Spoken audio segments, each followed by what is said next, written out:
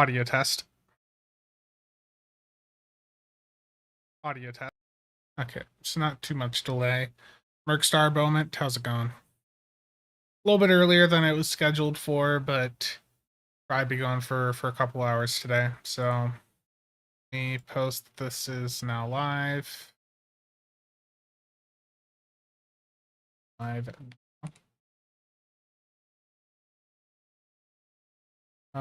Let's see. Okay, the announcement's out on Discord.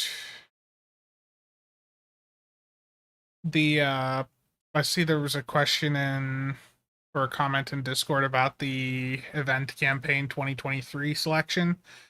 I need to revise some of my opinions on what ships are going to be best there, because these new engineering consoles, they've clearly changed the landscape a little bit. Mark the Chief, Richard, Chatimer, how's it going? So let me hop into the in-game here. So on the topic of these new consoles, the Stow Better folks do have some information on whether, in what situations the isomags would be better than locators, and it's a really big breakdown over on Reddit. So I'll include a link to this in chat here for those that want to take a look at it. But the summary of it, the big points that I really took away from it are that if you have almost as many engineering consoles on a ship as attack consoles, the isomags can be an improvement. It's gonna vary depending on the build, especially like there are situations where if you're on a ship that only has like 3 attack consoles, then yeah, the isomags are a huge improvement because your ship probably has a ton of engineering slots. If you're on a ship though where you have like 4 engineering slots and 5 tack, it's a little bit closer, and the difference between which is going to be better, it's really close. So I think it's going to be hard to say for sure. If what specific builds need to look at isomags and which need to just stay on locators. But I think the difference in a lot of the calculations they've done, when it's less than a 10% increase, for a lot of people, it's probably just going to be simpler to stay with locators, um, especially given the issues with acquiring the isomags and the components for them. Definitely changed the game. Yeah. Atreas, Mark, Samuel, how's it going? Yeah, I'm glad that they changed the locations where you can get these components. So the science consoles, the Enchained one here, I mean that's just gonna have so much supply because it drops from like everything. But the Hanger Pet console, the pieces to get that do drop from some queues that are at least a little bit more popular now. Borg Disconnected and Counterpoint and Gateway to Grethor, I think, are elite queues that you see a bit more often than some of the other space ones. Excluding the Borg, of course. And then the isomags, those now have quite a few different options for grinding those components. So I think this shift around they did for what drops from where, I think that's a good change.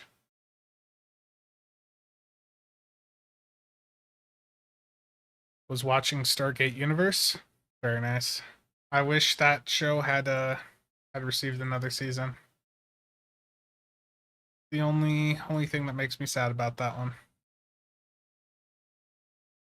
Wolfgar, how's it going?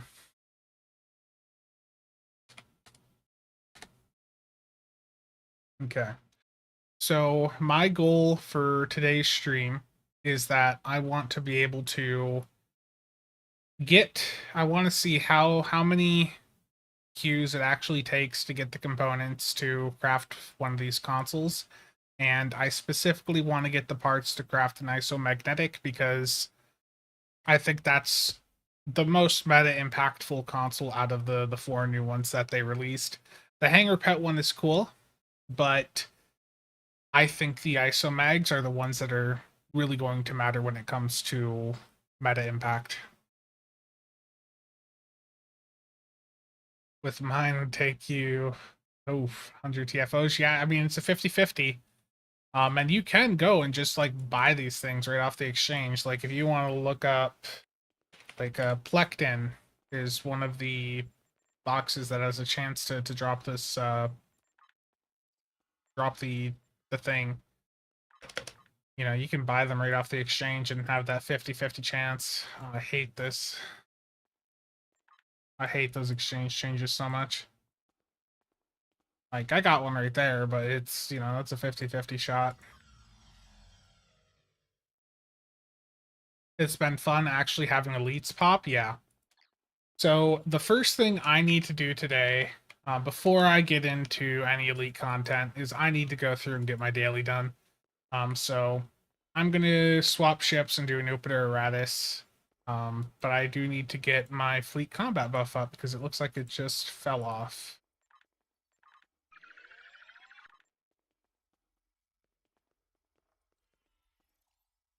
Herald Sphere Elite, yeah, I mean that's the issue with any elite queue is either you have a competent team or it's just gonna be a nightmare. Mark 15, yeah. I think a lot of people are just looking for the cheapest ones or the cheapest that has a certain modifier. The issue with like trying to sell just a random like Mark 15 is if it's got a trash mod, it's gonna take a bit. And if it's not the cheapest for like whatever that modifier is, it's gonna take a while to sell.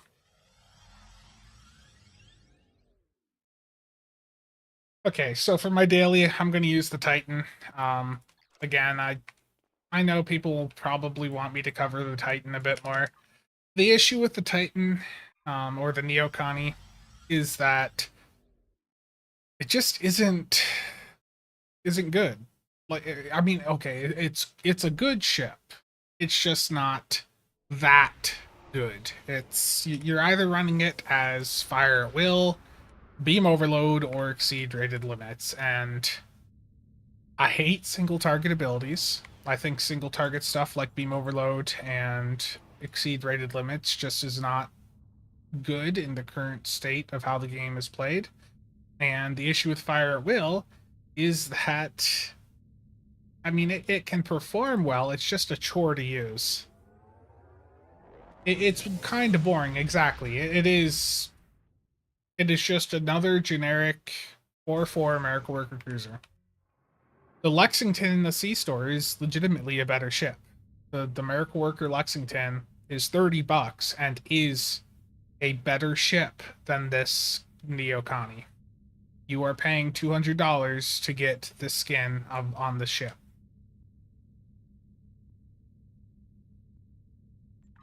Okay, so I'm gonna go with fire at will here, and I thought I had my loadout set up, apparently not. So when you're in normal or advanced content, the Disco 3-piece, the deflector, core, and shield are just really powerful if you're using an AoE build, because the mycelial lightning has quite a bit of potential. And it does do electrical damage. Doesn't the console on this ship do electrical? I don't think I have it slotted right now. Oh yeah, it is electrical. Okay, I'll slot that console back on just to boost the mycelial 3-piece. Okay, combat log is on. We start the parser up. Yeah, I would love for them to update Thaw. It's that 20-second cooldown it has. That just it makes it so brutal. And what really sucks is that if you want to have high fire will uptime, your best bet is Entwined Tactical Matrices. But the issue with that is that you need to manually time and fire a torp in order to get, like, to have that work. You need a torp that can fire like every 10 seconds. And What that means is you can't use Maelstrom on a fire at will build, which really, really sucks. Because the Maelstrom is really good. Yeah, I'm just gonna do a pug Upiter Ratus. I did get called a speed hacker the other day, apparently, because I used emergency powered engines in one of these things. That was a fun comment. Yeah, you can do dark matter. That works perfectly fine. Yeah, I did take a picture of it. I don't want to show their at handle, but let me.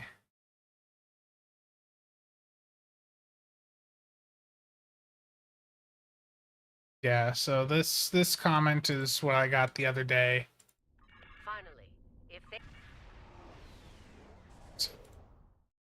I was just doing my Jupiter Radius like a day or two ago, and I was in my Hydra just moving around fast and got that comment.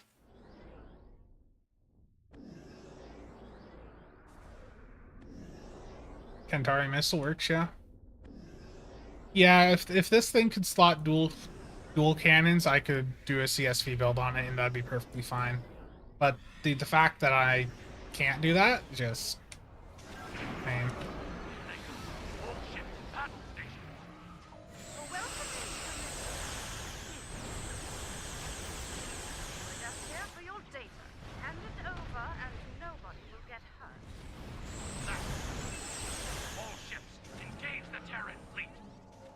Okay, I'm just gonna sit at this point over here.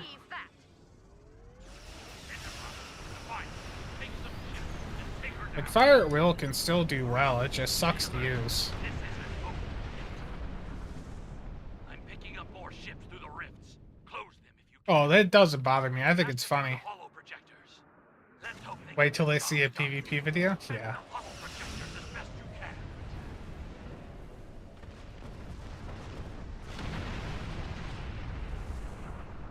Yeah, and if you're using, like, single target stuff like, surgical strikes, you can't get as many procs from Cultural Conquest or the common consoles. You need to get those rifts under control. You need to clear out the ships at Jupiter Station.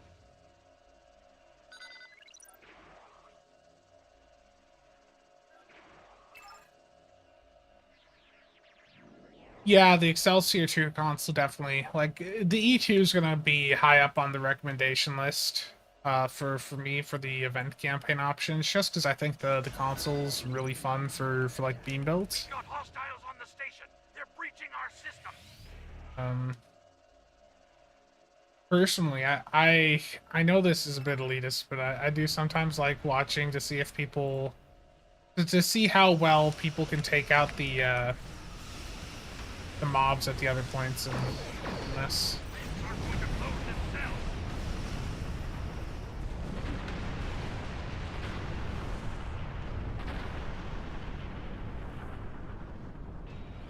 Yeah.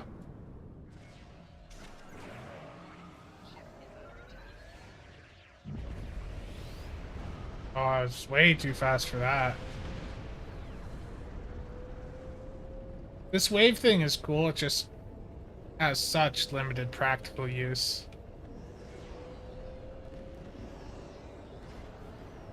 We've got hostiles on the station. They're breaching our system.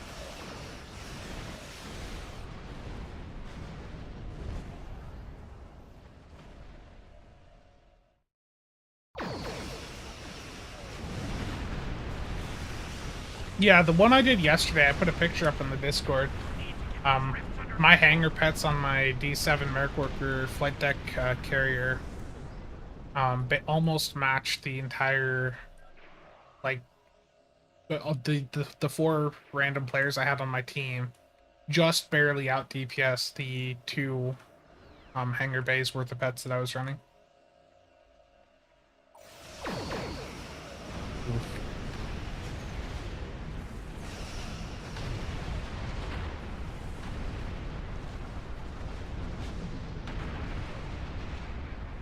Five Nadarians, yeah. Those rifts aren't going to close themselves.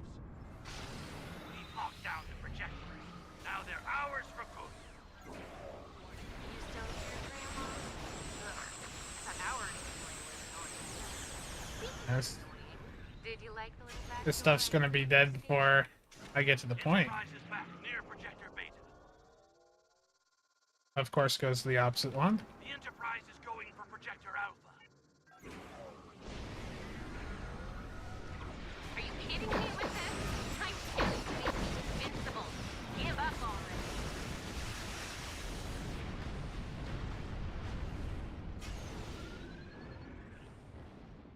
No, that's the Excelsior 2 console has the overload at will stuff on it. Back in a bit. Still going. Okay. Well done. Yeah, it Send just the Terrans home with the message. If you intend to test the them, Titan just prepare for the consequences. if I could use cannons on Their this, Emperor will listen to it that would be message. so much I better. wouldn't hold my breath. But I can't do that. Okay, so on a more serious note, how far? So I have 4 days left on the event here. How many more days do we have of this? June 29th. So we've got 12 days. And I am at 2,900. So if I do not miss a day, I should be able to complete the event. Or am I thinking? Yeah, I'm doing the math right. Yeah, I should just get the event campaign done.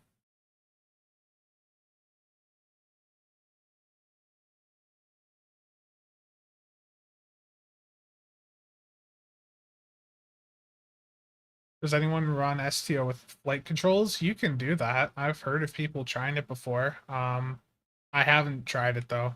I've got SciTech, or I guess Logitech X56, but I haven't bothered to try and set it up for STO. Is that the new material on the ship? Yeah, it should be, I believe. I think I changed it when I did the news video. I'm pretty sure I hit apply. I think it looks cool.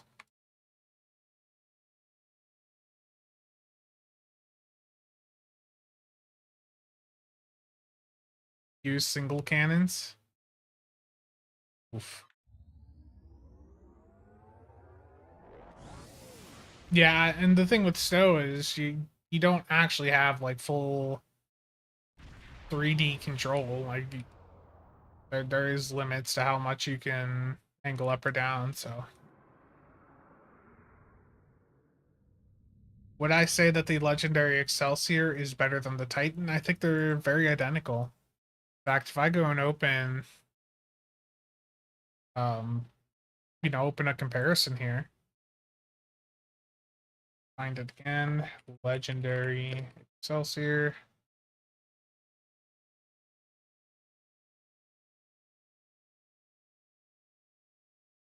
If we look at, some of the other legendary ships that are Merc Worker with pilot, it's pretty close, Um, like the legendary Excelsior does have a more flexible bridge officer setup, technically. The downside with the Excelsior is that it's got a lieutenant commander engineer with its pilot, whereas the Connie 3 does have a science, so that you could, in theory, do a Gravwell if you wanted. But in reality, you're going to be using you're going to be using that pilot seat for pilot abilities, especially with the revamp. You're going to be using what did I have on mine here? So I did have jam targeting sensors. Oh, that would be like an emergency power to engines 1 or something if this was an engineer. Then you're gonna have clean getaway because that's a really good uncon proc, and then fly her apart because that's a really good damage buff. It just legendary Excelsior for the cost of the 11th bundle, you're getting the Excelsior, 3 other legendary ships, 2 T6 coupons for the same cost as what, on average, the Connie 3 is going to cost. Because the drop rate on promo ships, it's not great. On average, you're going to need 93 to 94 promo packs to get a ship, on average, with the drop rate. And that's, that's more than what the 11th bundle cost. No reroute. I wouldn't bother with reroute unless you are on a full commander pilot ship.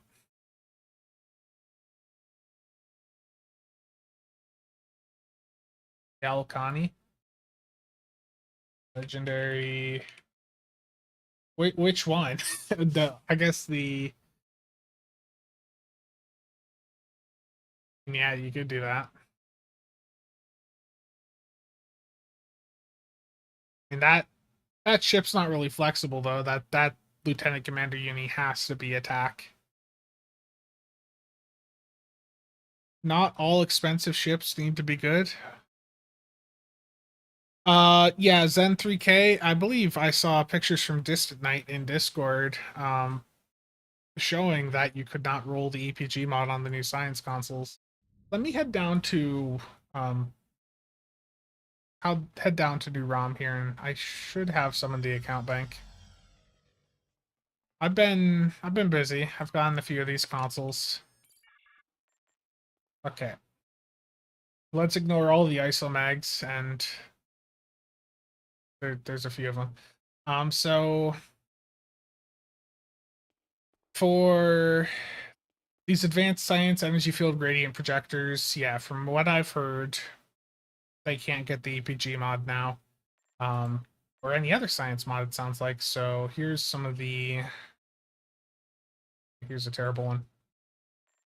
Re-engineer. You can see right there, it's got the engineering mods in the pool, but not the science ones. And those of you that actually have an EPG one of these, have been, saying that it's like locked. You can't even re-roll it.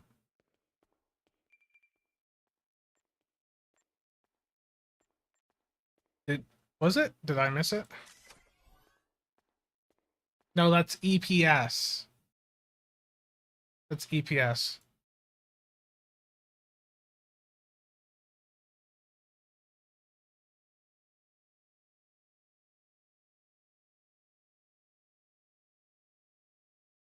Yeah, it's EPS, not EPG. So it's all the engineering modifiers, but it took out all the science ones with the update. So if you have one that has like EPG on it, what is that going for right now? The cheapest one there is 25 mil. The cheapest exotic one's 150. It's got to be a bug, yeah, because it was there the first week, right? So that'll probably be fixed. Well, let's see too. What are the phaser consoles for science going for? 10 mil. What about the advanced engineering? 40 mil there, 51 mil. Yeah, these phaser ones are still quite expensive, and I think I think the phaser ones are going to stay high. Rob, thank you for the membership, man. How's it going?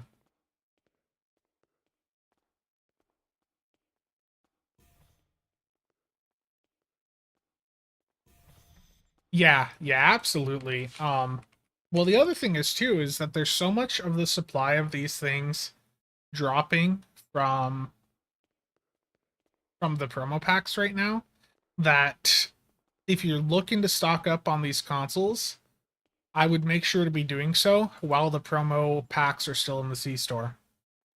So as soon as these Infinity promotion R&D packs disappear from the C store, the supply of these materials is basically going to evaporate. So I do have a breakdown on the materials, which I did show the other day, right? Yeah. So for the advanced R&D materials, every Infinity promo pack is guaranteed to drop some of the battery components. That's not really a surprise. Those battery components are going to be so common, we don't have to worry about those. But the components for making the consoles, when you open an Infinity R&D pack, it's basically a 10% chance you're getting a core, and then from that it's a 1 in 4 of which core are you going to get. And then for the fragments, it's like a 90% chance you're going to get those out of an Infinity R&D pack, and the average acquired per box is, you know, pretty low for all this stuff. So the materials are going to be extremely expensive long term. I you know, I think if I was looking to pick up another set of these consoles right now, for me personally, if I wanted to go in and pick up some of the Isomags, I would probably just go in and pick up however many I need. So if I need like 7, I would just go in, buy the cheapest 7 on the exchange and re-roll them. That is what I would do. Like, there's this transphasic one here. That's 20 mil.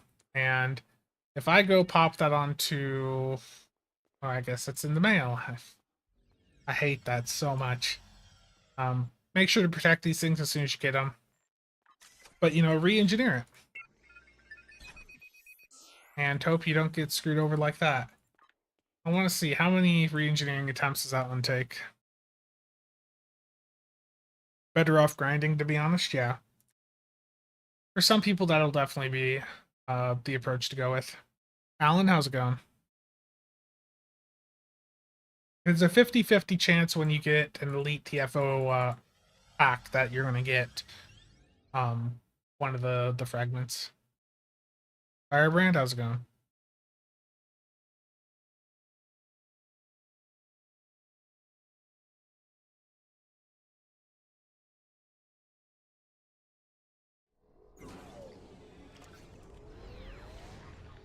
Something sell here? Nope. But I've got some dilithium, so let me send this dilithium over to the other character.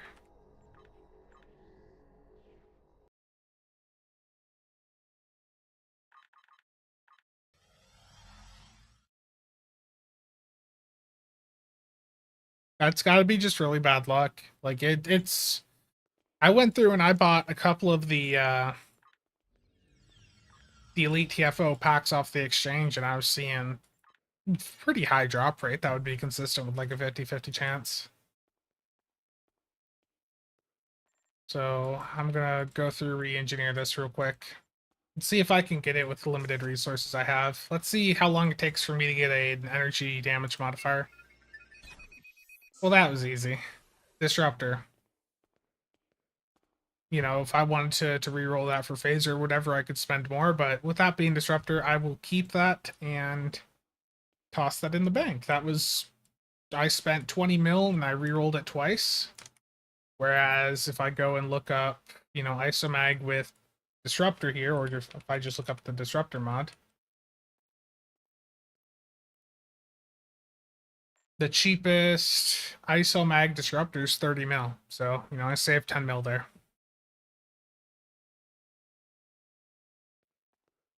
Yeah, I have been working on a few different sets of these things. So right now I have a full set of phasers, of phaser isomags on this character, a full set of plasma ones. I also have a full set of the hanger pet plasma ones.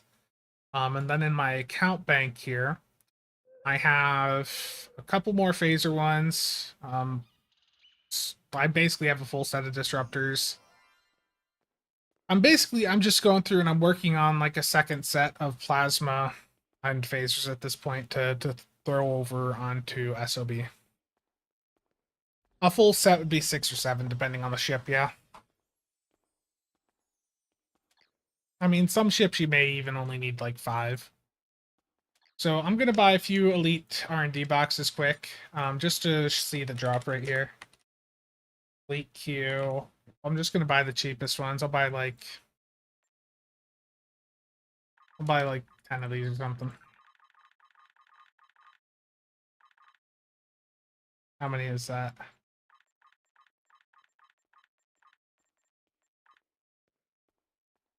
One more.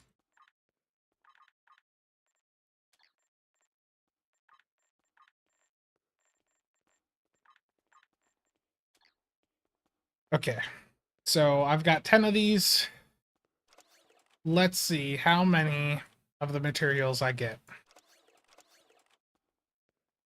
Nope. Yep. So 1 out of 2 so far. 1 out of 4.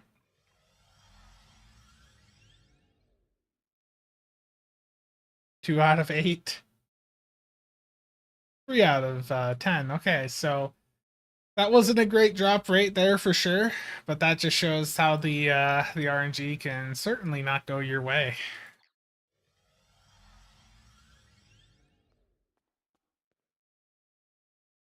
American Worker Cruiser can take up to 7. Yeah, if you're on a phaser ship, you probably, yeah. I think on this one, yeah, I've got reinforced armaments on. RNG, yeah, that's for sure. It's a gamble, yeah. Absolutely, it's a gamble.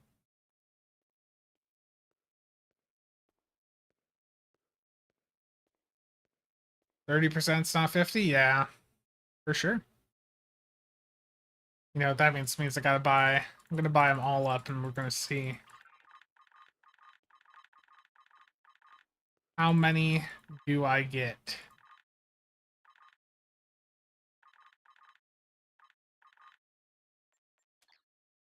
Look at all that EC wasted.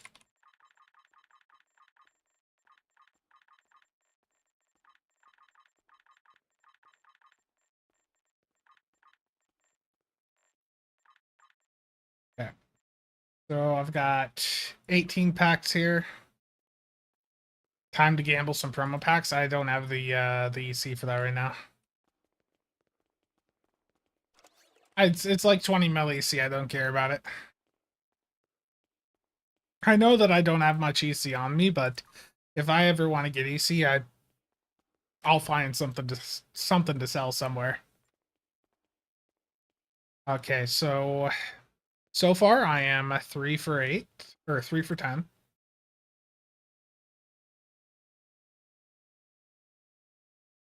Okay. Discord message. I'll get back to you later, Murdochs. But the STO better stuff would be the most up to date. If you're listening. Okay. So there's one. So we're 4 for 11 now. 5 for 12. 6 for 14. So we're getting back there. Nope. Nope. Yes. Yes. Yes. Yes. Another. Okay.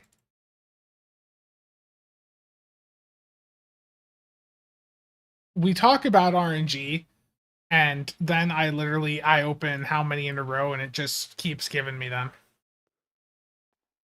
So I think it's clear, like, the drop rate is probably 50-50, like what they said on the stream, and it is entirely RNG because I just, like, the last, like, 7 boxes in a row gave me those.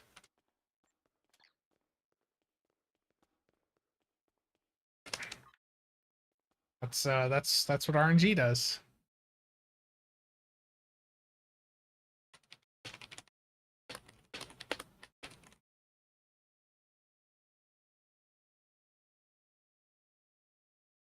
Let's see, is that the right link?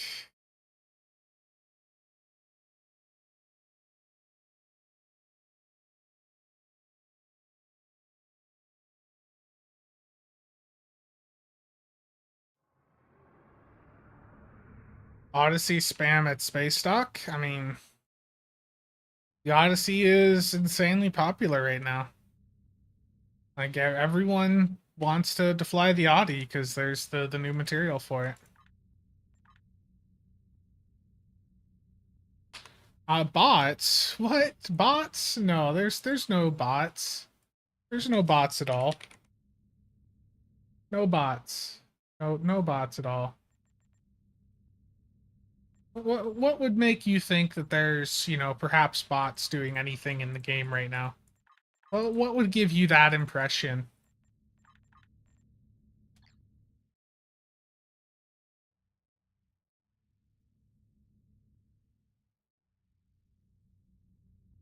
revisited your already just look at the skin. Okay. So the two ships that I have really been messing around with Isomags on. Okay, you guys are gonna make me go to ESD. Okay, let's go take a look quick. Sounds like ESD is being invaded.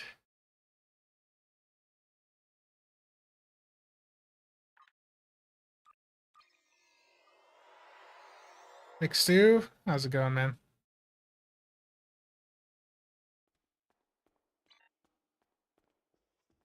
By the way, there is also for the patrol escort, which I think I have on this character. Yeah, here we go. There's apparently some new materials that you can use on the patrol escort.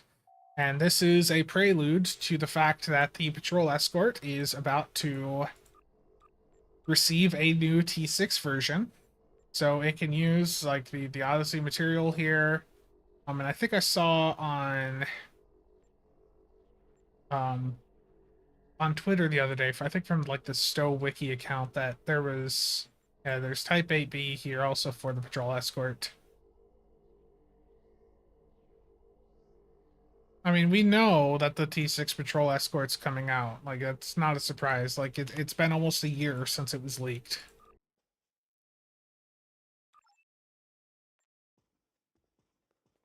No, I'm not supposed to talk about things like the summer ship, so I won't.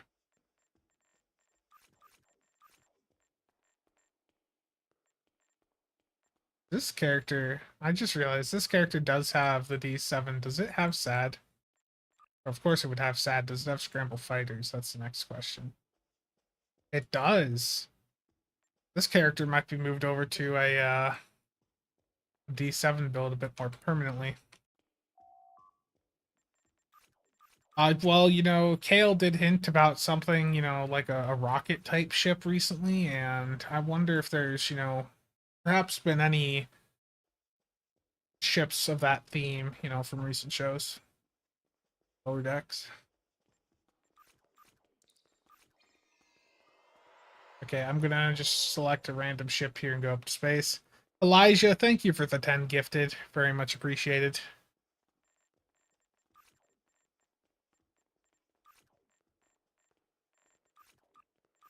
Okay, like none of my ships have builds on them on this character. Interesting.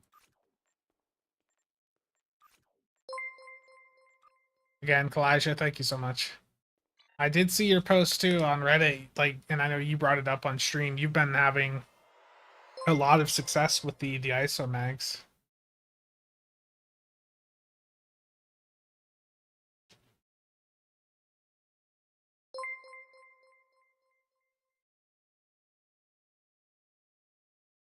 What do I hope it's going to be?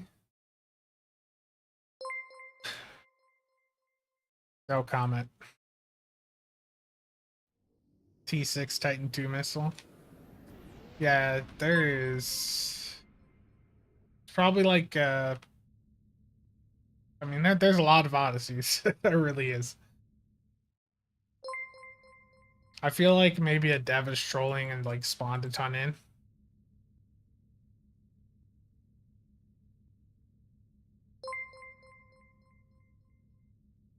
Yeah, I feel like someone just spawned in a bunch just to troll. Is crying around? Like that'd be my guess. Oh, the oddies are a bug from the new event reward? Gotcha. Gotcha. I probably should just buy out the last couple days of that thing just to make sure that I do actually get it this time around. I'm gonna turn display cap off for a second and I am gonna go through and do that.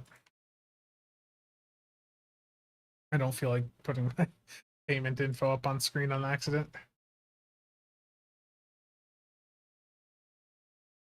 Memento. Just on your spam bar? Very nice. Arc Defender wants a code even though I've logged in 100 times from this computer. Okay.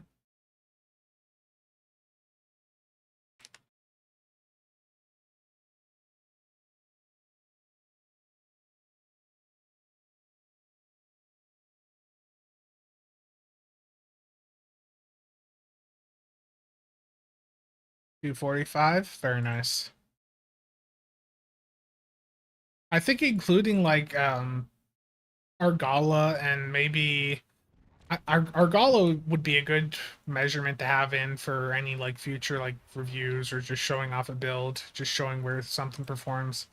But the Jupiter Gauntlet Patrol, I think that'd be good too. It's just finding, what difficulty, what mode do I want to show it on, if I'm doing a build video.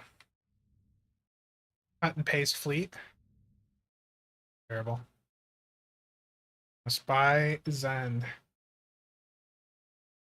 Their site is taking forever to load right now. Hold on. Sign me into PayPal.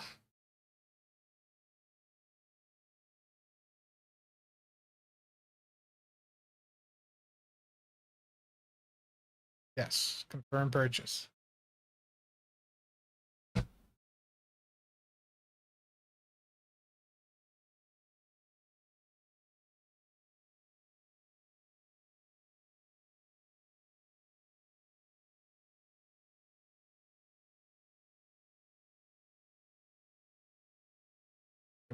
Got those PayPal balance there. Hold on, I'm just buying some Zen so I can buy out the event reward just to make sure I get the event campaign done this time around. Give me a little bit of leeway. And get me a couple Phoenix packs for some upgrades. Play cap can go on. Zen is purchased. I'm going to swap characters quick.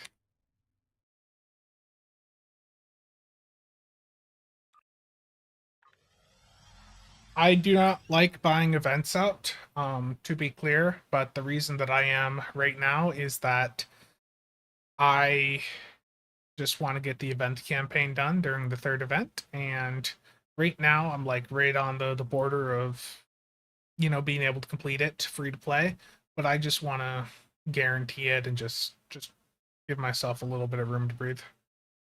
So if I miss a day, I'm not burning too much.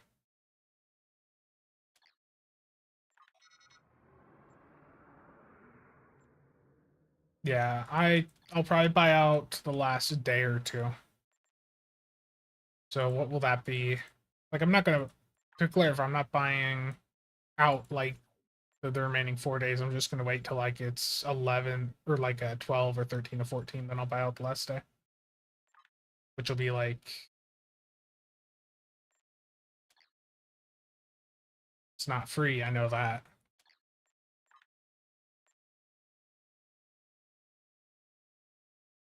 So this window is working.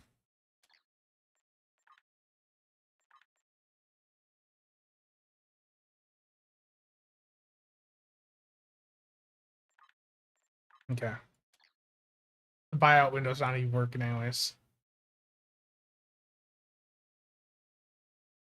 Copy and paste, yeah.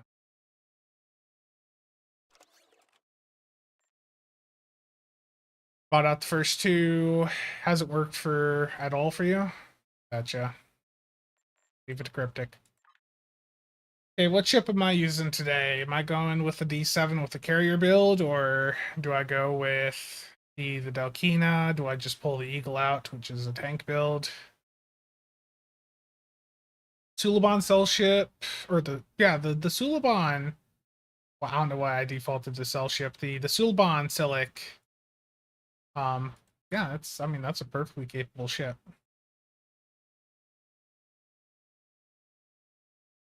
Actually, the fun thing too about the Silic is that it's actually one of the like top tank platform, or not top tank, top support platforms in infected runs because of the console.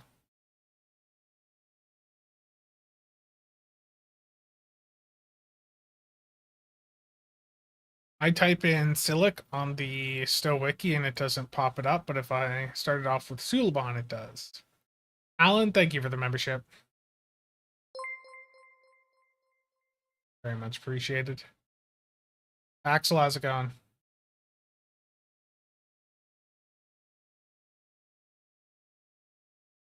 Well, if that buyout window doesn't work, then that just means I have a little bit more Zen to buy some Phoenix packs. Okay. So the the Silic here, I mean, yeah, I can run 6 of the pet consoles. You can set it up, as like a CSV build. It'll work.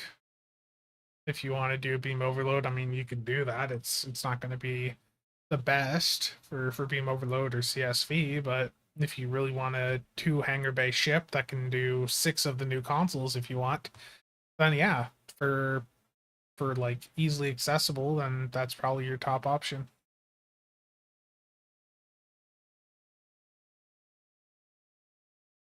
Hydra, the issue with the Hydra is that I do not have any, well, I don't have the Isomag stuff on it. And I don't think you'd want to do the Isomags on the Hydra. Personally. I think in a ship that is that tactical focus where it's got 5 tack versus 3 inch, I think the locators or exploiters are probably better for you. The Isomags went out when you are like at parity or close to it for hinged attack consoles from what the math looks like so far from what I understand. So if you're on like a Delkina where you have 4 engineering consoles and 5 tactical, the Isomags can just slightly match or potentially beat your locators. And the thing is for me with the plasma build, the Isomags do also boost the plasma experimental weapon from the Goran Hunter, and it also boosts the complex plasma fire trait, so it makes sense to go with that.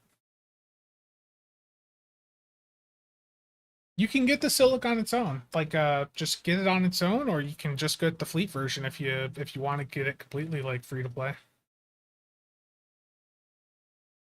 Yeah, I'd say the Silic is the best carrier option we have right now that is not gambled for. I would agree with that.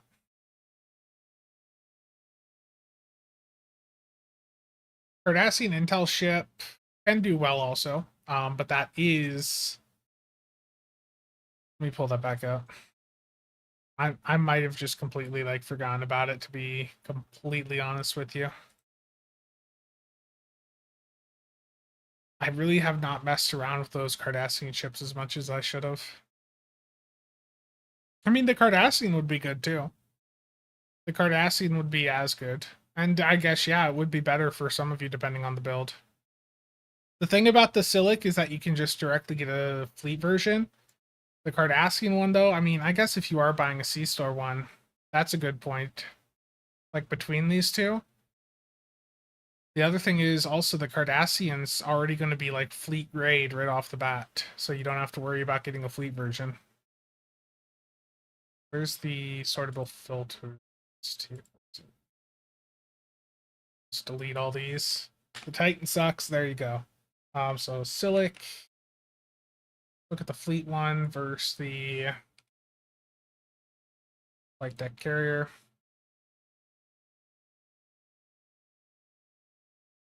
Yeah. Yeah, that's a really good point. I think across the board, the Cardassian's just going to be better.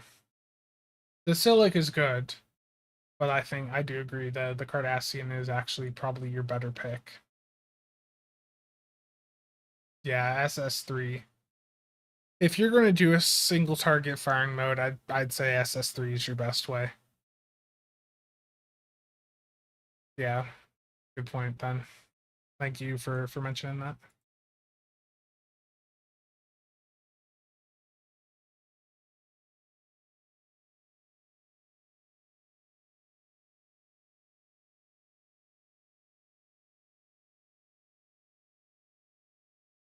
Let's see. The Voth carrier, yeah, the only issue with the Voth carrier is that it's a 4/4.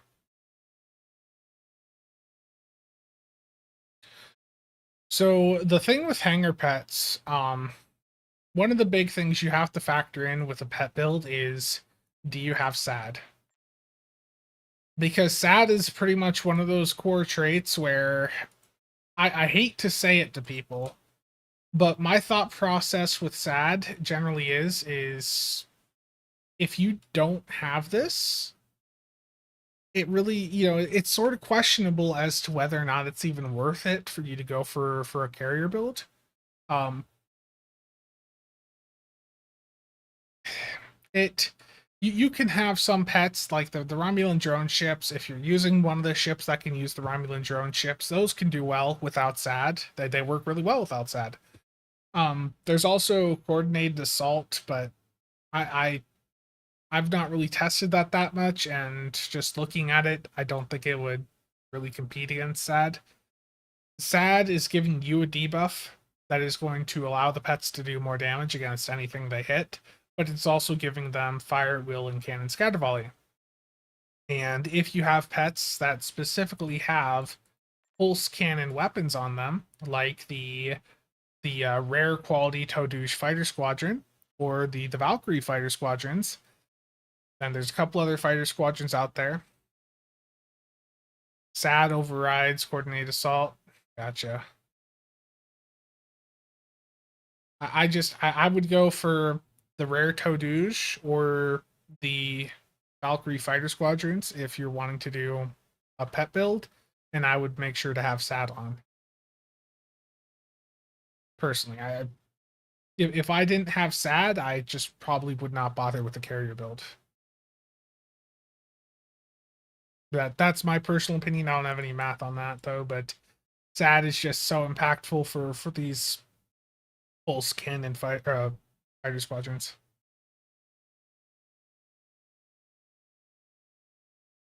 Jay, when I did pet testing a couple months back, the Valks were, I think, like 10% behind Todouche.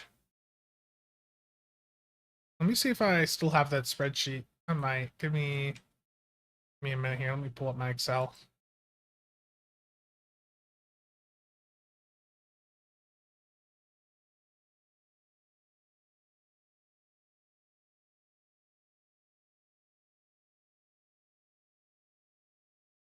Because I'm pretty sure I did a stream where I was testing hanger pets.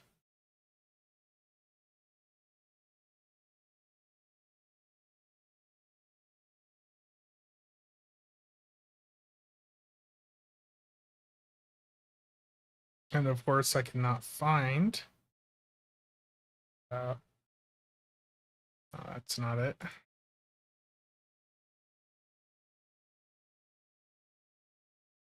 I think when I tested it, Jay, it was like 10% behind Todouche.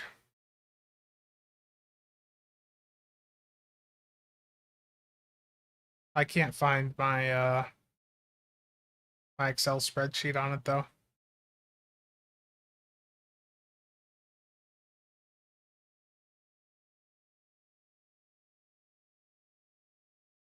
Mr. 8 Ballpark, how's it going? Chatimer, thanks for stopping by. Take care.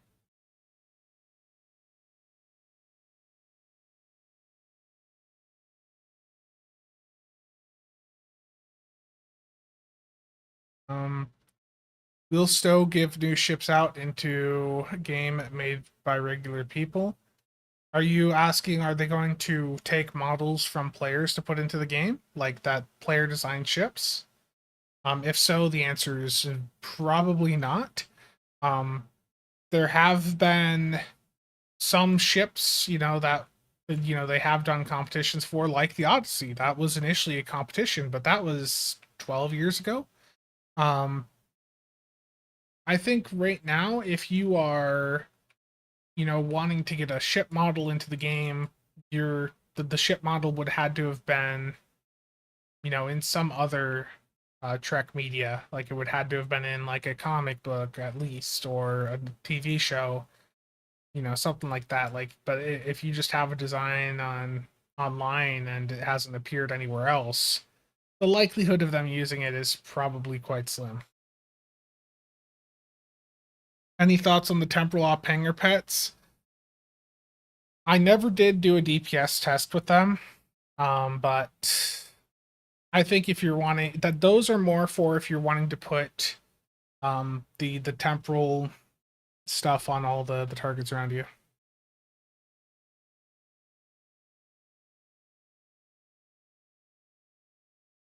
Yeah, I mean they've had fans vote for designs, but for like fan created designs, don't get your hopes up for anything like that, would be what I would say. Like if you have a ship design that you just made and it hasn't appeared anywhere else, it's just concept on your part, it's highly unlikely it will get into the game. But they already have a backlog of ships from the shows that they need to put into the game. And I think we'll see some. Well, over time there'll obviously be more ships that are inspired by other Trek games and like Trek books, comic books, things like that. But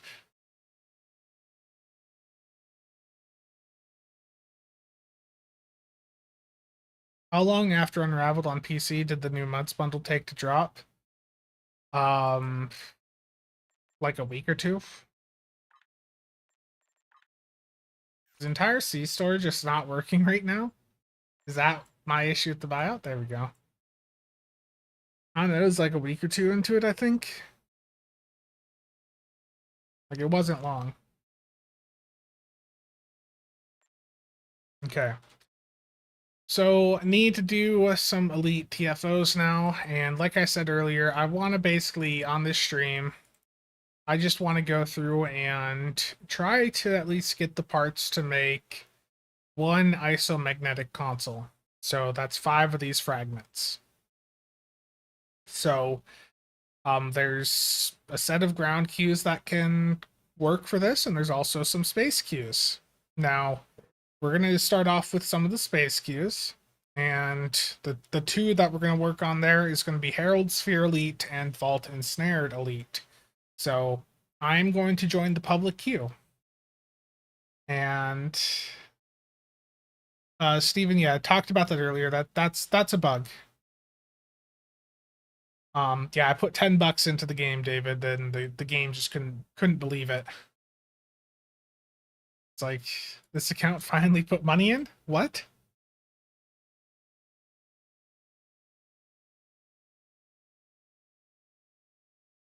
What are these messages I'm getting? I will respond to that later.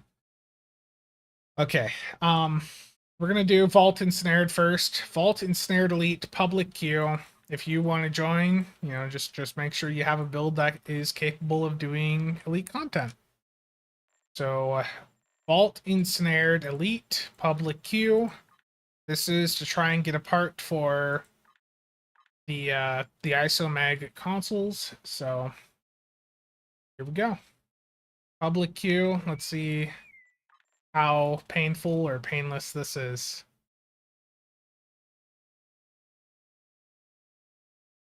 Going to be doing a variety of queues. Like I said, I want to go through and I want to get enough parts to, in theory, craft one Isomag console.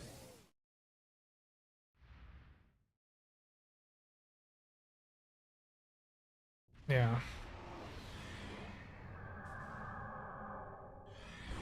Many of our forces are defending.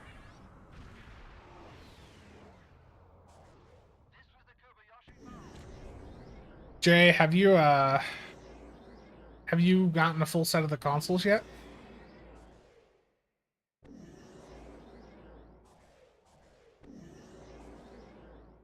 The Isomags, that is.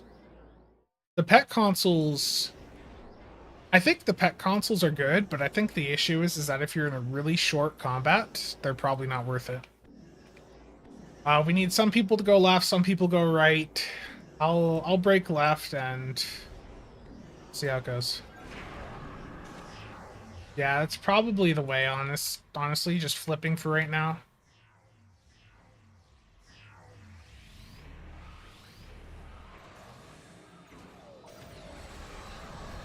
Oh yes, they're in the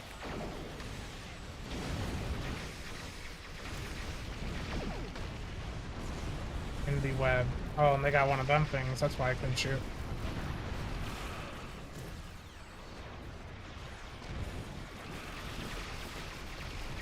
It helps if weapons can shoot. Did you guys know that?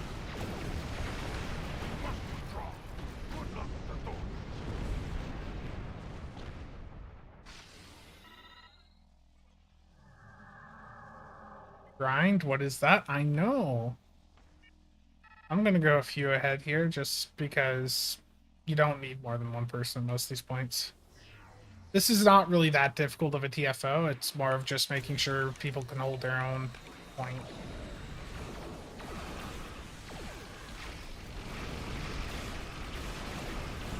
Oh, we should see how many times has my torp spread this fire today.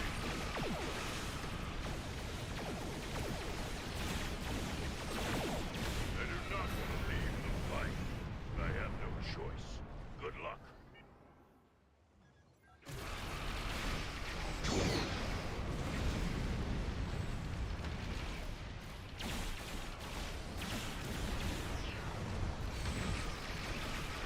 Thank you. We will withdraw to a safe distance. Ah, yes, we get to now sit AFK for the next 3.5 minutes. Time for a bathroom break. The unfortunate thing is my that would have been really convenient had my O game expeditions been returning right around that time. Could have sent out the next wave, but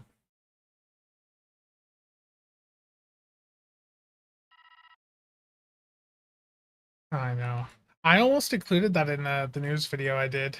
I actually did two. Like I went through, I finished rendering it, and then I listened to that part in the VOD, and I was like, I need to just go through and remove that. So I re-rendered it after cutting that point out. The reason the news videos are 1080p also is because it's half the time to render versus 4K, and with the news stuff, I don't think it really matters for it to be in 4K. Yeah, the original cut had an explicit statement about that, about how, you know, if you want to talk about those things, just don't talk about them in the game. Because people are going to report. I mean, like I showed before, I had someone calling me a speed hacker for moving around too fast in a TFO. Like, if you talk about certain things in the game, you're just exposing yourself to trouble, in my opinion. Yeah, the AFK stuff.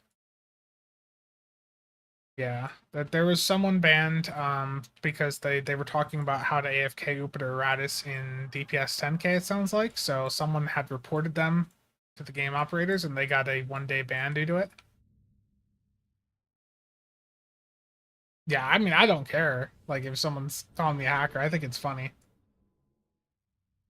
If someone calls you a hacker for moving around really fast in this game or for doing too much damage, it all it does is point out that they don't understand the game.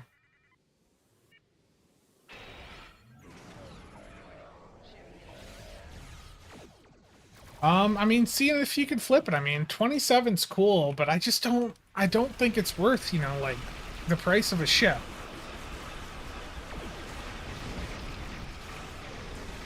Honestly, you could even sell that and buy P6 coupons. Like, there's a new C-Store bundle not that far out.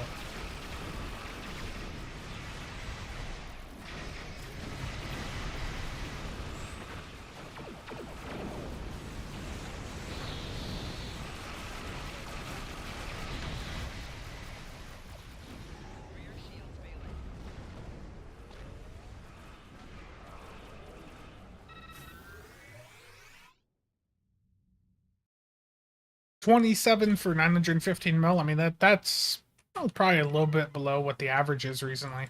I would try to sell it. Try to sell it, see if you can get a little bit more back out of it.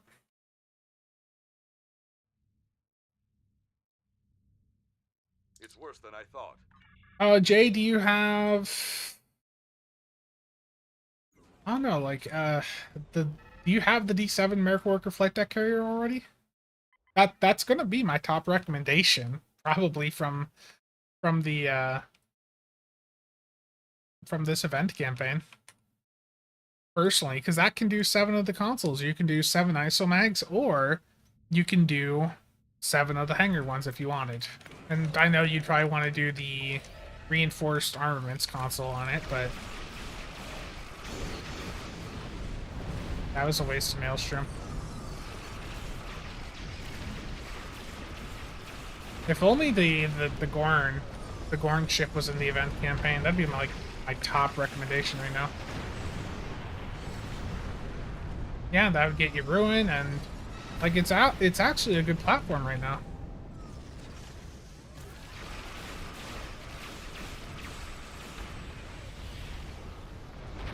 I had a run the other day that I'll probably use for footage when I do a video on the Hanger Pet consoles, where it was 167 on the D7. It was coordinated, of course, but the pets did 300k with 7 of the pet consoles on, and I'm thinking I probably would have been better off just running Isomags because of how short the run was.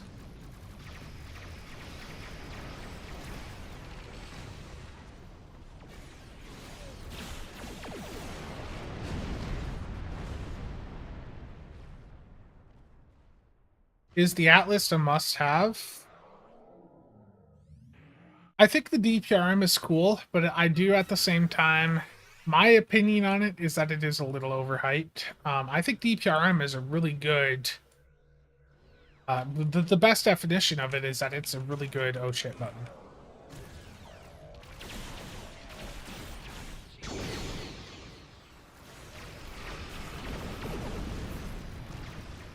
Oh, the Maelstrom didn't get that? I have a lot of builds that have not used the DPRM for a while. I mean, this one I'm running right now, I mean, I'm not running them.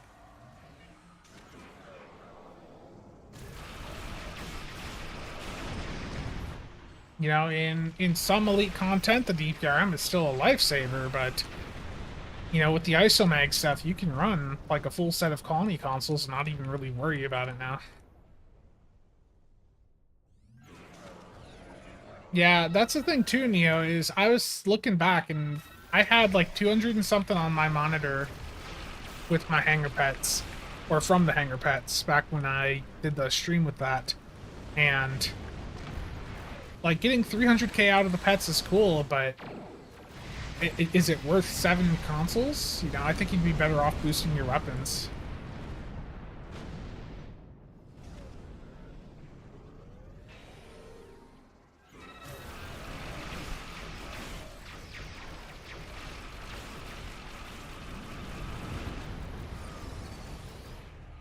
Yeah, the other thing is too is for me, I was like under the mentality that I'd probably be better off just running Bioneural rather than the EPRM, because if I'm at 100% crit chance, or you know basically right at it, like wouldn't the Bioneural with that cat or the crit D would be over time, that would just be better, right?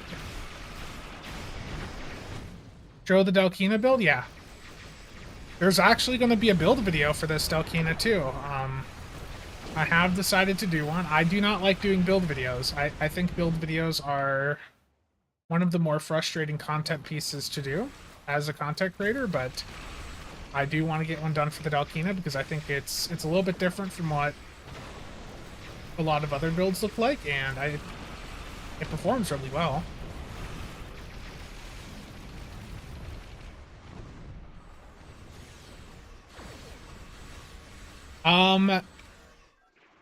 No, I don't have VSync on. It's just that the game FPS is this slow for me. My computer's not powerful enough.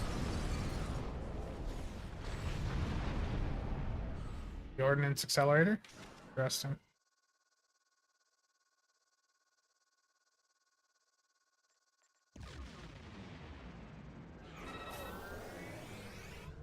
I'm apparently out of deuterium again. I still want to do that. I still want to have the new Jupiter Patrol as like a solo DPS map to use for benchmarking, but I just do not anticipate that we're going to have a new parser like with a table integrated set up near term. That's more of a long-term goal, I think, at this point.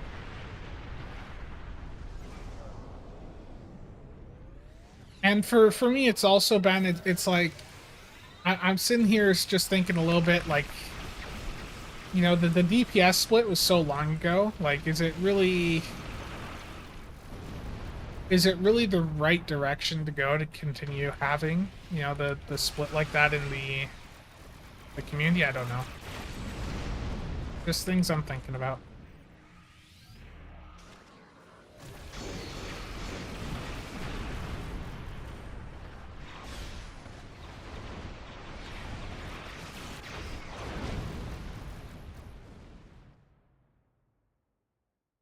Are the new consoles worth it? I mean, if you want to keep running your locators, it's not that big of a deal.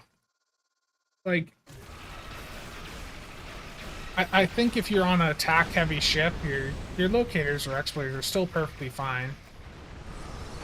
That you might see like a mathematical, like, you know, like some of the numbers EPH was showing on that Reddit post were the difference being as small as like a percent or two. There were some cases where the increase was quite drastic at like almost 20%, but I think for most people, if you have locators and you don't want to bother with the grind for these new consoles, I think you're perfectly fine just sticking with what you have.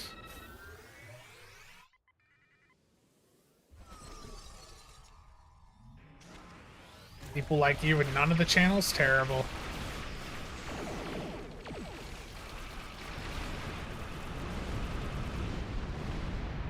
Nah, the reason my FPS is where it's at is probably resolution.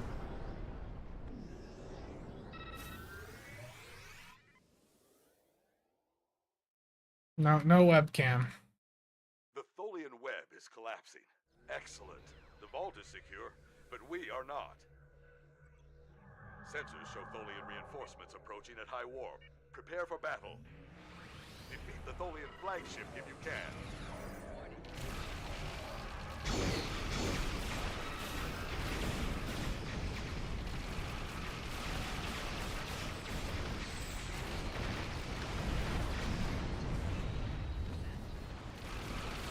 The Tholian flagship is defeated.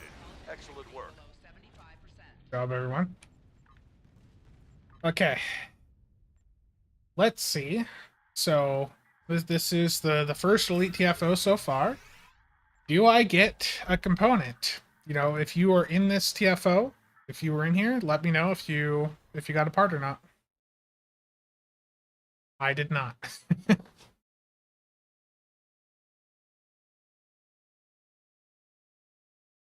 JB has a gun. Yeah, I can combat my FPS tanks. Absolutely. Like, it depends on the map you're in. Like, and the UI, you have to keep in mind that the UI of this game does tank FPS quite a bit. Like, if you turn the UI off, I mean, look at that. You know, I'm at 280 now, or 270. I turned the UI back on, 110. Yeah, the UI takes up a lot. What is the current state of the new parser? I mean, Combat Log Analyzer is completely functional right now. Warp Core. You can go download it. There's a channel for it in the builds Discord. It's fully functional. The issue is, just, you know, like a parser integration, or not parser, a table integration. Table integration's going to be the next, you know, challenging part. Finally got a set of disruptor isometric consoles. Nice. Very nice.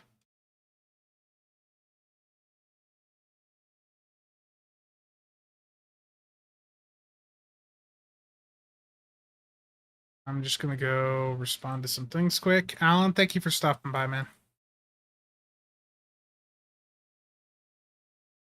Good day. Let's see.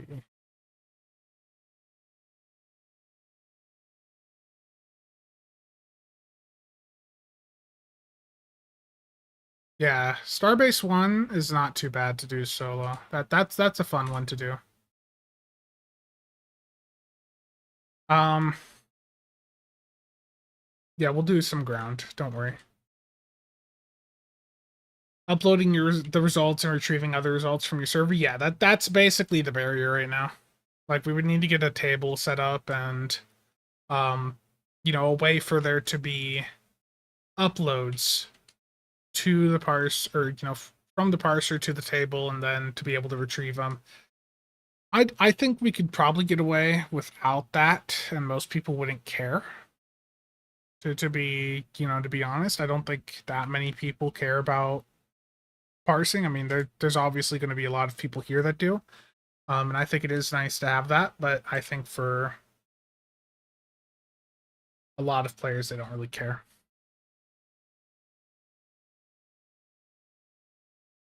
I just realized my display capture is not on, even though I had chat over it. Terrible. Not bad.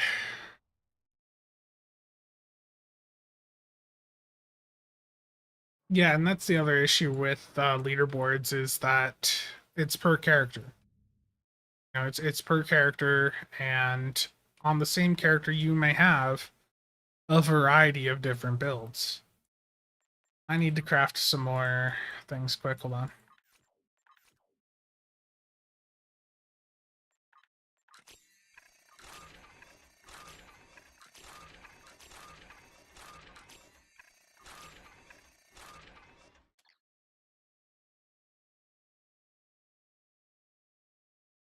I mean, yeah, you can do Starbase 1 Elite. The issue is, doesn't Starbase 1 Elite still, like, scale in the amount of enemies it spawns in?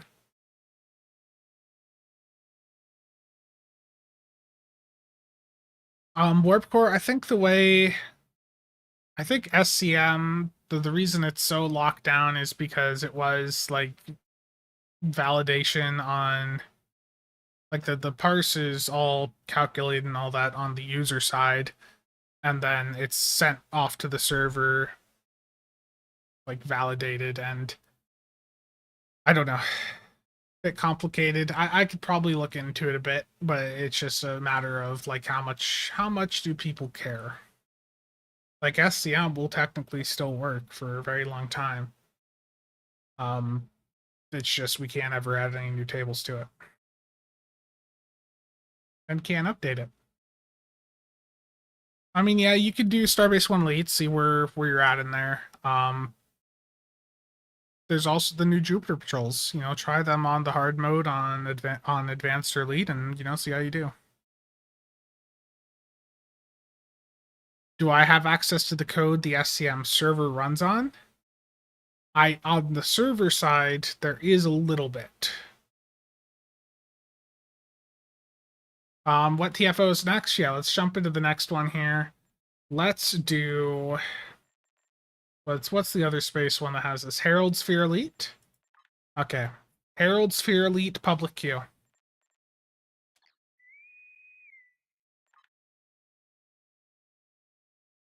Gotcha.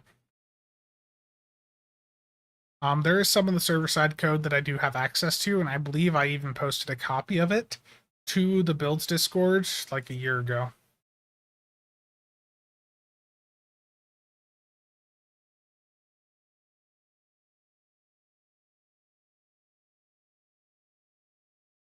Let me see if I can find it.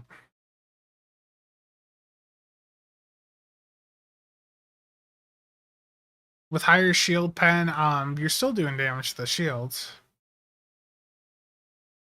It's just that for that second line, right, it's going to be more that's just going right past the shields.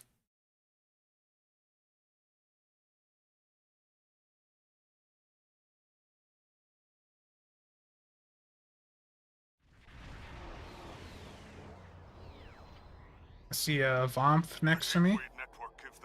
You don't see many of them anymore. It's crazy to think that the Vomp, for a very short time, was like one of the cheapest ships on the market. When the Infinity Lockbox first came out, they had two different types of T6 boxes. They had the normal T6 that we have today, and then they had the ultra rare T6 that had just the Vomp and the Atros in it.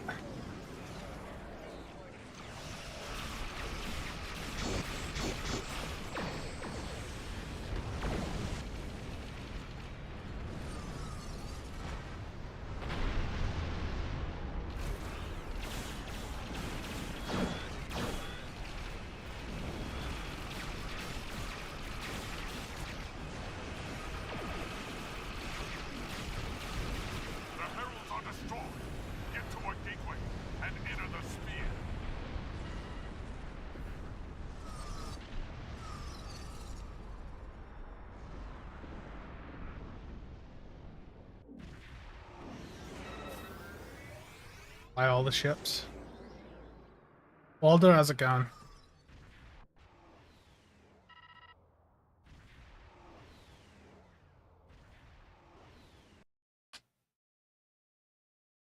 Stop the Herald forces before Okay, split up and take out the Iconians here. At 2 o'clock.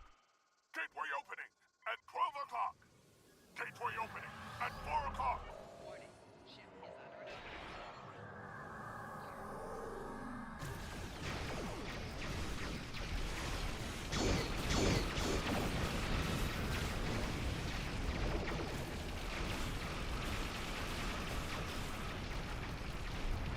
What is power creep?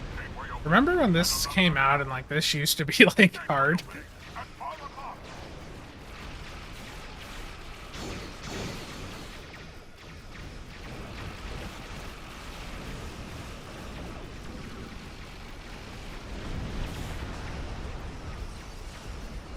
Gateway opening at 8 o'clock.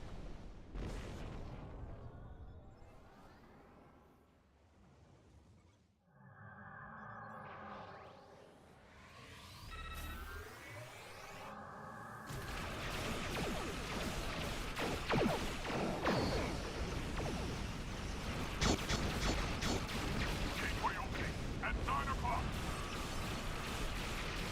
I say that as I'm about to just blow up as I'm trying to buff up. Gateway opening at 11 o'clock.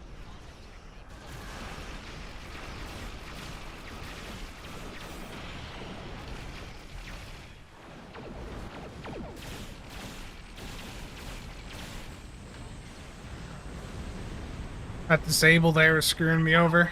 At 7 o'clock. Jay, have you I don't know if you're still here. Have you happened to, have heard anything about team abilities? I'd heard something about them looking into team abilities for the activation delay that team abilities cause. Have you heard anything else about that?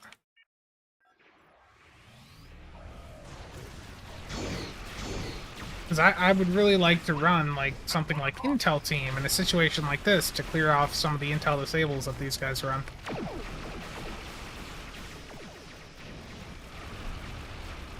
I don't remember where. I thought someone had posted something from something being said in the Reddit Discord or something like that.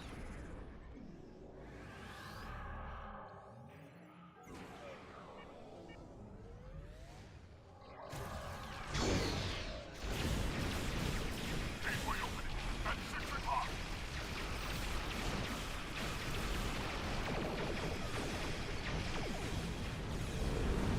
Oh, I'm stuck in this stable.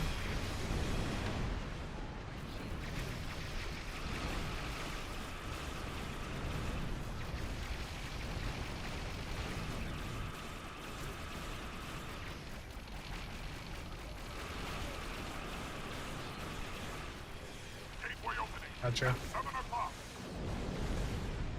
Gateway opening at 10 o'clock.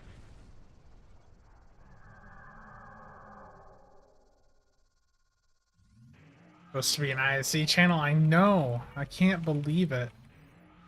Sorry for betraying all of your trust here. I'm failing to deliver the quality content.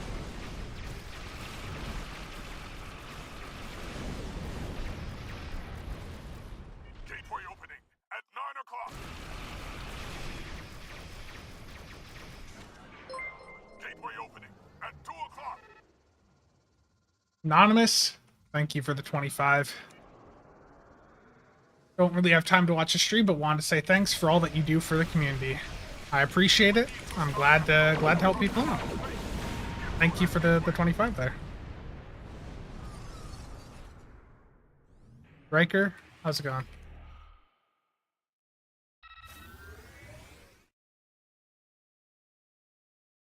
Riker? Thank you very much. Anyone know if they have parsing enabled on console yet? Not that I've heard of.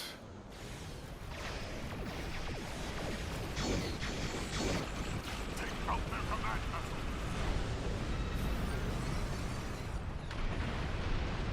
vessel. I just saw the email. It just popped up. Thank you. I appreciate it.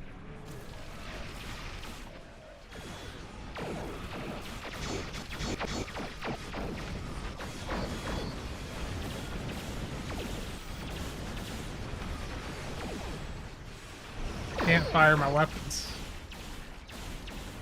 There we go. Where's Chell at to yell at me for spamming my fire weapons key too much?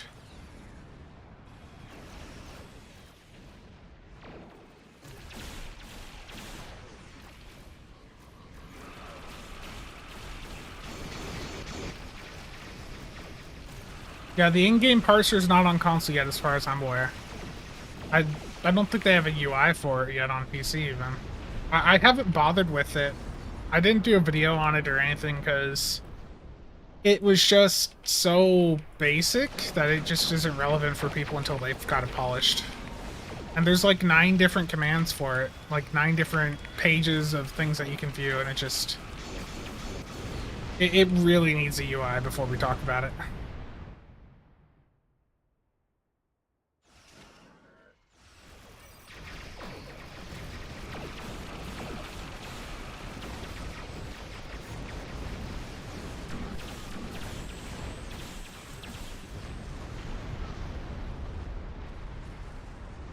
Stuka, how's it going?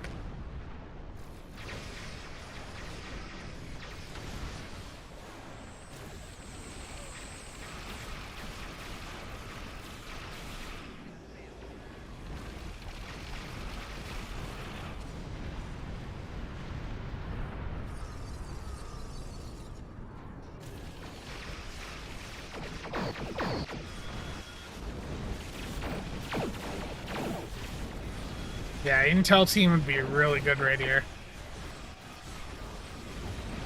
Yeah, because I got hit by some of their disables.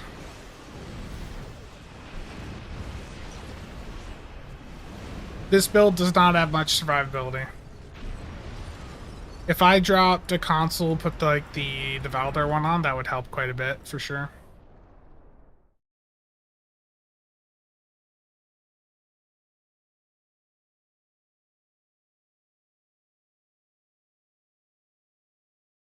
And I think we're at the point now where we have to wait, right? This TFO, if you complete it too fast, I mean, both these space ones, if you complete them too fast, you have to wait.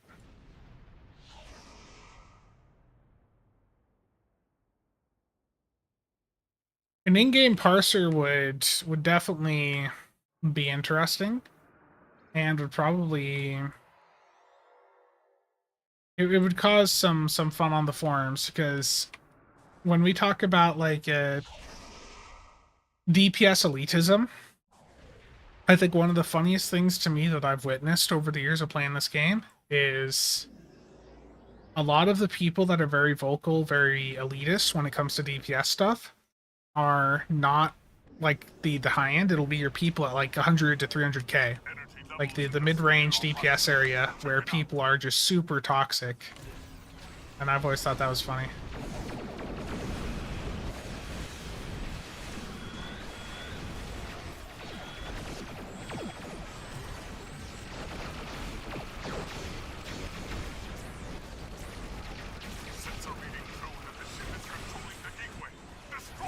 And what a joke of a boss. The ship is drawing power from the gateways. You will need to shut the gates down, or we won't be able to destroy it. And the marks that you get from some of these elite TFOs, just a bit of a joke. We apparently stopped all ships from being able to go through the thing, so everyone in this run just got that accolade done. So that got us 15 marks. I think the amount of marks that these elite queues reward should really be increased. A bit of a joke. Greg, thank you for the membership.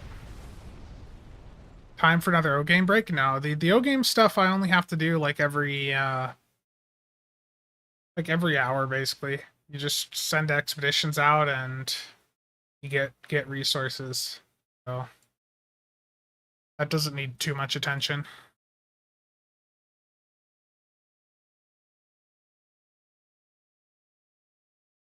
Counterpoint can be really good, 480 marks. Yeah, some of the elite TFOs reward like really good marks, but then you get some like this where it's a bit of a joke. No fragment again. Let's see, did I get one? I did. So we're at 50-50 for me. I've gotten one out of the two so far. Which means that I'm currently at 2 because I bought one off the exchange earlier when I was showing people something, I think. Yeah, but that's not the only command there, Baron. There is a lot more to that than just that. I think I pinned it. Where did I pin it? GCL. Stat init. That's only like one of the commands. There's so many to it. Yeah, here we go. So, with the command there, the GCL combat stuff, there's a full breakdown over in the builds Discord general chat. I do need to pin that if it's not already pinned. Yeah, there we go. It's pinned. So that is pinned for people that want to see it. That there is a lot of different layers to that command there, and if you want to see different data, there's quite a bit to it. I haven't covered it yet because I think it needs a user interface. SCM still works. I'm using SCM right now. The issue with SCM is that the development's done for it. It's all closed source, and the guy that was working on it is no longer interested in maintaining it and is not interested in handing over the code, the source code for us to be able to improve it further. So the way that SCM is now is the way that it has been since like 2020, and it is the same way that it will be, you know, in 2025. It's like how SCM is now is how it will stay, and it does work. It's just that we're not able to expand the tables, and we're not able to go in and, you know, if we want to add in, you know, like the table for the new patrol, can't do that. If there's an ability that's broken, can't fix it. Like some of the things that do warp core damage. What was the recent one? I can't remember the name of. The Chronogami. I was going to talk about that in the video, but with the Chronogami console from the First Contact Day event, that is filtered out on SCM because it has warp core in the name. So you have to change the name of it in your combat log in order for it to show up in the parser. I have no issue with, like, for me, I always, as soon as the combat log file gets up around 200, yeah, 200, 250 meg, I will go through and clear it out. You know, if you let your combat log get up to a couple gigs, you may have issues, but for me personally, I basically, as soon as I see it get up to around 300 meg, I go through and back it up, and then I clean it. And I have been doing that for a very, very, very long time.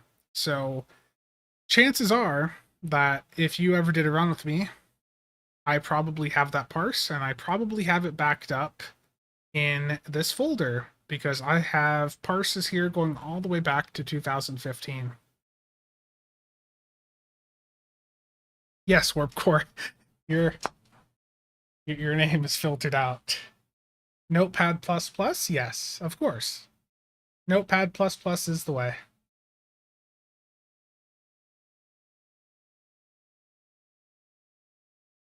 Fun fact, I have a parse here that actually breaks SCM.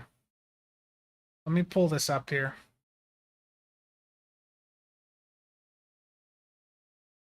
So I have a run here. I think it might be this one.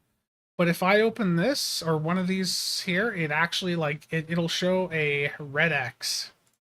Because this is from when the research lab consoles were broken, and I stacked up the damage buff to a very high level.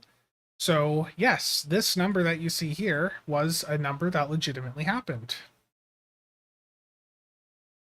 That happened because the research lab consoles, when they first came out, were extremely broken, and you could stack the damage buff on them to infinity. So this parse, the number is so large that it breaks the parser. And even if I go back now um to the other ones, it just, yeah. I have to fully close the program and restart it now in order for this top area to return.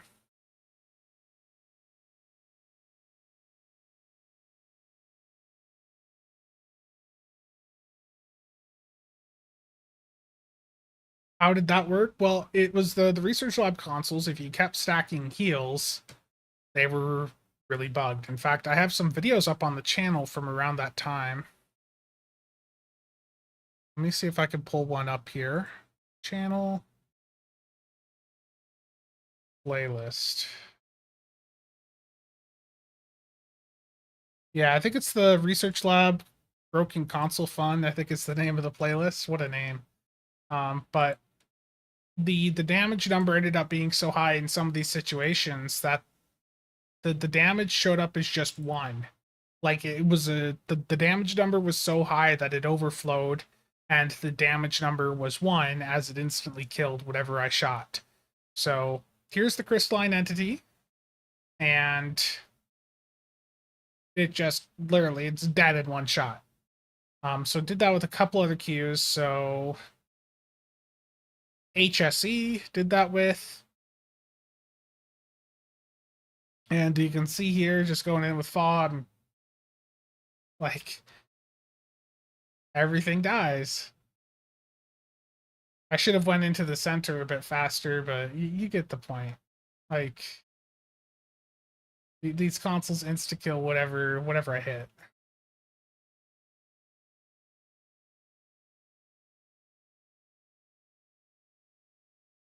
Literally one-shotting everything. Yeah, it was completely broken.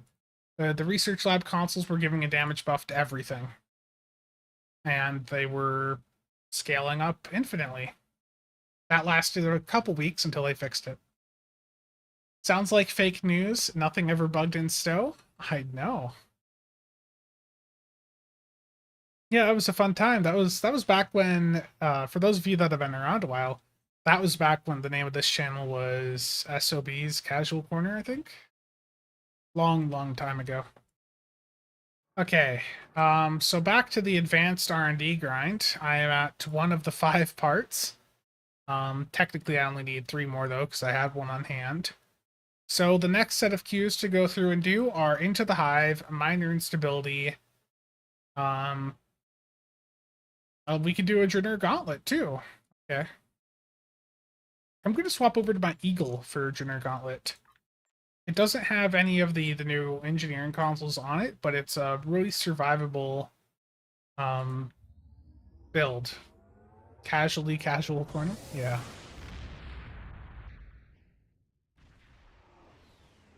I've done 2 queues so far, and I've gotten 1.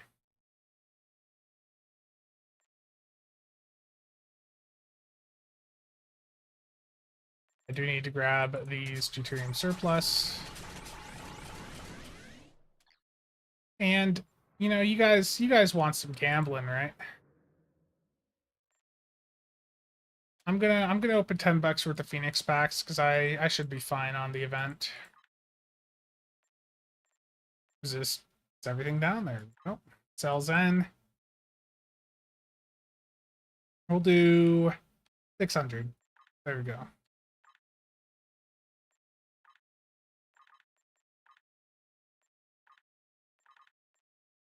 So I've got 320k to lithium that I'm gonna go through and open some Phoenix packs with. There we go. Perfect. 80 Phoenix packs. Where in my inventory are they? I do not know. They are. How big is the plasma buff? Pretty substantial in situations where targets live a long time. I think plasma is in a very good state with the Gorn stuff. The experimental weapon also does extremely good. I'm getting screwed over with these. Where's the ultra rares? There they are.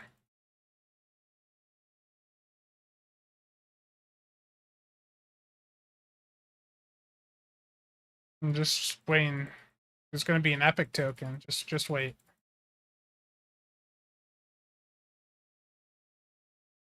Apparently not today. I just need a couple upgrades, so I'm going to convert those down. I do not need T6X upgrades. I already have like 30 of them in the bank, so those are all going straight to upgrades. That's like $6 worth of Zen right there. And well, good for a legendary Talish, yeah. Make sure you're using the experimental weapon too off the Gorn. And take a look at the Fekiri Tormentage in console. Make sure you've got that on. And I dared to reopen my ship window, so it has taken things off my ship. There we go. Okay. Draenor Gauntlet. Elite public queue. Here we go. What TOS era ship would I recommend getting? The Temporal D7, of course.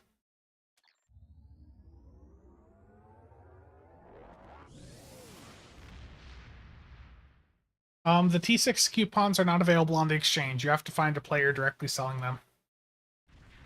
The going rate for them is typically around We don't have a lot of time, so 400 right now. Yeah, I think about 400.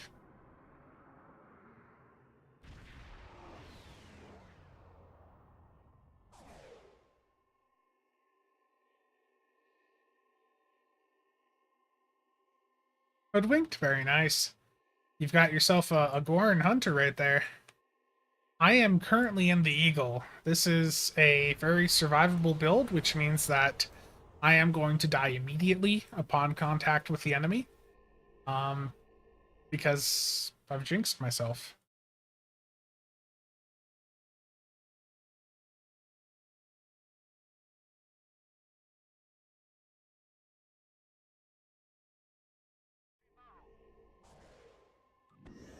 So I showed this off a couple streams back. I set up a Terran Eagle with a bunch of survivability stuff. And the idea with this is that I'm tired of hearing people say that you have to be an engineer to tank, or you have to be in like a really tanky like cruiser type ship to survive, and that's just not true. Oh yeah, everything's at the start.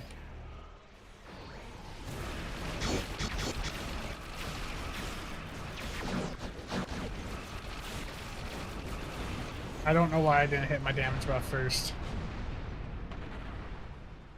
Being one-shotted by Thalaron. The parts are ready. Scan the satellites to activate them.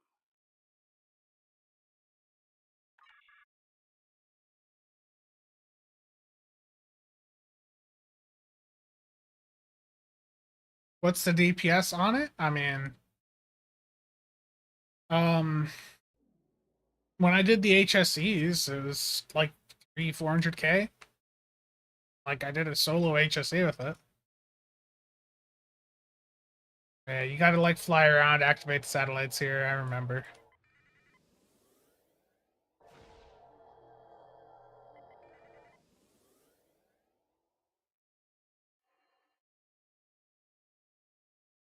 Yeah, I would say though, Death Jester, just keep in mind that the plasma torps you'll only get one stack of the trait per torp, even if you do like a high yield salvo of 3. It'll only do just the one proc of the trait. So you definitely want to have energy weapons on to really build the stacks up on a target.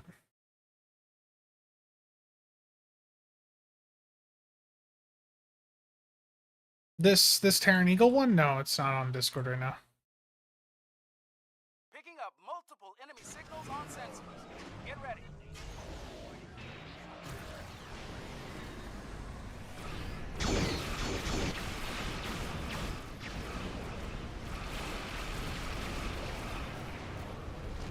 We gotta split up, make sure we're each covering lanes here. I'll go... Oh, center's fine. Oh yeah, center doesn't have anything here, does it?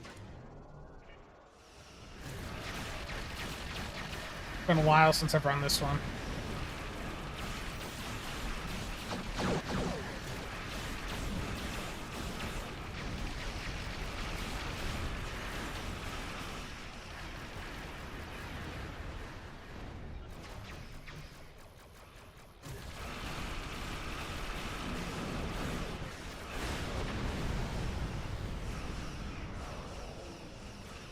Okay.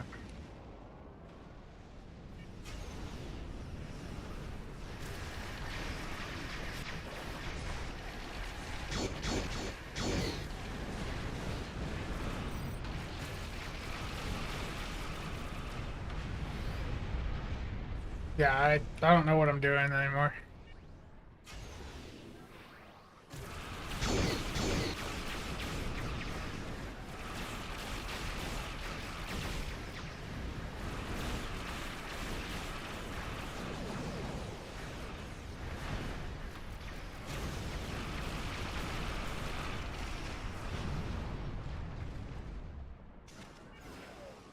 Everything okay over here?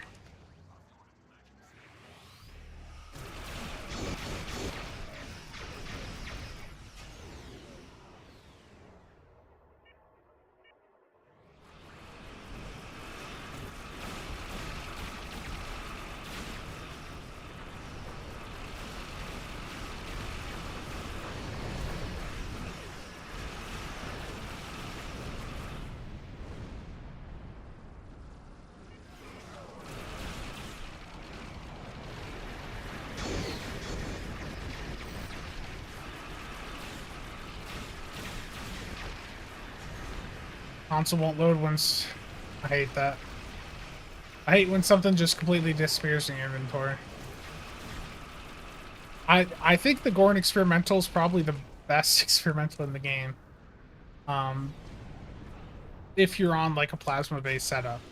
I've gotten the highest numbers I have seen from that since I put Isomags on was 140k. And it's doing it like consistently in infected runs, like on my Delkino with the Isomags. It just does really well against especially situations where you have larger ships. Except in PvP, 0 damage, yeah. I heard about that.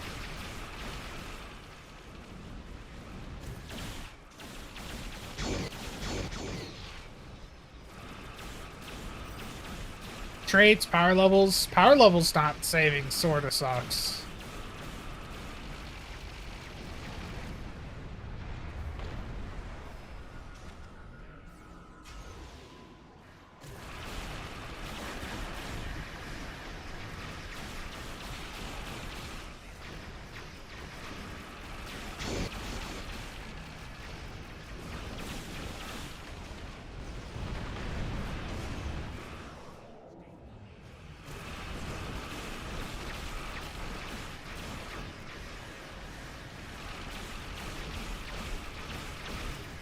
These Viridian plasma weapons just look so good.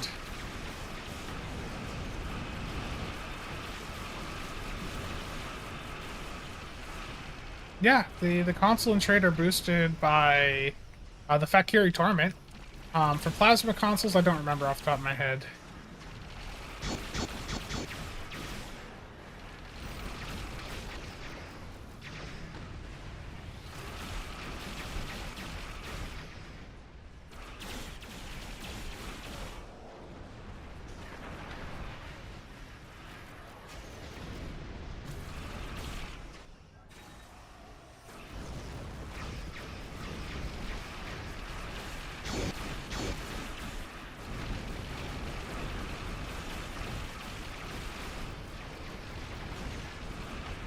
Like, getting those stacks up on the targets, like it with CSV is just so powerful. The complex plasma fire stacks off the Gorn Hunter trait. Just racks up so much damage, especially in elite situations like this where you're needing to hit a lot of targets at a time. Satellite upgrades are Do now do we need to shift When people you around? satellite, its new abilities will come online. Your service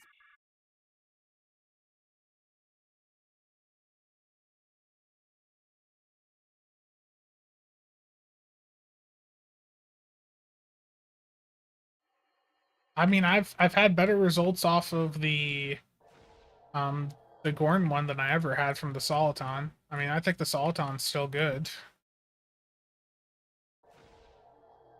Yeah. I'll stay at the right side here.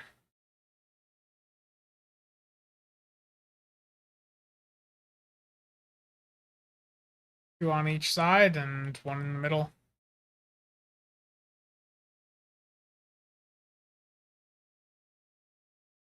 But it's I'm only testing it on plasma builds, so that's the issue. Is that if you're on still like a phaser build, I haven't done any testing there to see how good it is in that situation.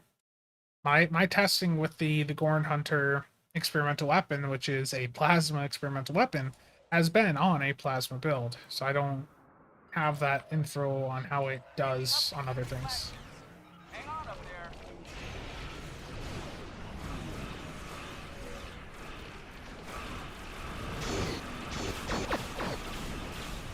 The SV misfiring is always lovely.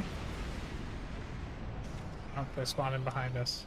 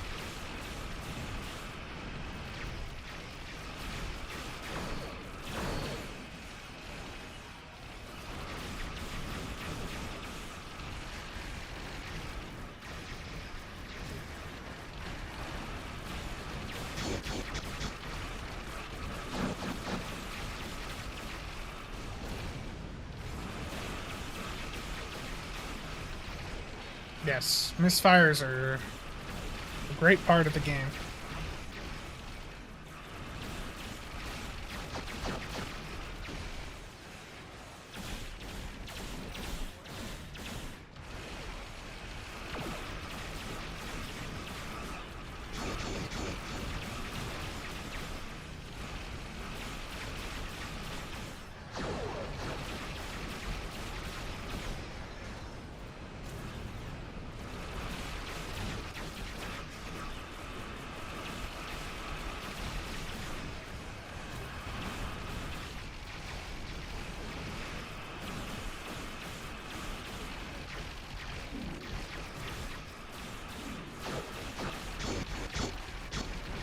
Get away from my go down fighting to hit that. Oh well.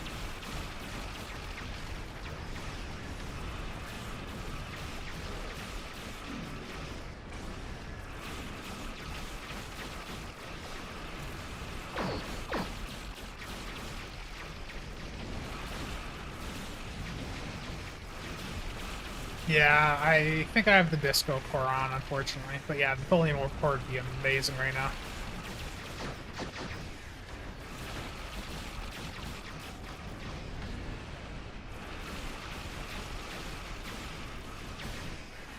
And I think I hit my torp just as the torp spread ended. Oof. And I died. Okay. I did not even realize. I, like, just all of a sudden my HP just evaporated.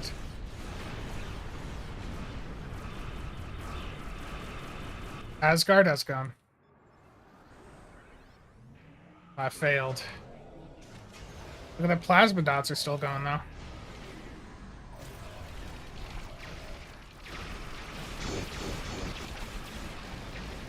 Generator output is 75%.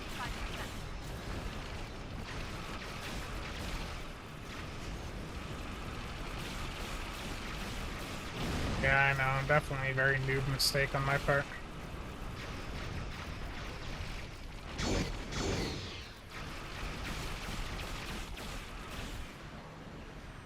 Skill issue? Ouch. Does this thing get healed by the protomatter field projector? I don't remember.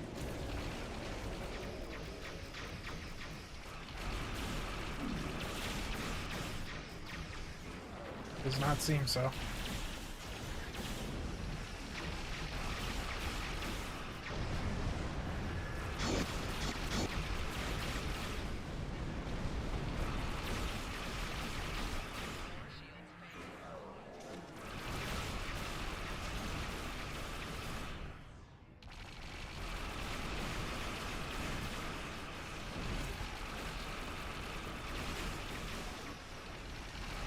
Voyager, why you gotta expose me like that?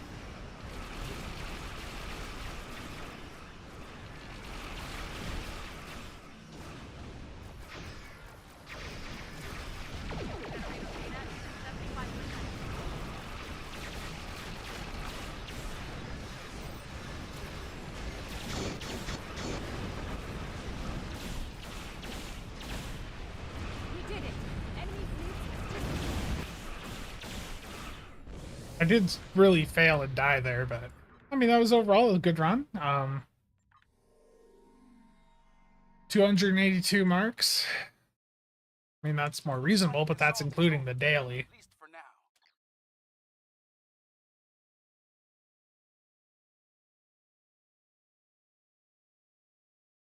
Okay. Did I get a fragment out of this? Yes, I did actually. So 2 out of the 3 queues I've done so far have actually given me a fragment today.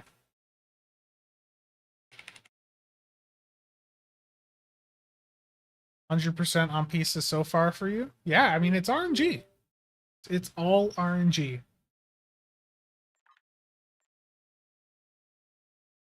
I'm 2 or 3. So I only need 2 more to get the things for this, and I think next up is going to be some ground queues. RNG is the... I mean, it always is.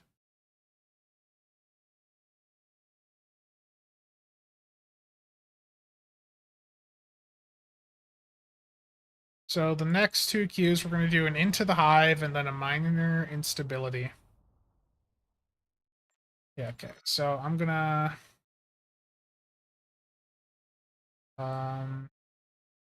personally stream.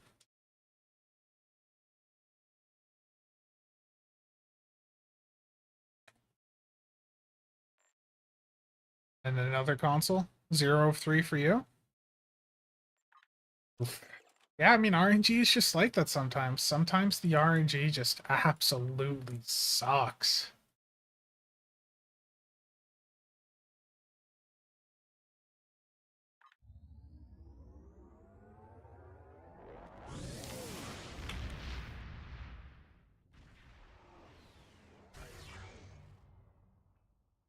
Death Jester, you wouldn't want the isomagnetics. The isomagnetics wouldn't be worth it for you. But the pet ones might be. I don't know yet if the torpedoes that you fire get the pet buffs or not. But currently mines, like if you have mines on your ship, they're benefiting from the hangar pack consoles.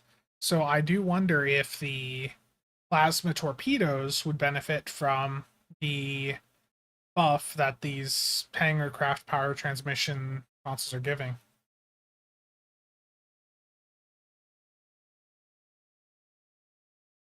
Okay, so gonna do a Hive Ground Elite. Public queue into the Hive Elite. Here we go. Why am I doing everything in a public queue today? Because it's just simpler. It is much simpler to just get everyone in there, do that, and forming up privates.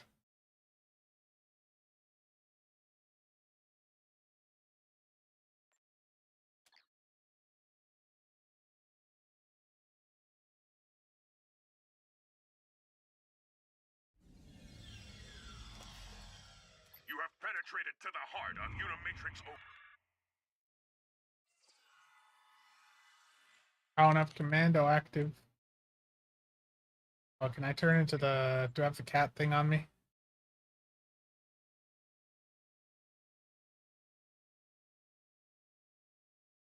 I have the Voth exosuit on? Oh no, get that off. I apparently have no other kit modules in my inventory.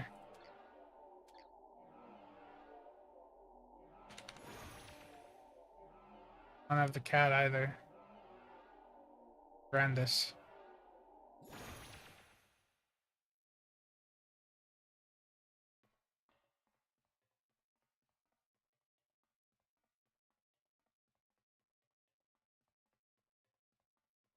Sweep this room quickly and you'll catch the Borg off guard. Seize the advantage! The Borg are reacting. They are awakening reinforcements.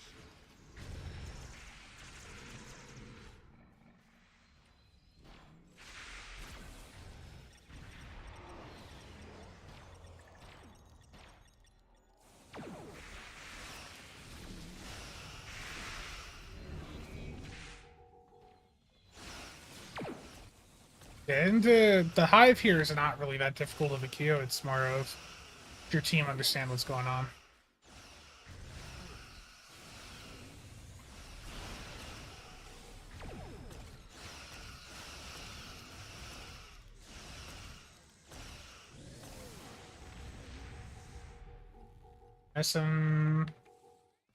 I think we're just missing one corner. Between a central plexus and collective core is down. We are detecting an gather there for a mission update. You want me to use the Voth exosuit? It's so good though. Voth exosuit is just so overpowered, you know?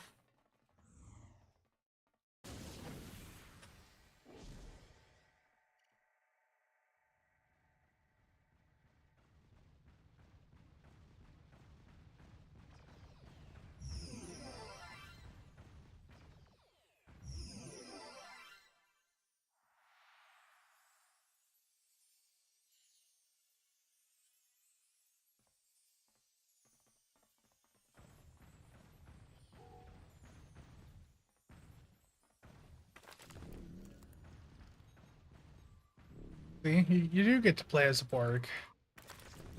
This is something you can buy in the GPL store to like make yourself look like a Borg.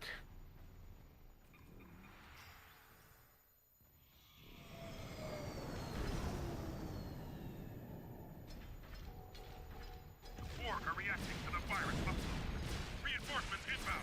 Oh wow, this thing sucks.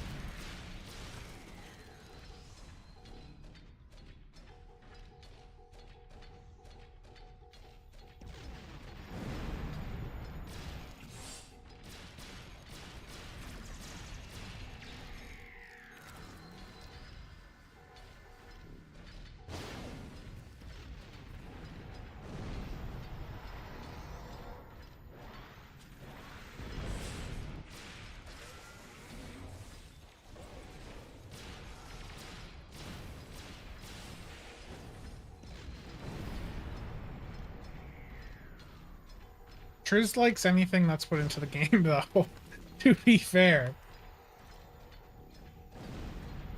Triz just likes anything, like, new to mess around with. Oh my god, the damage is so low. What is this? Oh no. It takes too long for the sniper shot to build up. Ice, how's it going?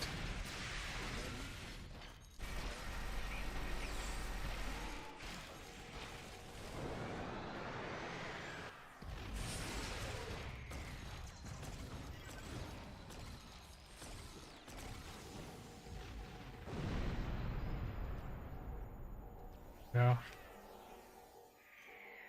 Yeah, Lifetime does let you like play as a board character, yeah.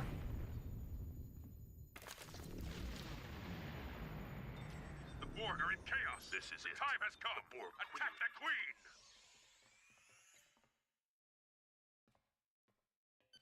Why am I using the Magellan staff? Because I spent so much on it. I gotta get my money's worth out of it.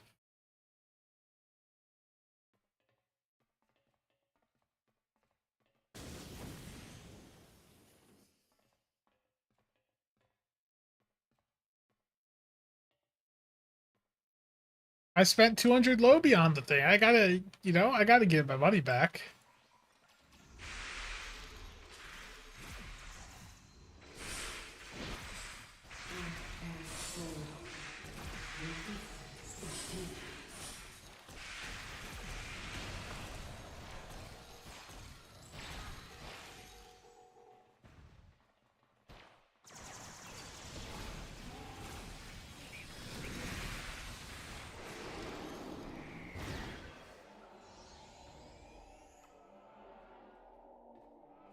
You guys want me to use the exosuit in this last room? Okay.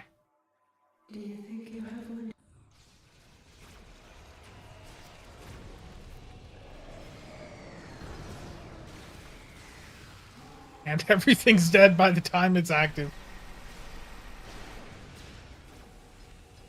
Oh, it's rough.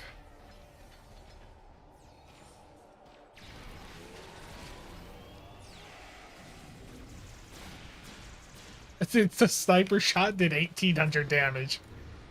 Oh no.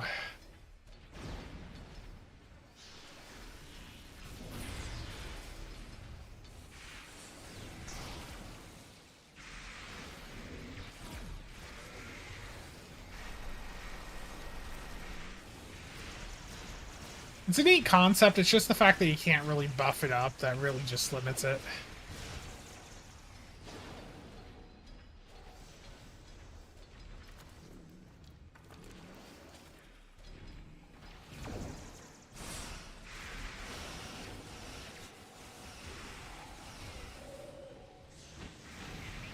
Aw. And I trapped myself there and the floor turned right under me.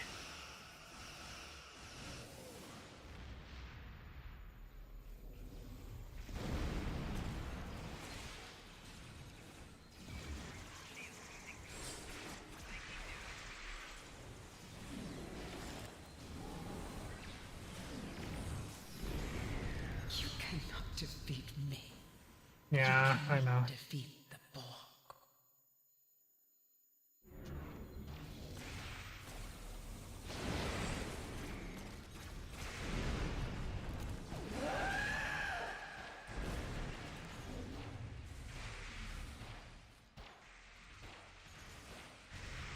There we go. Is in a state of disarray. Very hard content. Queen, the Borg 115 marks. Good game all. Finally an Isomag. Nice. Yeah, the RNG definitely. I think one of the tips I think I'll give to people is don't open them one by one. Get a large group of them in your inventory at a time, and then open them all together. Do your batch of TFOs, do your rotation, and then rip open the entire set together. Vincent Kish is really good for CSV. Yeah, Vincent Kish is really nice for builds where you just don't have room to run like the higher rank of the ability. Absolutely.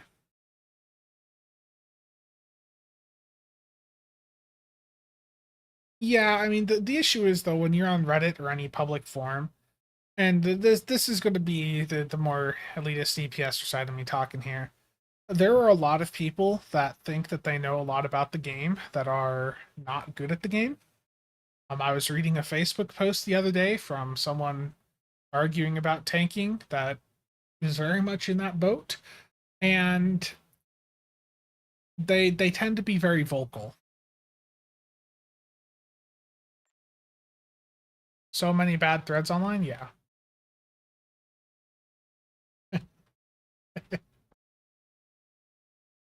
23 of 47. If you're running a boat that has command, 23 is perfectly fine.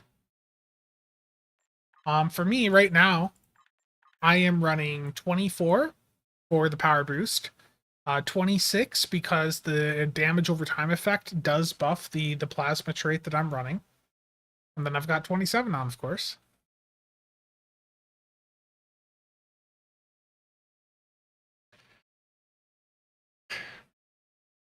The person you're talking about, they do make some very questionable statements, but I do appreciate their breakdown of the 10 forward streams.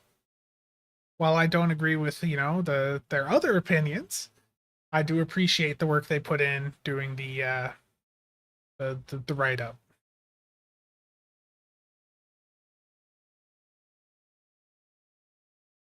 There's also like the Facebook thread I saw the other day. I took pictures of it, and I know Brett. If you guys know Brett or at Anubis77C, he was engaged in the conversation, and I was just reading the thing that the other person was saying, and it's just like this person knows if they actually play the game as much as they talk, or or as much as they're claiming to, then they know that they're wrong. It's just that they're so invested in that thing that they don't want to admit that they messed up. Has Whitmire said anything else to you? Yes, Whitmire did make a Facebook post the other day, which I understand has been taken down since, but I had a few people message me about that, and it was interesting.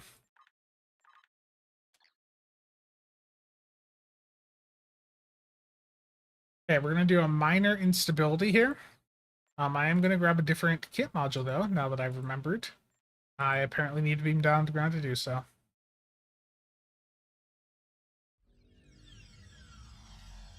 Yeah, 23 would be fine on the Akira. I think the Delkina is going to be better. I actually moved my build over from the Legendary Valdor over to the Delkina because the Delkina can run more of these consoles than the Valdor can. Yes, Zor. That specific person you're talking about has been banned from basically every Discord that I maintain. And as I have expressed, a couple times, I've completely cut off my side of communication with them.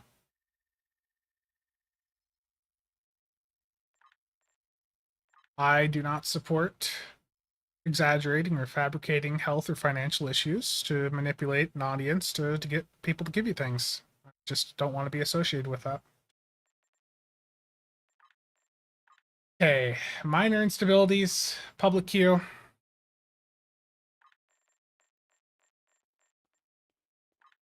Minor instabilities, leak public queue. Here we go.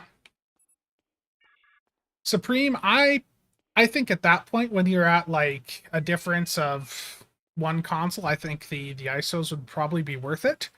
But it's not gonna be a game changer of a change.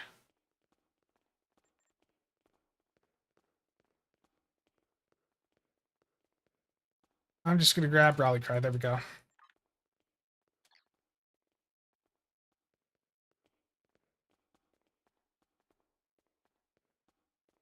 Any plans to make a ground build video? I don't really do too much with ground. I mean, I would advise that if you guys want ground builds, to look at the ground builds category on the Discord.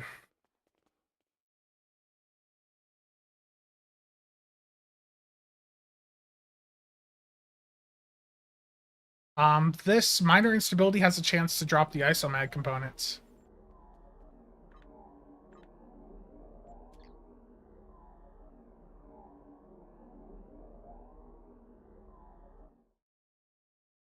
I don't want to get too much into the drama, so we'll leave who I'm talking about unnamed. But I think he's quite a few of you know. Billy, how's it going?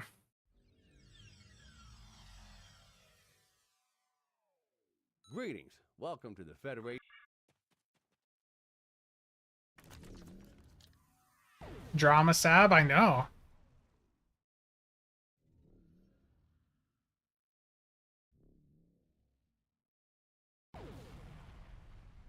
Talking about Triz.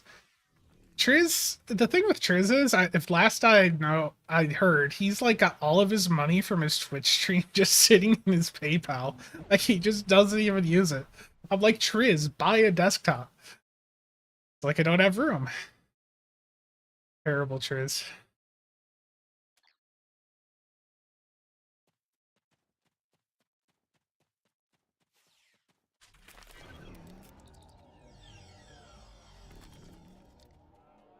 Romulans are attacking from the south.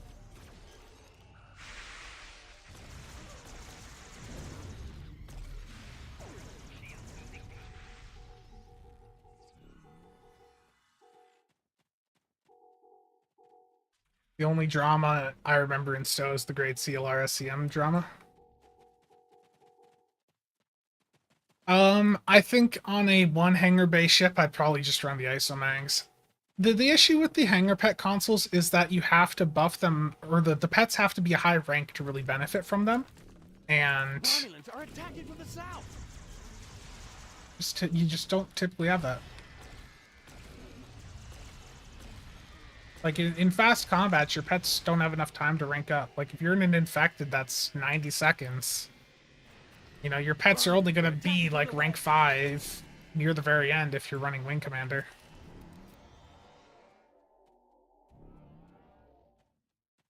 Ultimate? I mean, if you like the ultimate, go for it. I know there's some people that also prefer the corrosives.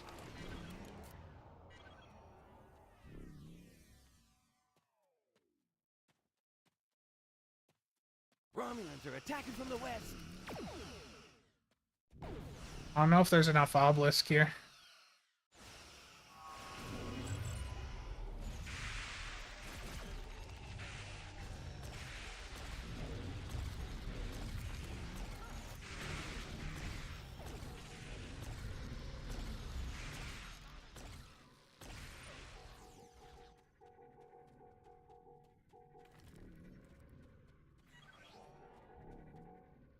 Which monies?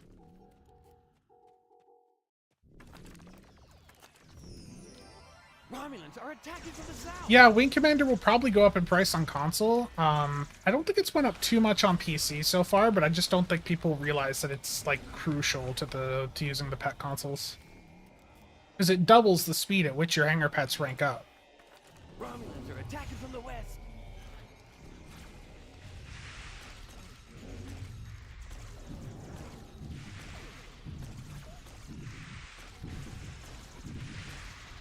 Viridian, I really like Viridians. I just think they look really cool.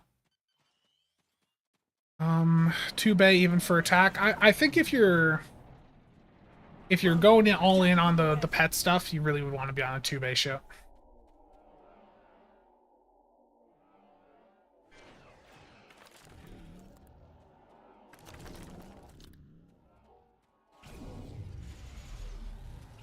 Romulans are attacking from the south.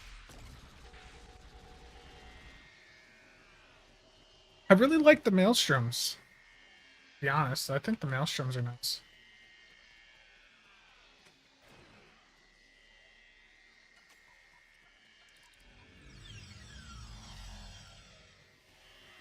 Oh, we're too fast here. Did something stay alive? Something on the other side? Where's your... Oh, they're cleaning it up over there. Okay.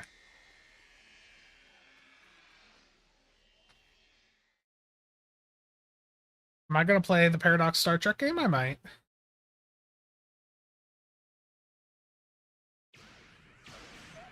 The Romulans have overrun the Gorn mine on the other side of the street.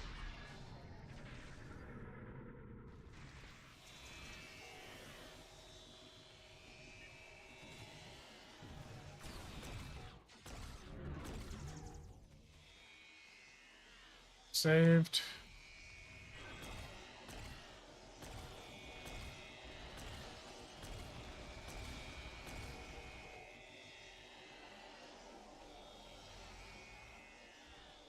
The Paradox one is the one that's like just Star Trek Stellaris. I mean, I know Stellaris has a Star Trek mod, but it's basically just Star Trek right off the bat.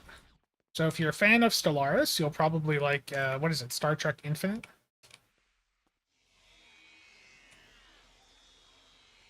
Yeah, red alert. Oh, I missed it.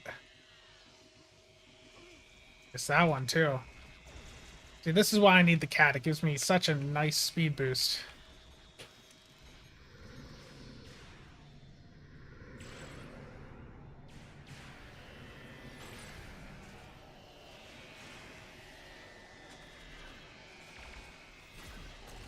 Yeah, I want to stream until I get a console. I mean, I don't need too many more components, but, you know, I would like to get at least 2 more of the parts on stream here. So that would have been me getting 4 on the stream, because I did buy 1 beforehand.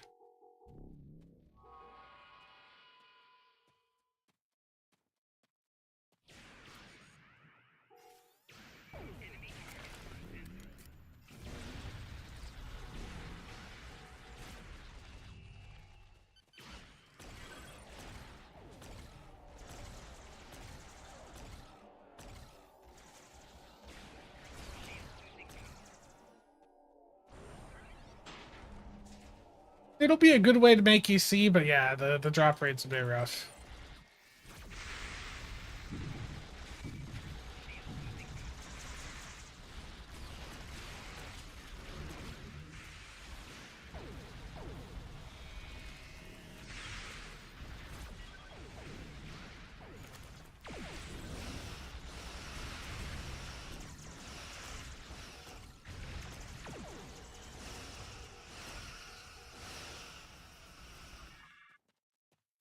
Doors open.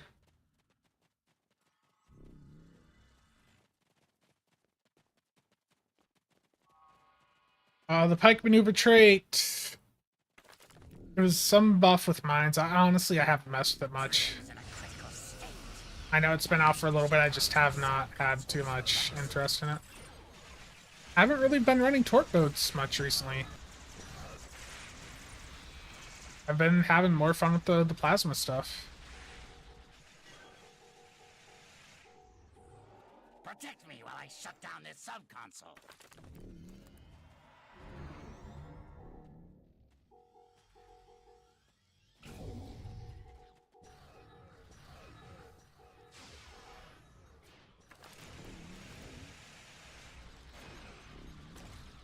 Get a PS5. Terrible. I honestly, I just don't like using a controller anymore. I bought an Xbox controller about a year and a half ago, and I ended up just returning it. It's hard for me to go back to that, and the controllers are just too small, for me at least. I know that there are larger ones out there, but just... I shut down the sub-console. I'm just... mouse and keyboard is the way I prefer.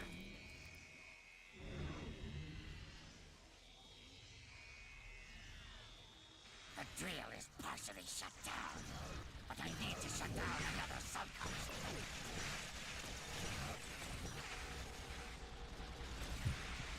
If I could add one feature to the game, what would it be? Protect me while I shut down this sub-console. Oof. Right now? Locally hosted TFOs? I mean, have my abilities go when I hit them?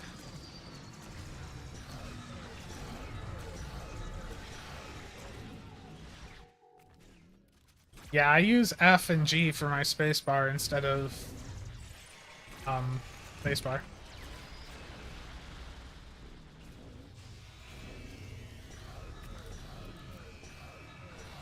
Crossplay, I do think crossplay is legitimately needed for the game, for the longevity of console, because console is never going to have enough players to keep everything in the game active.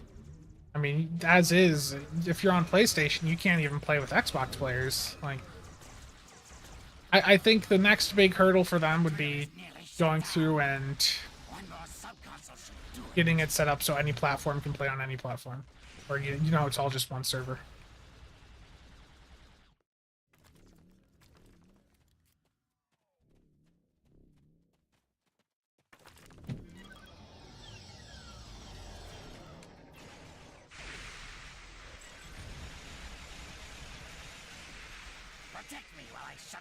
Yeah, I like hitting the damage abilities before I hit the damage buffs. I hear it's the way, right?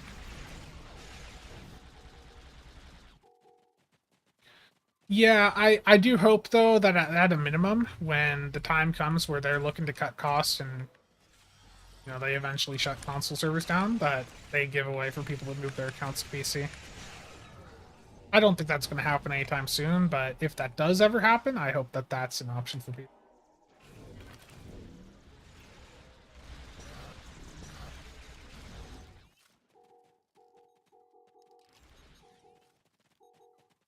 A way to move accounts between platforms would be really good.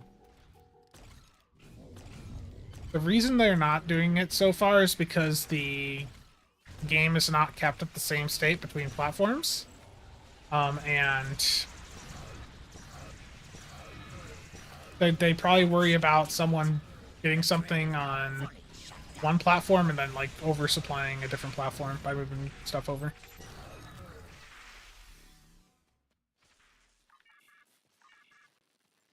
I mean, there's lots of things that I would like for them to add to the game, to be clear, but um, I would like at a minimum to be able to play the game without being frustrated because things that I hit don't activate.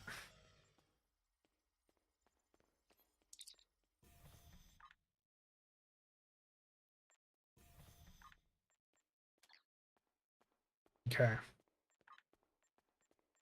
So with the other queues that we can do here, we can go right back to the start, actually. We can do like another vault.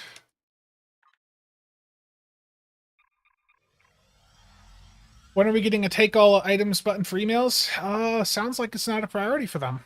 I asked Ryan yesterday when I was messaging about something else. I was like, you heard anything about, maybe a take all button? And the answer was no. I don't think they're I don't legitimately think that Kale has relayed the issue to them. I don't think they even know that it's an issue.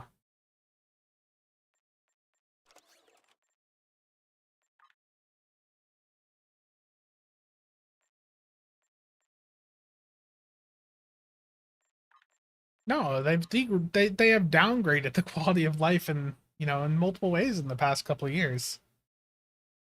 There's been some improvements and then there's been some downgrades. Look at all the crafting keybinds they ripped out. It's ridiculous.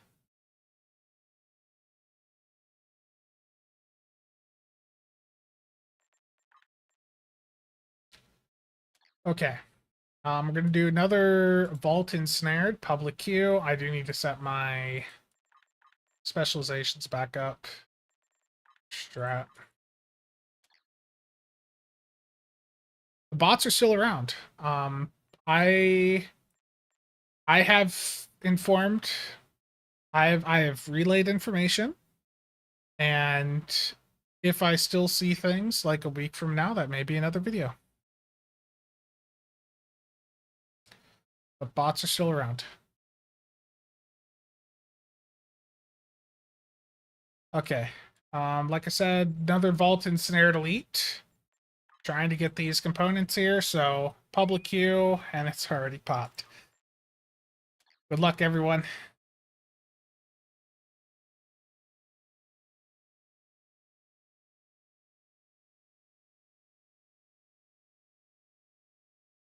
STO is now an alternate timeline. Yeah, they've already said they're not rewriting the game to adjust to the Picard storyline. It's not going to happen.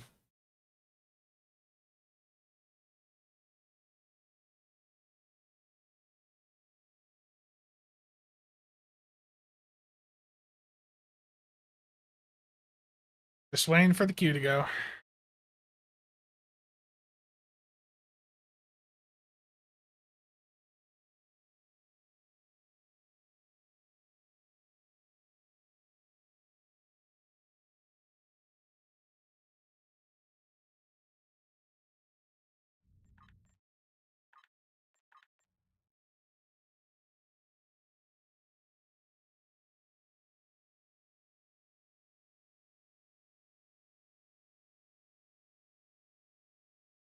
The fleet colony attack consoles are one solution. If you run those with whole image refractors, that is a pretty good survivability combo. The Valdor console, the shield absorptive frequency generator, that's very good for shield healing, and that can actually keep your shields up quite a bit in combat. That's a good one. But the colony consoles with whole image refractors, that's probably your best bet. You do lose the crit chance that your locators give you, but I think for the survivability, it's worth it if that's what you're wanting. I am going to be working on a survivability guide at some point. It's just sort of went on the side for the time being, just because there's been a lot of other priorities pop up, like the advanced consoles here.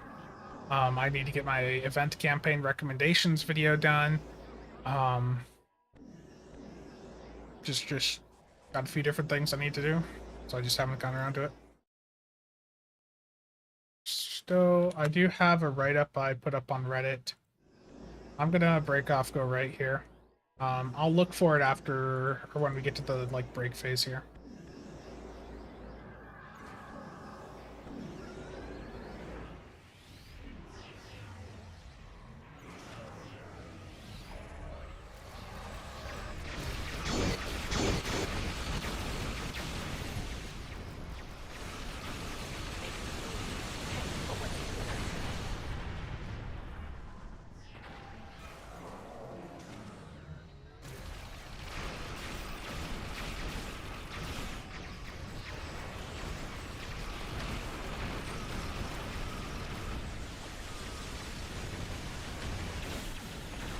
My ship is too damaged to continue. Warping to evac coordinates. Now.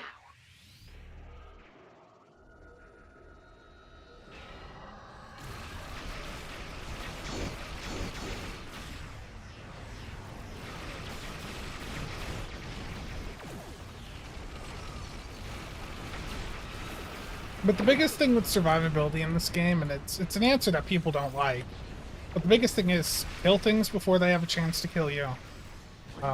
That is how most of the high-end DPS builds do it, is they just brute force.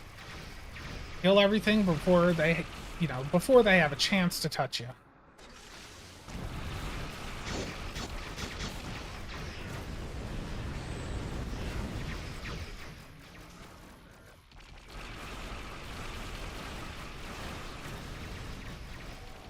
I know that's not a great answer, that's just... But that is one of the key approaches that people take, is they just brute force through it. Yeah, the best defense is a good offense. Absolutely.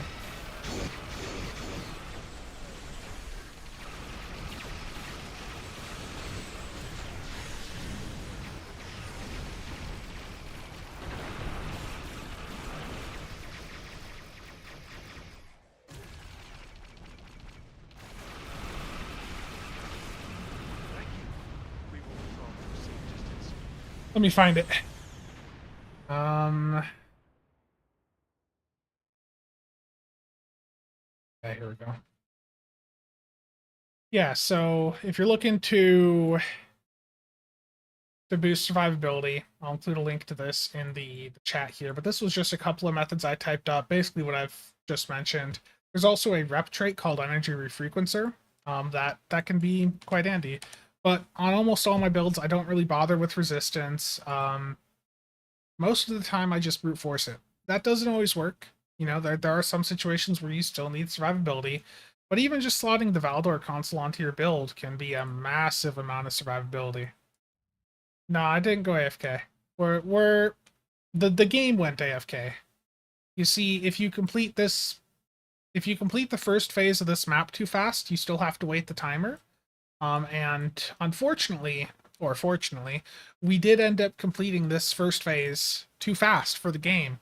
So the game has went AFK for the next 3 minutes. And we're halfway into that.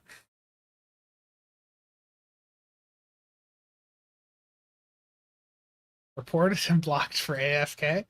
Ouch. I see how it is.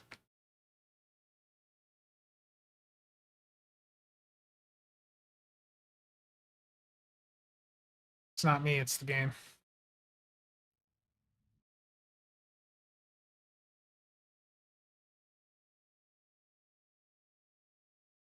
Yeah, phase-space membrane, if you're doing like a heavy kinetic tank, that can be...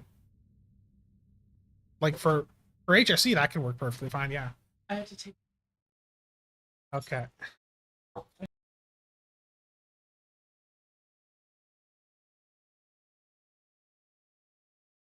I guess I'm watching the niece for the next minute or two. But yeah, just kill things before they have a chance to kill you.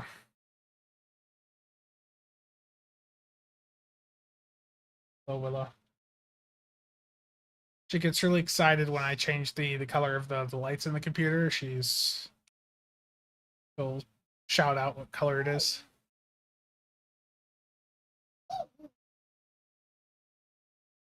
I will just float around and just remember prioritize taking out the Tholians that have the yellow lines behind them.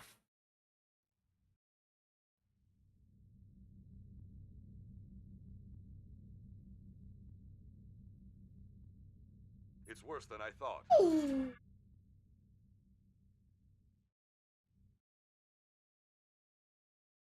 Apparently the 3-minute wait was not long enough, so this is actually another 30 seconds of wait because we need more time to just float around the map. Yeah, I mean that's what the keyboard's set up with right now.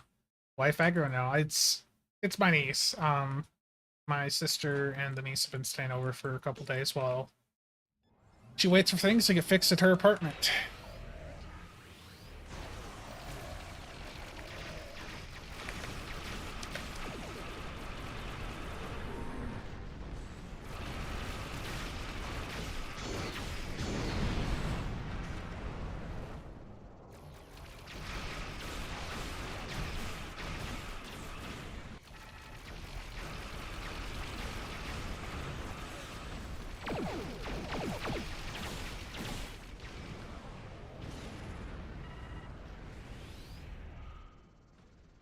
Oh, no. My niece, she's just over 2 years old.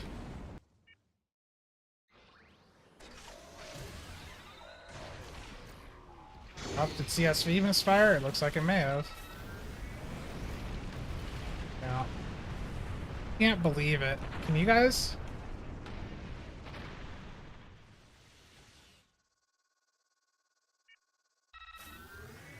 An ability misfiring in this game.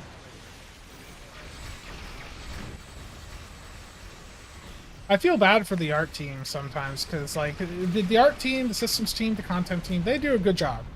But sometimes, like, just the netcode or whatever, their servers are just so bad. So bad. I have a texture pack to show fake misfires. Terrible. Yeah, the computer is blue.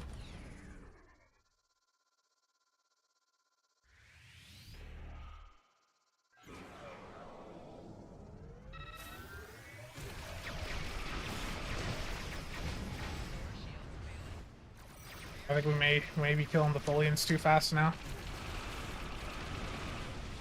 I don't see any lines.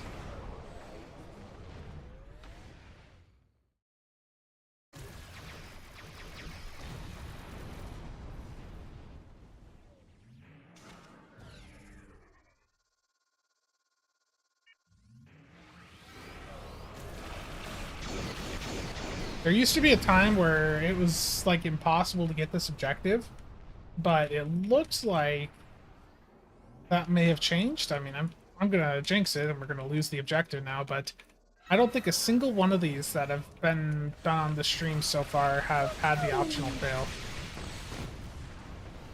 Now that I've said it, I've jinxed it, and this will be the one where we do fail the optional.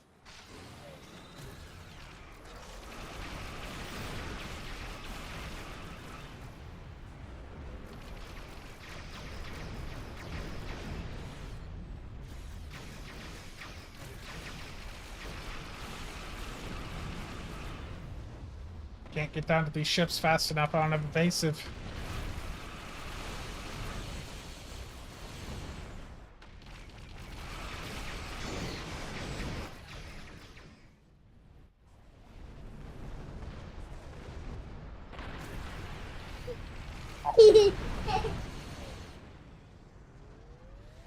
Have I done HSC? No, I've only done queues that have the reward for the isomagnetic components.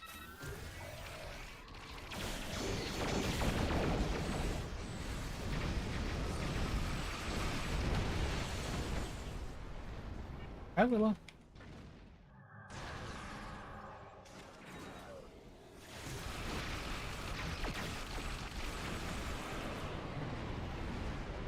Has the wiki been updated? Yes, the wiki is currently up to date, and there's a link in the description down below if you want to see which TFOs drop which components.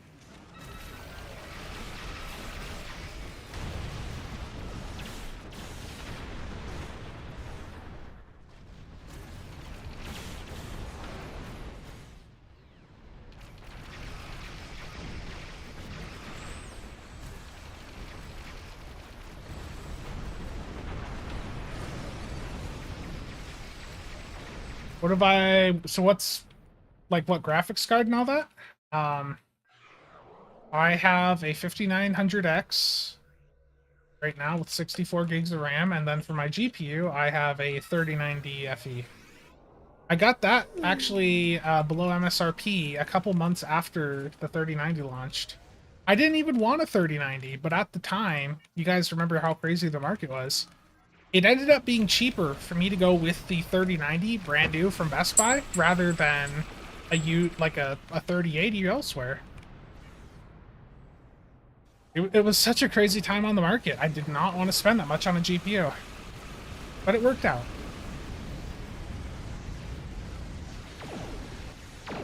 Yeah, I'm sorry that I'm watching the niece for a couple minutes apparently.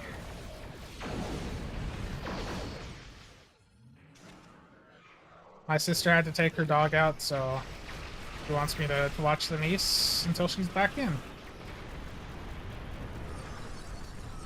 Yeah, I gotta upgrade the processor. Legitimately, I might do that. I'm going down to Kansas City here sometime this summer, and I'm probably gonna grab one of the Micro Center bundles. Like they have some pretty good bundles, and the resale value of what I have is still good enough that I am strongly considering it. Show the niece how to play STO. Oh no.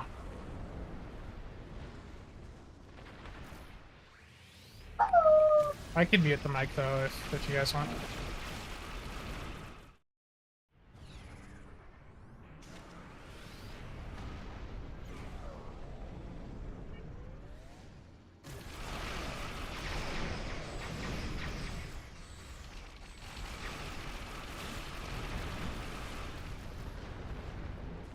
Okay, so Arc A750, those Intel GPUs are perfectly fine. I have an A380 in my secondary computer, and that it works like for what I need it for. It works well for Plex.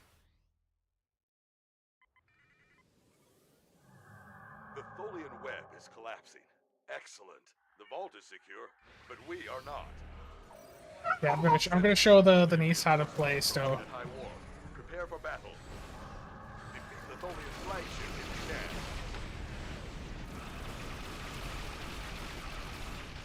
Look at the stacks of the plasma dot on it though. Like it's taken so much damage from the complex plasma fire trait from the Gorn Hunter. Did CSV really misfire again? The Tholian flagship is defeated. Oh, that's rough. Good work.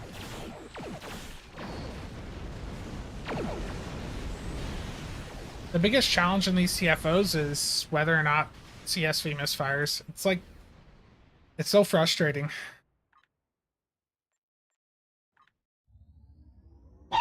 Make it. Oh no. Hold on a second. Let's see. Maybe he wants to teach family about Serverlink. Have her build you a water cooling solution. Let me catch up on chat here. I'm a little bit behind. Yeah, the Arc GPUs are perfectly fine. Did I show you guys what I did with the water cooling stuff? Let's see. Did I put that on Ninja? Yeah, I bought the Arc A380 because it was 120 bucks, and it also came with some of the Topaz software. It was Gigapixel AI or something. So the inside of my computer right now, I don't have a full picture up, but with the water cooling stuff, this is what I've done for right now. Is I've got a radiator here at the bottom between the power supply and this part of the case. The temp sensor there so I can see things. Then I've got an SLI connector here to make this work out. The issue is that with the 3090, I have an active backplate. So that's been a big cause of issues for like doing the routing of the tubing. So I went from the GPU there, and then I did an all fitting connecting over to the backplate. and then another all fitting connecting to the CPU, and then for the CPU over to the radiator at the top, that's just normal EK ZMT. No.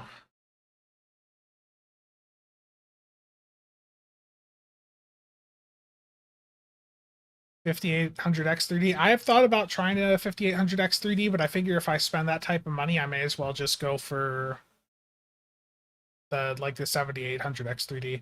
Micro Center does also have a bundle up right now that is a little tempting for like a 7950 X3D. It basically comes with the RAM for free.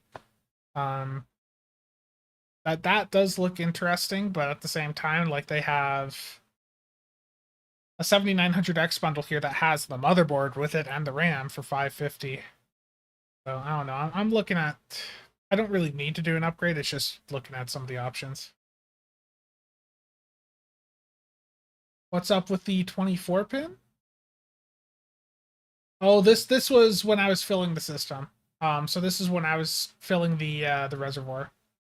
So this is just one of the little plugs you use for when you don't want to actually power on the system, but you want to trick the power supply to think it's on.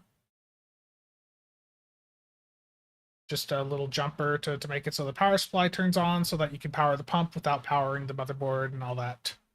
Just a safety measure.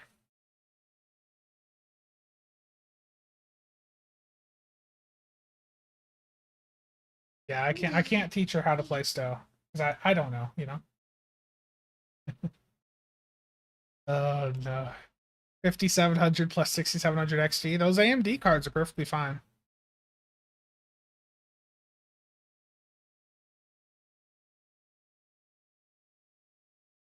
Looks like a Mario level. Yeah, water cooling, it's an expensive endeavor. The only reason I went out and did like this run here is because I got a ton of fittings from Frozen CPU when they were shutting down. They had a huge like liquidation sale or something like that. It ended up being 75% off, so some of these fittings were as cheap as like 75 cents per. It was an insanely good deal.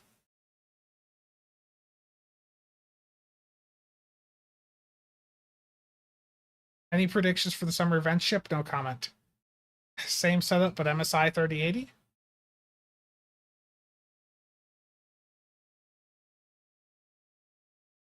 How often do I change the coolant? Ideally, like at least once a year.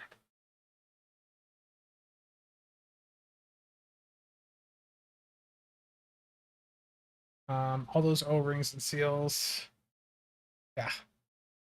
Yeah, I did briefly try to do like an all extender run from the top of the CPU block out to the radiator at the top right of the case, and that did not work out.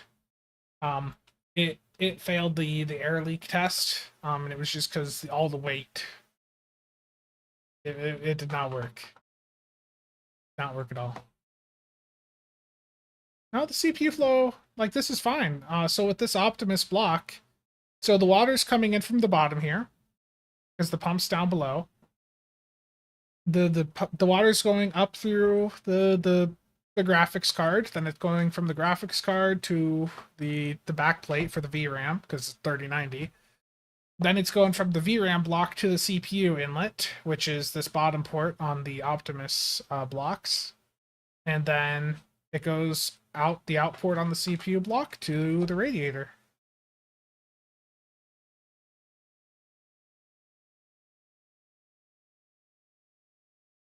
I don't know, it's not the fancy setup. I just wanted to try something with some of the parts I got, and it's worked. So now I'm gonna be too lazy to change it anytime soon.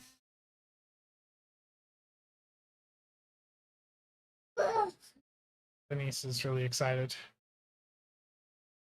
Yeah, ZMT works perfectly fine. That's what I did in the past. ZMT is very reliable. Yeah, go for it, HS.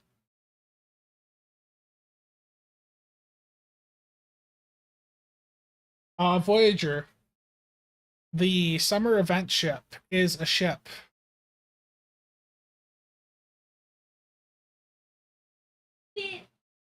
That's your answer.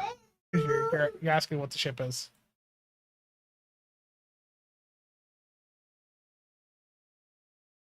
Manise's assessment. Yeah. Okay, I will be back in just a moment, and then we'll do another TFO. So be right back.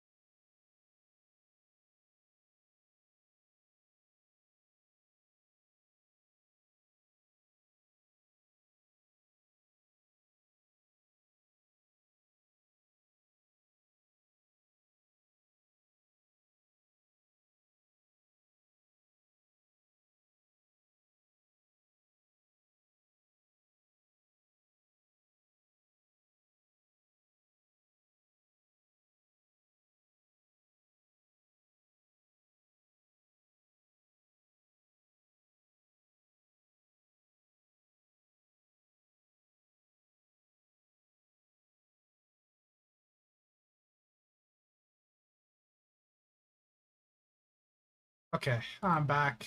Sorry about that. Okay, I missed a couple things in chat. Let me get caught up here.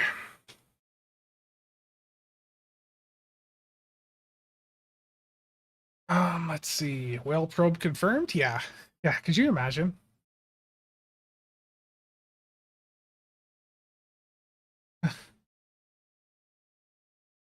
How do you get into the trading channel? You'll have to get an invite from a moderator. If you drop your @handle in, I can send you an invite.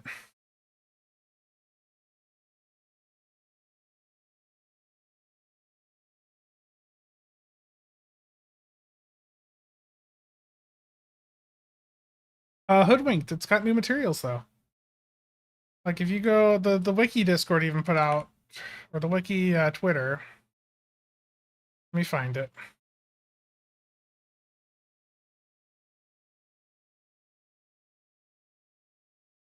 Where is it? Here we go. With a recent patch, the Patrol Escort now has access to a couple different hull materials like the Odyssey. And what that means is that the release is slowly approaching because Cryptic doesn't update the materials until it's about time for release.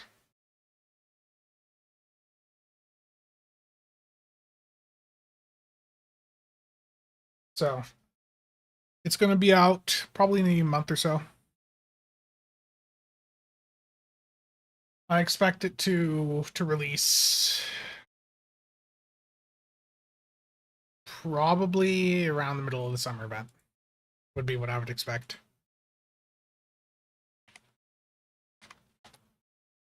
Ten forward on Tuesday. So 10 forward is going to be a new ship reveal, but it's going to be the summer event ship. Oh.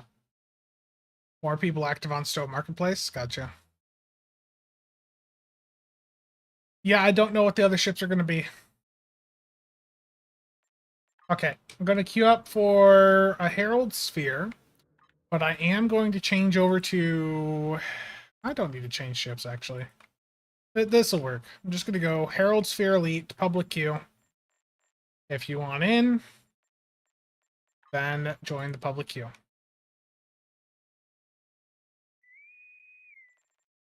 I would anticipate the T6 Patrol Escort to probably... I think, Intel Pilot would be my... Like, Intel Pilot or Miracle Worker Pilot would be what I would see them doing with it.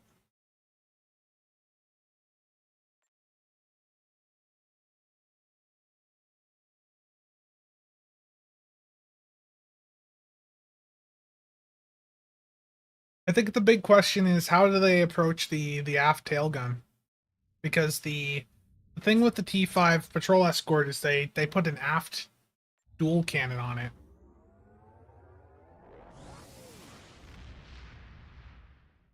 The summer event ship, I think Kale's already hinted that it's a rocket style ship. The gateway network in the plan. So what rocket shaped ships have we seen in recent shows?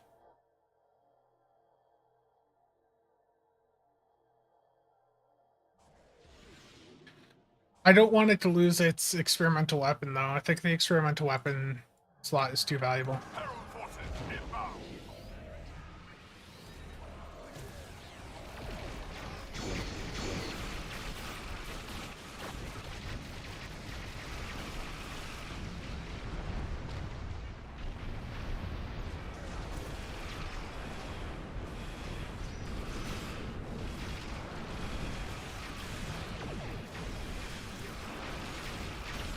The EMP probe is so annoying.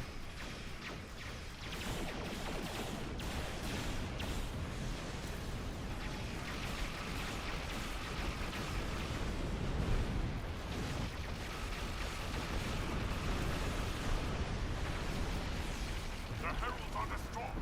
Get to a gateway and enter the sphere.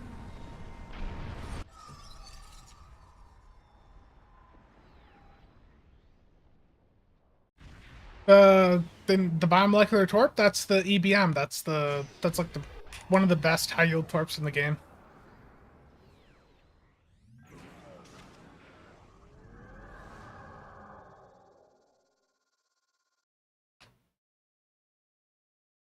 Stop the herald forces before they reach the gateways. Gateway opening at 3 o'clock. Gateway opening at 8 o'clock. Gateway opening at 10 o'clock.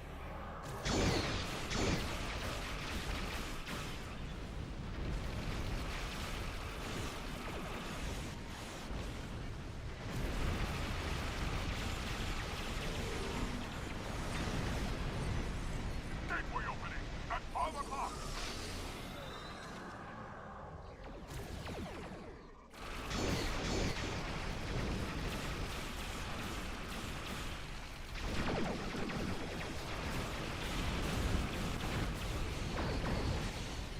EMP probes are gonna screw me over. That's why I keep like having the full tray lock out is like EMP probe. Ironic there.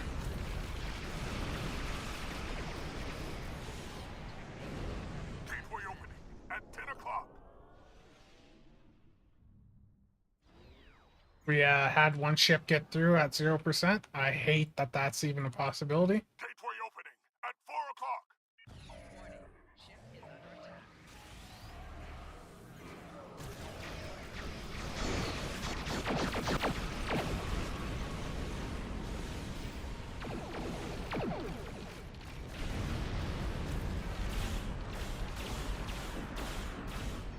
Like, look how long it sits there at 0%.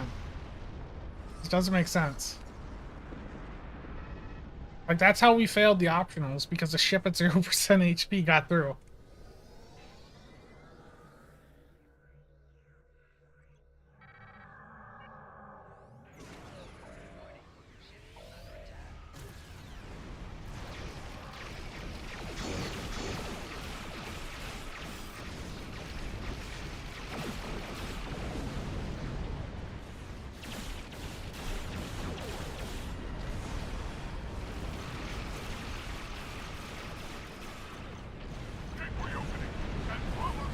No grab well, I know. Well, I mean, they should be able to be killed before you need a grab well, to be honest. Gateway opening at 2 o'clock.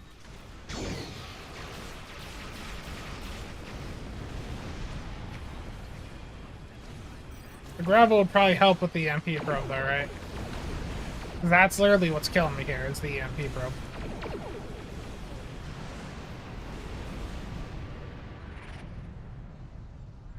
Like, that's the only thing having any effect on me in this current situation.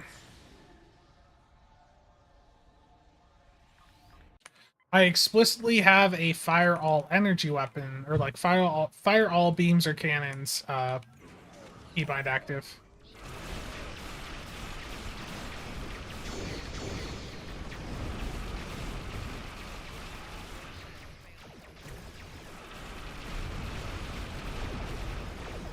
Gateway opening at 4 o'clock.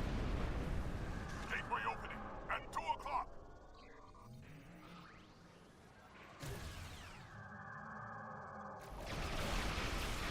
Gateway opening at 10 o'clock.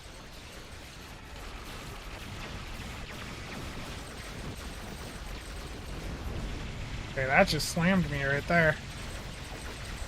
Torp spread got me. Rip. Yeah. Yeah, Intel team would be really smart to run here, wouldn't it? I just wish Intel abilities didn't cause... We need to stop the Herald attack. I don't think I even have that, like, oh, there it is.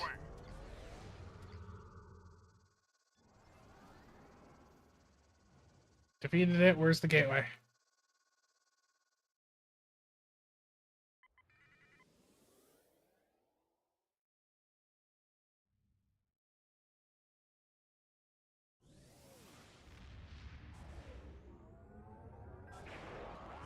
Advice flank the enemies? Yeah.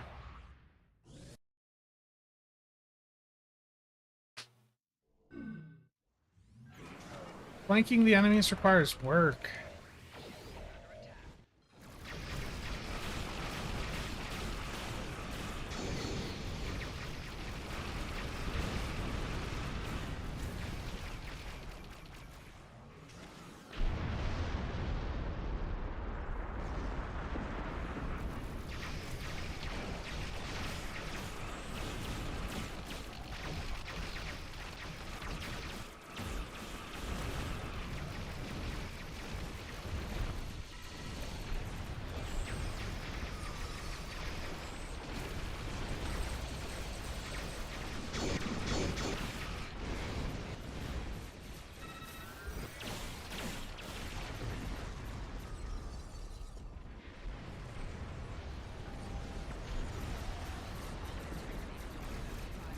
Yeah, subnucleonic carrier wave.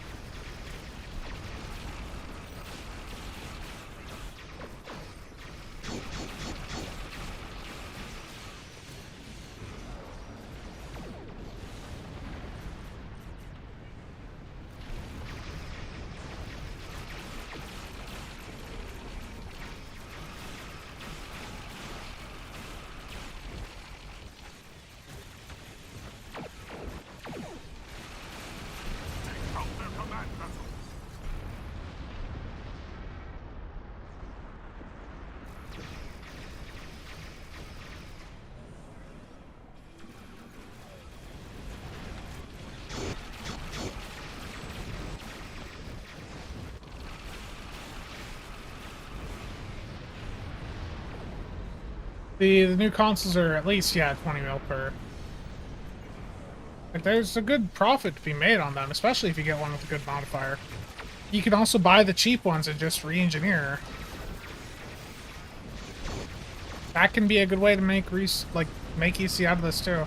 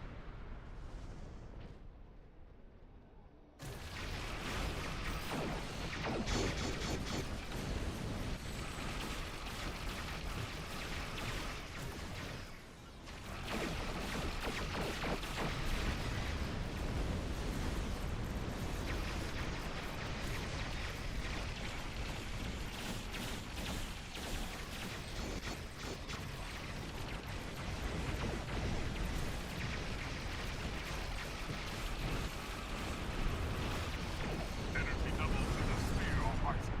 Check it out. We'll take a look at chat here in a moment.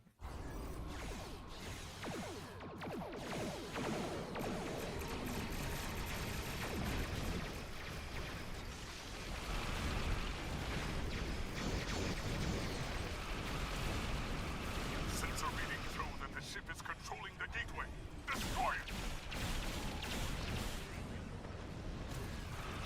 The ship is drawing power from the gateway. You need to shut the gates down, or we won't be able to destroy it.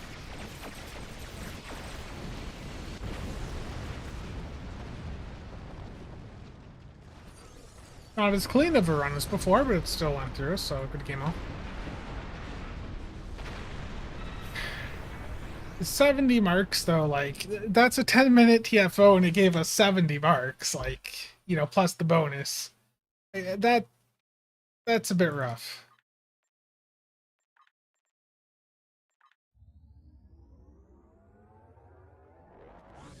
Yeah, my recommendation is you get a bunch of these consoles on you at a time before you go through and rip them open. Or a bunch of the R&D boxes. Don't just like open them one by one. I think the better bet is to get like 10 of them in your inventory and then rip them all open at the same time. Okay, let me catch up on chat here because I am most certainly behind. Double Intel stealth build? Yeah, that's a good call. Let's see. Yeah, the phaser ones are overpriced. So honestly, if you get a phaser mod one, just sell it. Get the EC.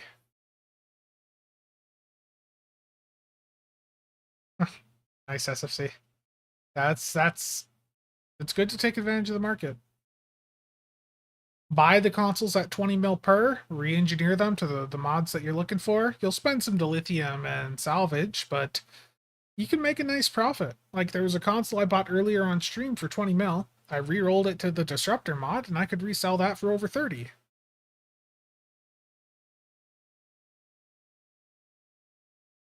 Elite need rework in Mark Awards? Yeah, that's the next thing they really need to do. Which Star Trek show did we see a rocket-shaped ship? I gotta look at things.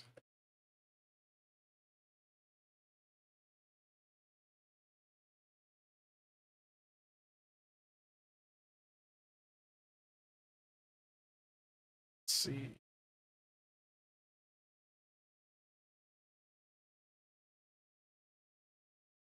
What does this thing look like?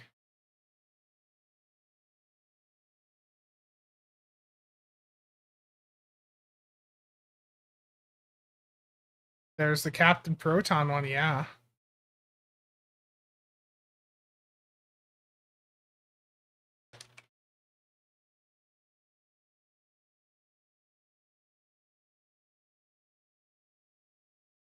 I am going to briefly turn the display capture off while I look at something.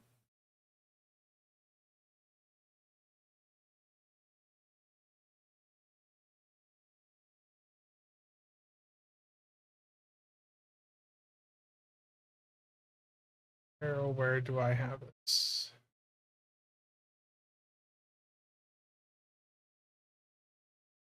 Sus? What? What are you talking about?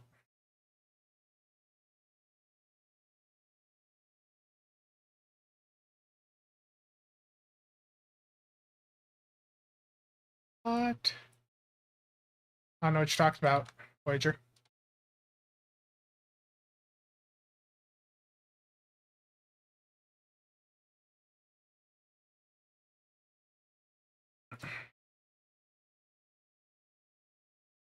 Hmm. So this thing, I'm just looking for the actual name of it. Will keys ever get back to 12 mil? I mean, they might. Next time there's demand. Next time there's demand, for sure. What's next? Give me just a moment here.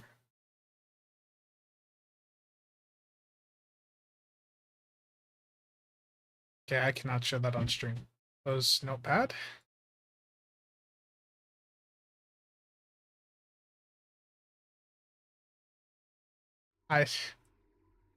Waldo, I don't know. It's not going to be a clump ship, don't worry. Next up, we need to do another space one, and I actually need another Lucari TFO. So, I am going to re-roll this bottom endeavor, because the Voth ships in the battle zone just always sucks to do. Hypothetically, what if it's a lower deck ship? Hypothetically.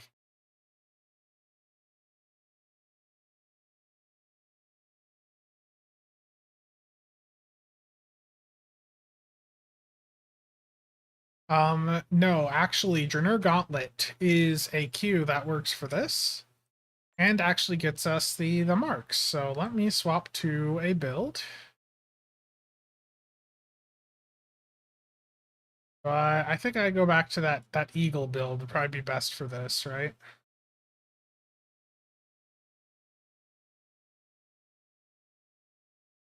What do I think about the new advanced batteries? They're fine.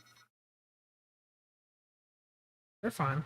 Um, they're easy to craft. I mean, the components are so dirt cheap because every Elite TFO box gets you several of the things to make the advanced batteries that it just, like, you may as well just use them.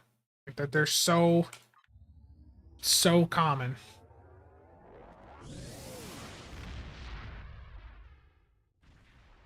Let me swap build. What if your loadout was reset? Yeah, I know. That never happens in this game, Warp Core.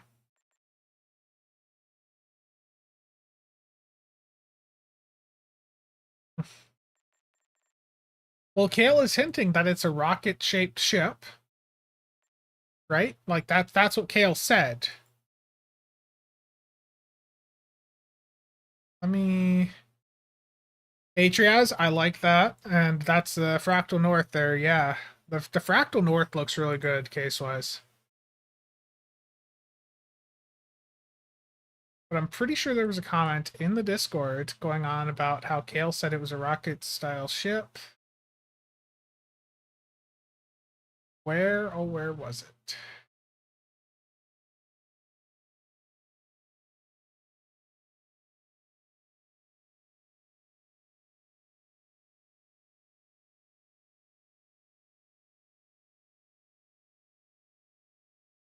This looks so familiar. Okay, so basically Kale is hinting that the summer event ship is going to look something like a rocket. What other ships from are there any ships from recent shows that look like a rocket? Or maybe had this type of design aesthetic?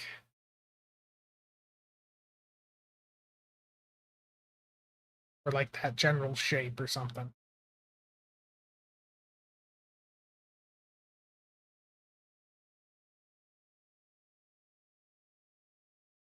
Lower Decks Phoenix Ride?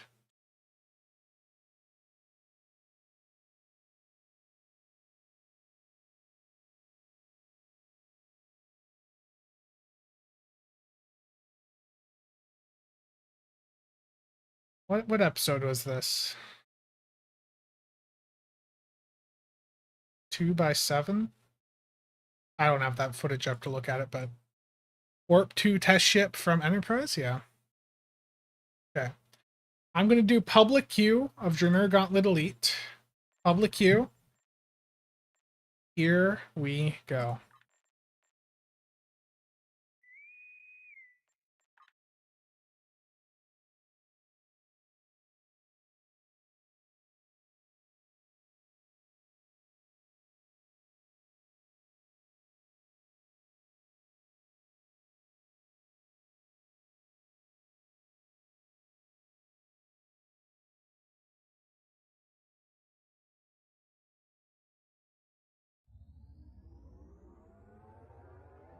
Monavine? What even is the Monavine? I've got to look this up.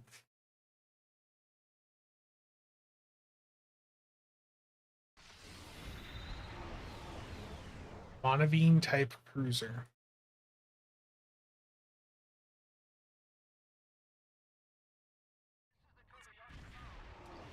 That looks interesting.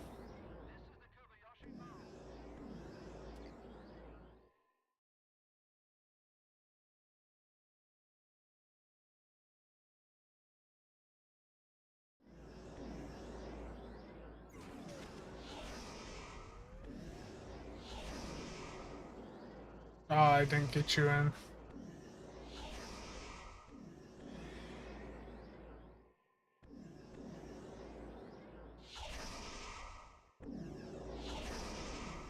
Yeah, the Monavine, like if he, so it's Captain Proton.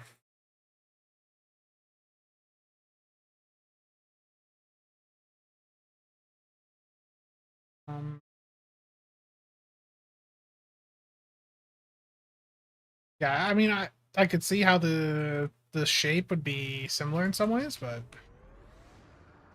what's up, back up? Enemy ships detected. They're on an intercept.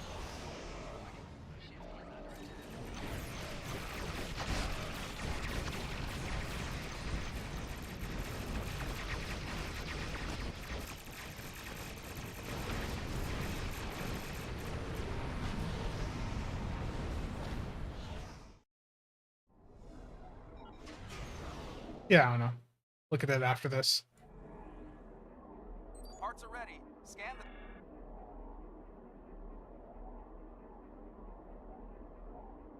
Bodwire? I didn't even realize.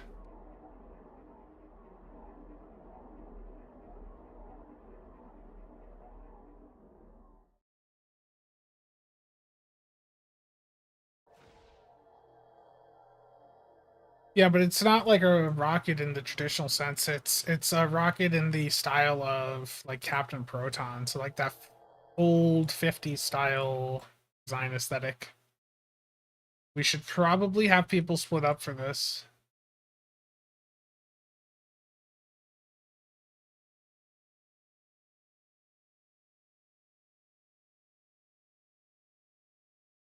So the Captain Proton rocket looks like that, and the Monavine that you're talking about looks like this. I mean, I can see some similarities, but that's a bit of a stretch. Bit of a stretch.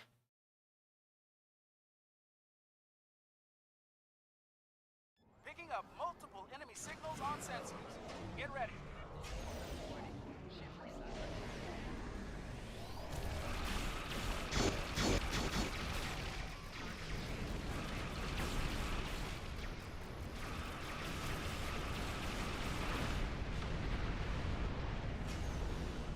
What really sucks about this is the fact that they don't even go in at the same spot. They have these two different spawn points.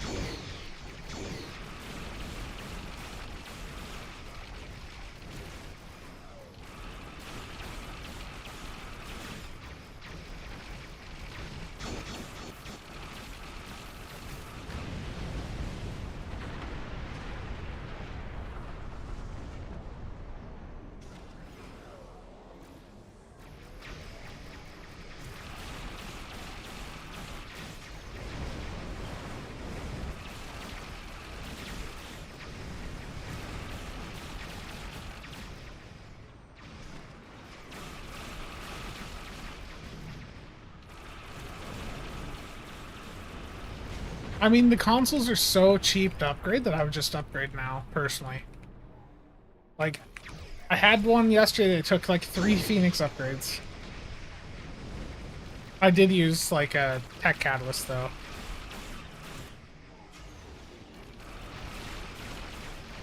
It went epic along the way, and then that was a really lucky one. Realistically, you're probably looking at like 10, 15 Phoenix upgrades to go from Mark II to Mark 15 epic. Maybe a little bit more if your RNG is just really unlucky.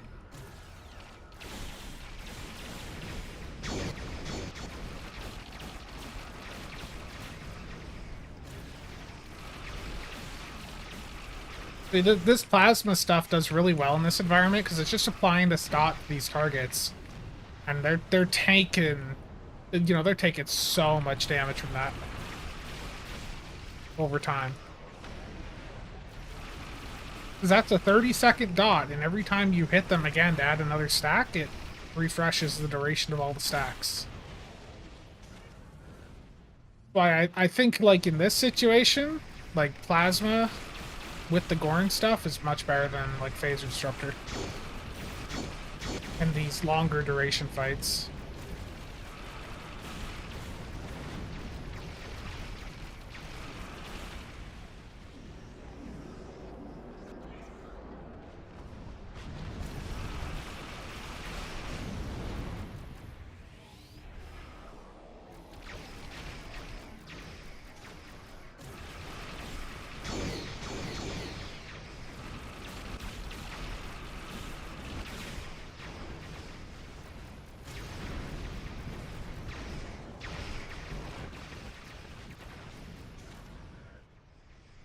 Yes, Femus fired.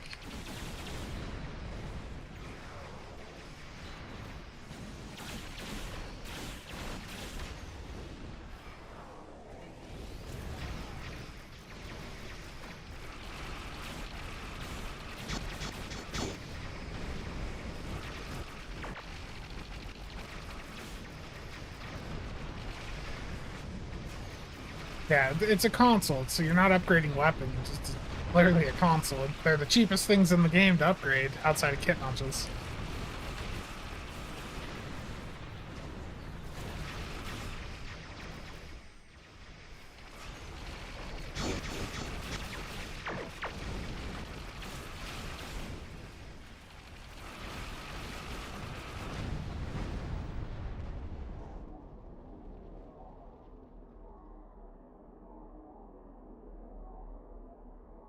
Satellite upgrades are now.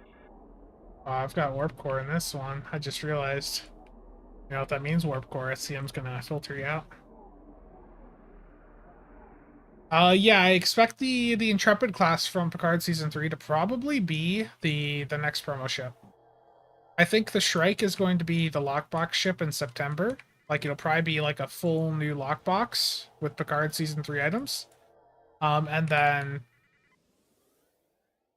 we're gonna have that ship you talked about, the Intrepid, as a promo ship. That's what I foresee. Voyager, no, I'm not on 1701's Discord. Intrepid, I don't know what the name of it is. It's the one where Rolaren was trying to go back to and like crashed into the nacelle. That one, I assume, is what people are talking about. The Gorn Destroyer. Just keep in mind, I mean, with the promo ships for the past couple years, there haven't been that many alien ones, has there? Like, aren't most of them from like the last couple of years mostly just like here or whatever that faction is? Or like Fed, it's like Fed, Klingon. There was a Romulan ship, or not Romulan, a Vulcan. But there hasn't been a ton of alien ships.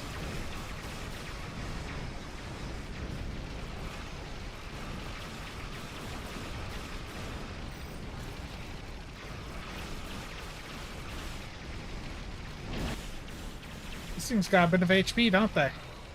10 million?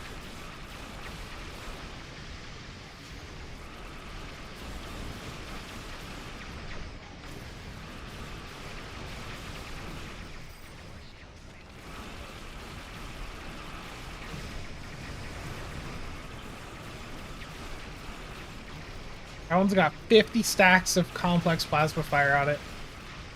That thing's dead.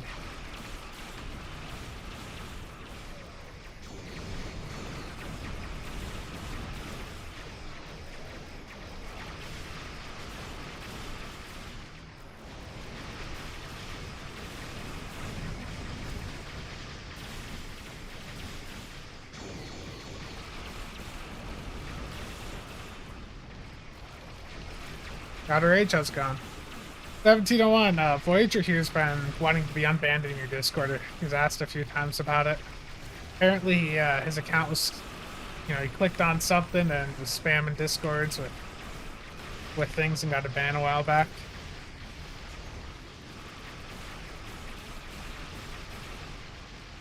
Voyager, when you see the thing saying free nitro, you can't hit it.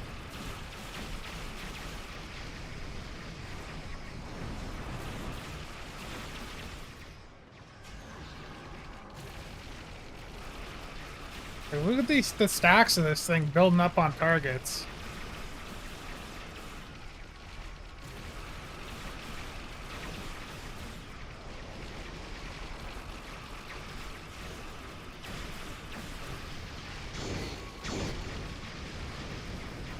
Like this Bodwar jug's at 90 stacks.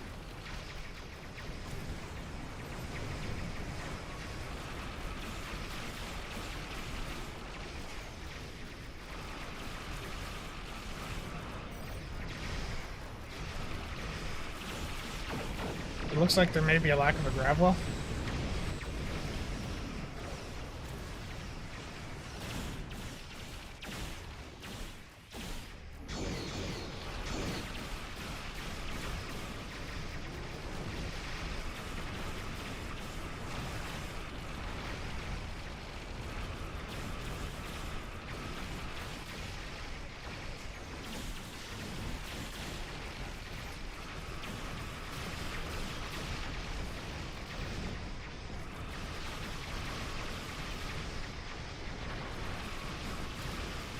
Thank you.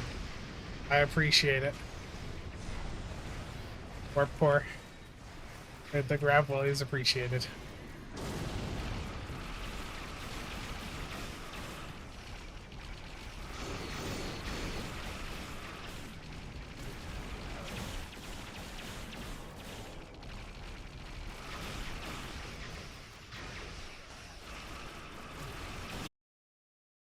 It broke. Am I still here? Did it reconnect me? Did I get back in time?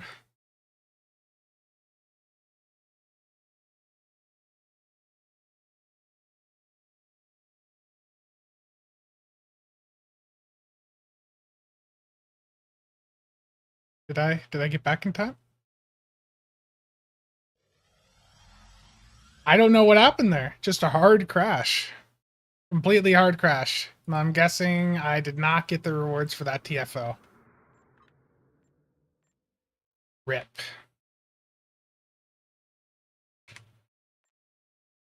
RIP. That sucks.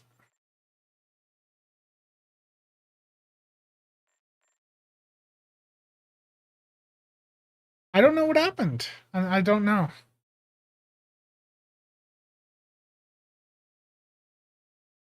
Like hardware, like it's no lever penalty at least, yeah.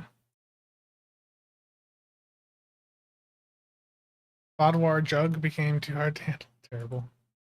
Let's see. I mean, I think temps are fine.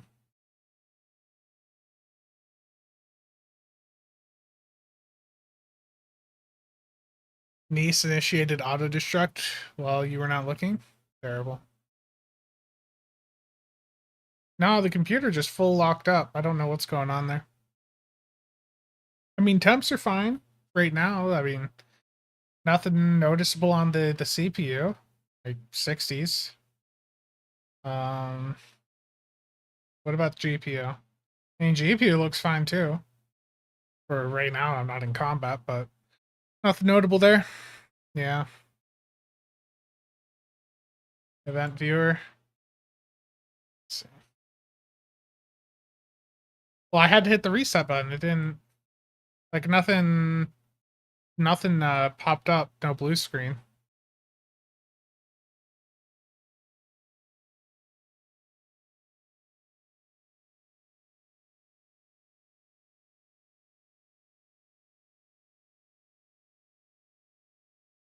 Yeah, I don't know. Yeah, thankfully I was able to reconnect. Yeah. Sometimes just not able to. I am going to re-roll my Lucari TFO though, because I did not feel like doing another one. It really sucks to do the TFO like that and then just not get the progression.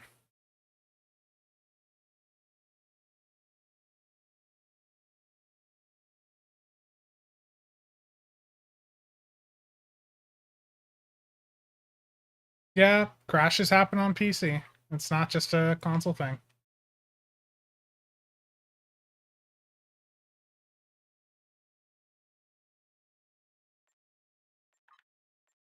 Okay. Too many plasma dots? That plasma stuff's really damn good. I will tell you. Yeah, the Lucari TFOs just really are not amazing. Okay, that literally the game wants me to gamble. I'll do that. The game is asking me to gamble. Okay, let's do another Borg ground here into the hive again. We're trying to get the components to craft an Isomag console. GPU, yeah, I should really leave hardware info out.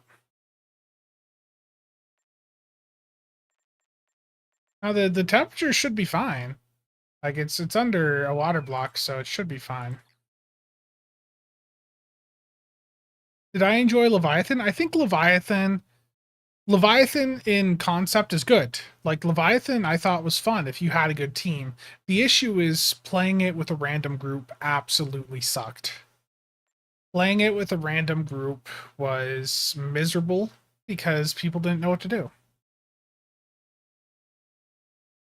Yeah, I hope that's not a sign. I mean, so far I'm looking at CPU or not CPU, hardware info here. Uh, I mean, usually when I look at it, you know, after playing other games for a couple hours, like the GPU might hit like 60 on the core and like 70 for the back of VRAM, but it's, you know, it's never too bad. Yeah, warp core. It popped immediately upon me clicking it. Sorry.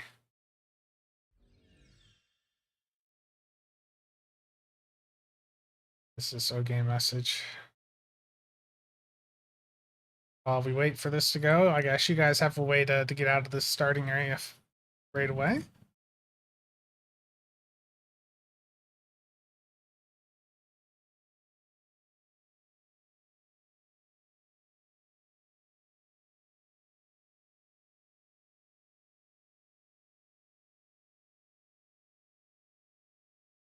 Okay, apparently there's like 30 messages in one of my O game chats. I will read that later. Yeah, I mean, I was playing Cyberpunk a week or two back, and you know that's pretty taxing because I was doing the ray tracing overdrive or whatever just to experience it, and it worked.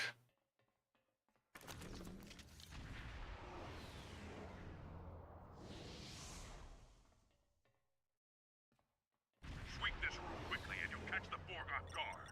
Seize the advantage!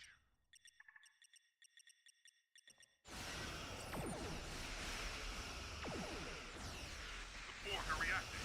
They're awakening reinforcements.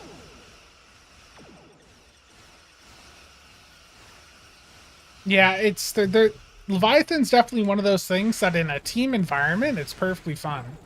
Like I would like to have an elite version of it, but in a pug environment,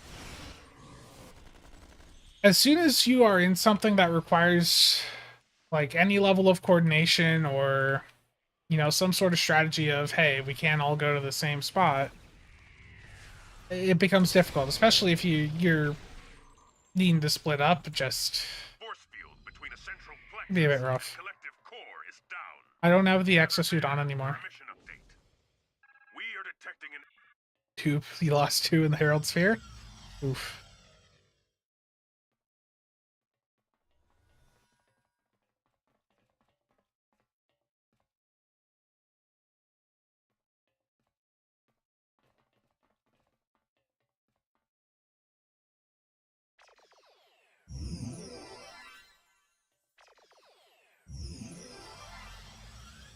Yeah, I hope it's not a GPU issue. I don't want to buy a new GPU anytime soon.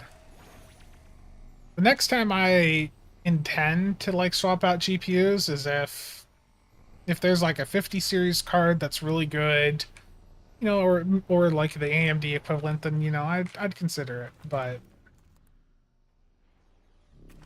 right now, what I have is good enough for what I do.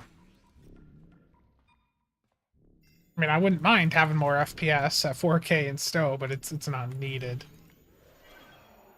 It's still perfectly playable. Borg are reacting to the virus upload. Reinforcements inbound.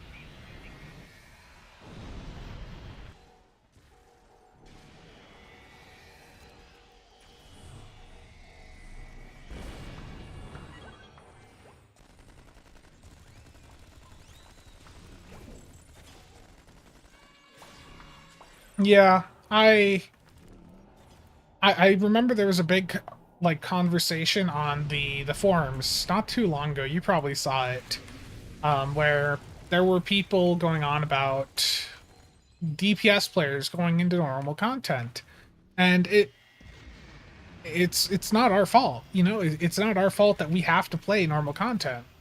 Cryptic does not make advanced or elite content anymore. When they do these new TFOs, they may make them, you know, internally, but they never release them. And then you look at these events, you know, you can't go play the elite versions of these new TFOs, or not the new, the event TFOs, and get the rewards. It just doesn't work. You have to play normal.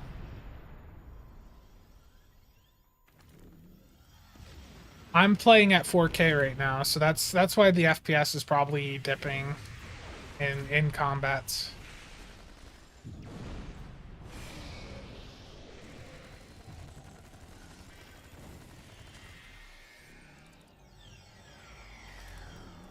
Yeah, I think Jonathan taking over the system side of things has been a massive improvement for the game. His ideas with ships too, like, you know, that Gorn Hunter, I know it's extremely expensive and not accessible to many people, but that has legitimately pushed Plasma up to a point where it is, you know, competitive.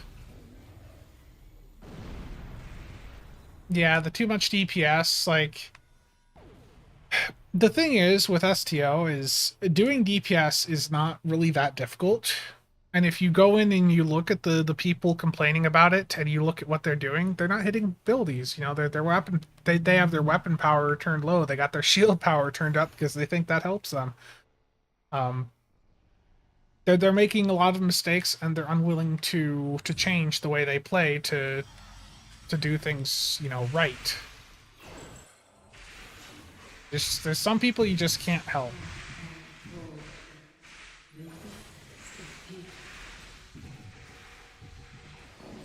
It's huge. The Gorn Hunter legitimately makes Plasma good.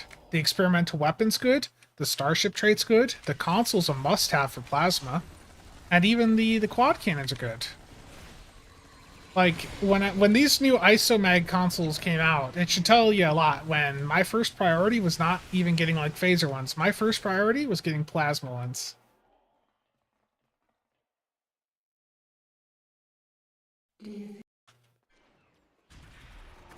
The thing is, 100k DPS was being done in, like, 2014, right? Like, the people arguing about even, like, 100k being high are just so disconnected from like how the game is played. It's just ridiculous.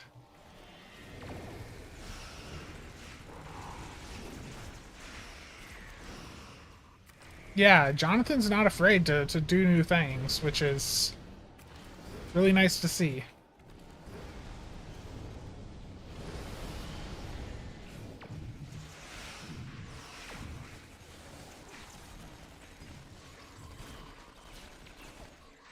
100 mil damage is high, yes. 100k is not.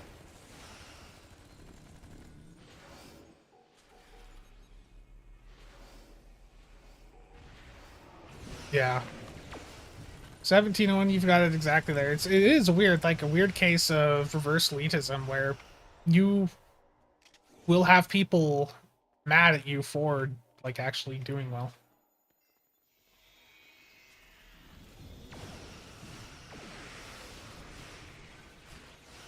You know, in most games, people strive to do better, and still, you got people on the forums who will complain about people wanting to get better.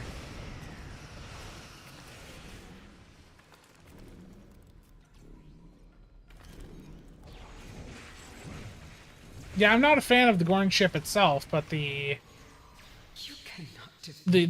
secondary components of it are quite nice.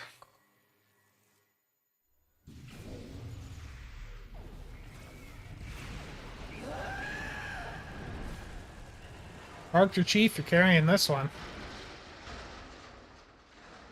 What happened to that thread wanting to cap DPS? They had to close it down.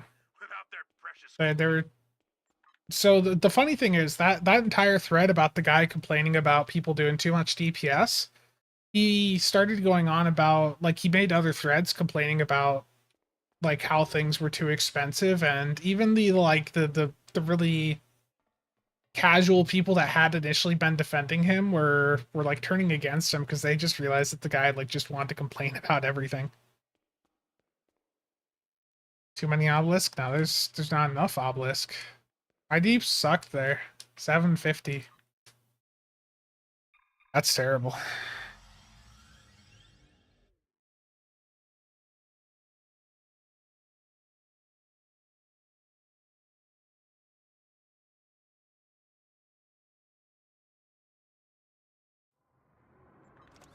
Okay, how many of these elite boxes do I have in my inventory right now? I've got 4.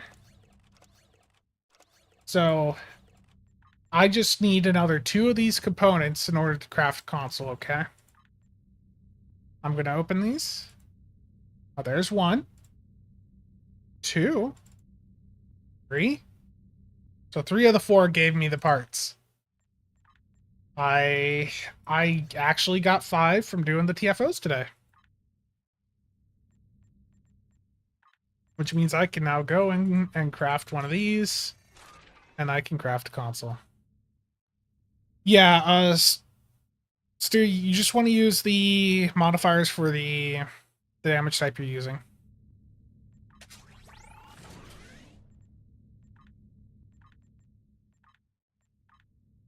So, like, if you were using Phaser Spire consoles, you just should go for those.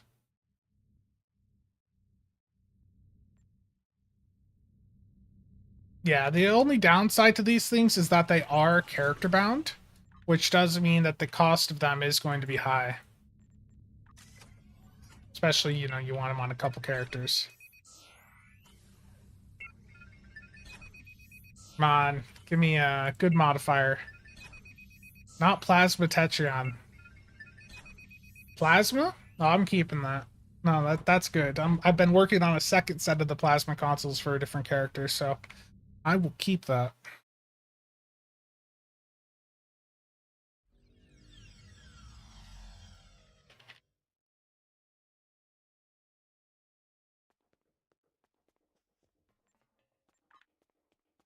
Yeah, I've been busy. So for these consoles, need to get out of that window. Let's put this, and like upgrading these things isn't bad. Like, another thing you could do if you really wanted, you could craft like a superior experimental upgrade for engineering or science, just to upgrade it, maybe have a better chance to get an upgrade along the way. So I'll use this and a major research boost. So do I get, there's the ultra rare upgrade. Do I get an epic? RNG wasn't going to roll with me today. But these things will upgrade quite easily. It's why it's a bit of a noob trap to go and craft them at like Mark 12.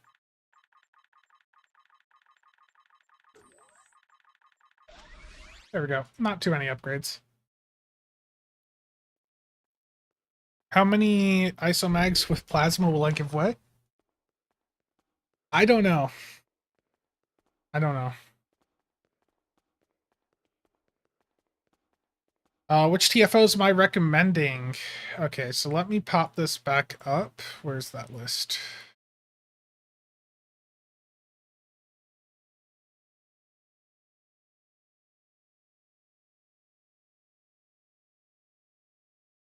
So if you're looking to farm the isomags, the rotation that I would probably go with is Into the Hive and Minor Instabilities for ground, and then for space, Vault Ensnared and Herald Sphere. And if you have a good team, if you have a couple EPG builds together, you could do Jenner Gauntlet. You know, if you do those 5 TFOs on Elite and you just do those like as a rotation, I think that'd be fine. Just don't open the boxes after each queue. Literally just wait until you have a big batch of them in your inventory and then rip them all open at the same time.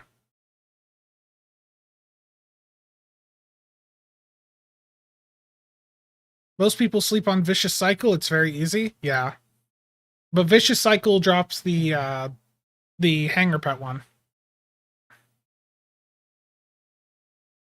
Yeah, Vicious Cycle Elite's not bad.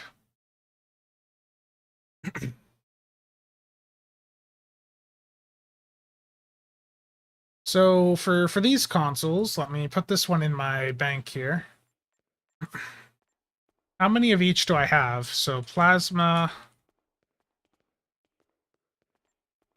So I have 11 total plasma ones right now because I already have 7 on casual here, and I have another 4.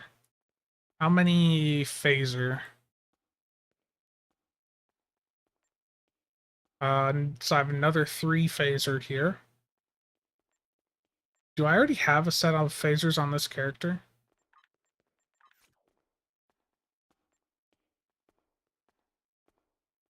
Yes, okay. So I've already got a full set of phaser and plasma on casual. Now what about disruptor? Disrupt. So I basically have enough for for a disruptor set. Can we do a vicious cycle elite then? I don't believe it's easy.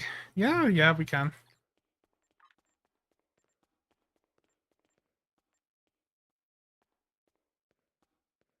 I think if you're opening, like if you're trying to get a ton of these boxes together to get the parts, you can open them after each TFO, but for me personally, I would rather just have a batch of 10 in my bank. Or batch of 10 in the inventory and then just open them all in one go. Yes, dude, the pool for which queues drop which components was changed with the patch on Thursday.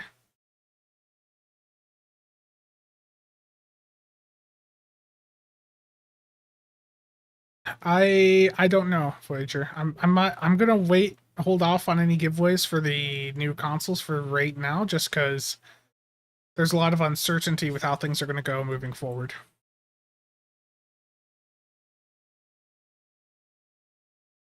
Yeah, pugs cannot prioritize dreadnoughts. Yeah. Do I think they will backtrack and make them easier to get in a few months? I hope not. Okay. Vicious Cycle Elite public queue. Here we go. This does drop one of the Hanger Pet components, not the Isomag, so the last time I played this queue, it wasn't bad.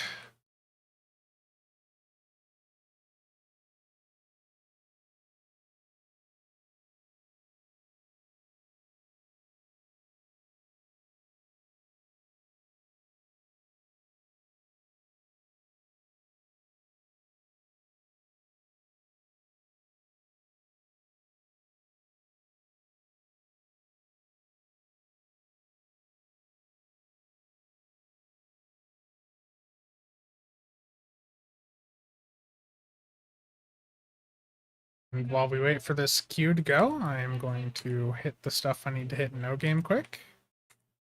There it goes. See, all I have to do to get the game to load the map is just say, I'm gonna open a different window quick. I have been authorized to brief you on our mission objectives. Okay, we've got a minute briefing phase. Perfect.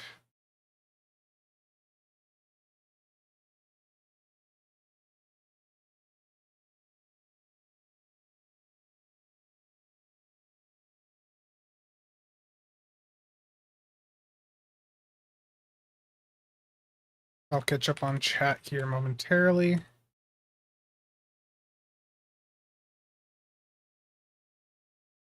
Yeah, the vicious cycle, yeah, there's something with the Gackley I don't remember. It's been a long time since I've run this queue, but we used to run this all the time.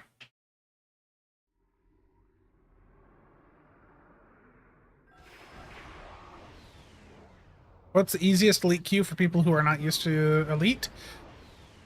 I mean the Borg stuff, it's fairly simple upgrade over, you know, the advanced. Sir, there's 3 shipyards in the area. Each one is growing planet killers. Into the Hive and minor instabilities, yeah, those are both fairly easy. Beam to the surface and open that bomb.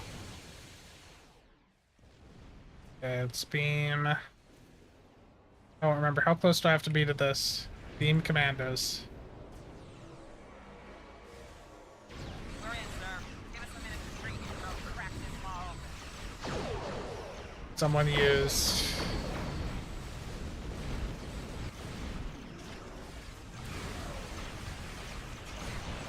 Halfway there.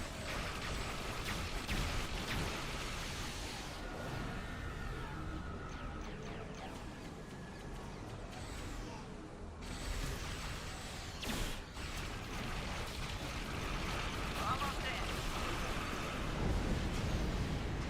There's like a ship in here we gotta destroy.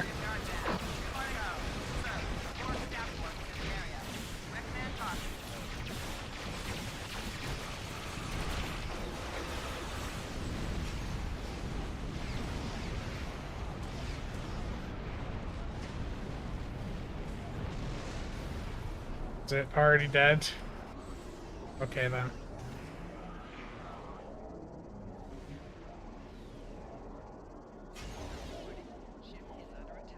Got everything here?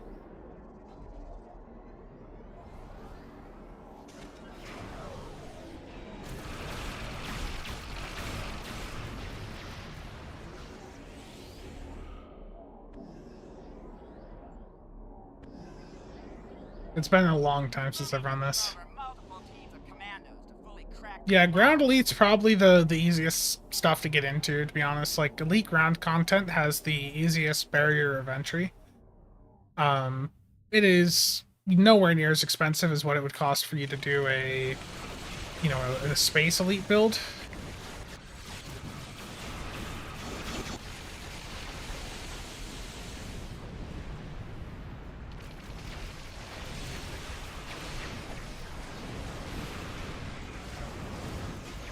Oh yes, this is one where you have to not shoot while you do the interaction, I remember.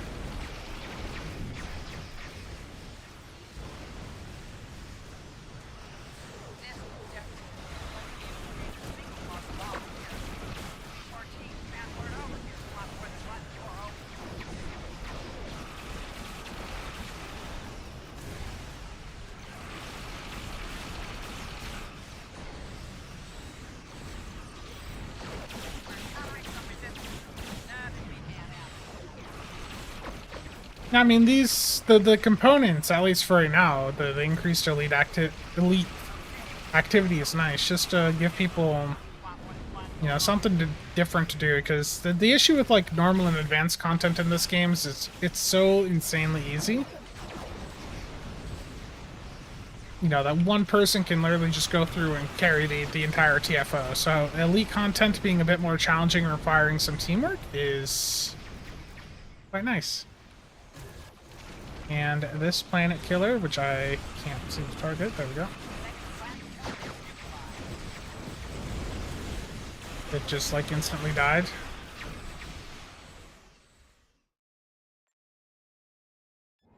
And are we on to the last one now? Yeah, Undine infiltration is easy, like you guys are saying. You have to remember, like, you have to know what the interactions are, because if you answer a single one wrong, you fail.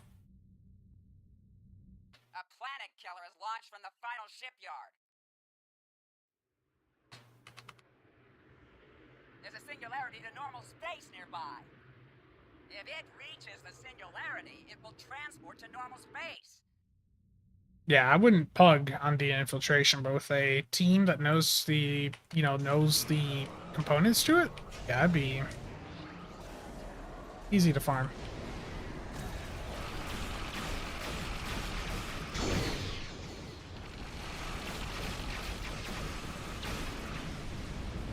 Sir, this shipyard's team isn't strong enough. You won't be able to keep that law open for very long. Opening the law door.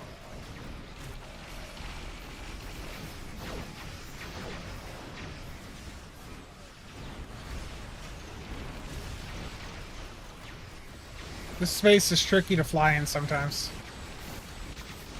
All primary targets are destroyed. Beam over reinforcements.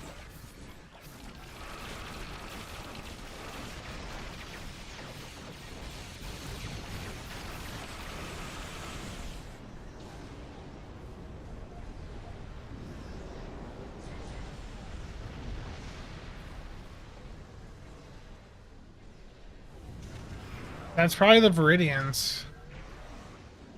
I don't know.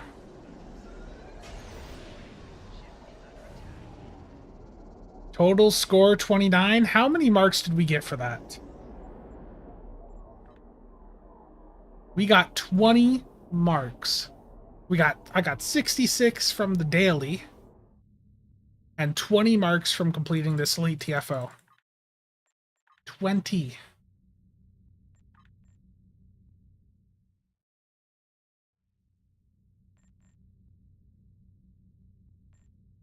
Marks.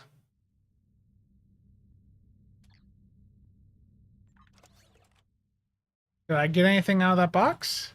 Yes, I did.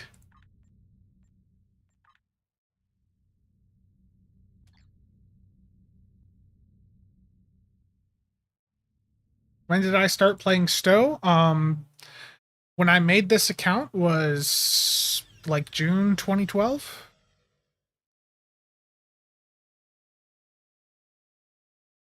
You guys want to do a counterpoint elite. Sometimes I think y'all hate me.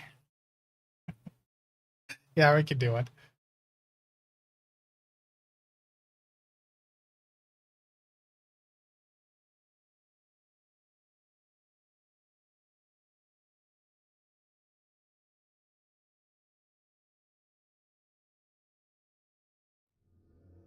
Nah, counterpoint's fine. You just have to make sure. Yeah, counterpoint's easy. I'm just messing around. I'm messing around. Counterpoint elite public queue.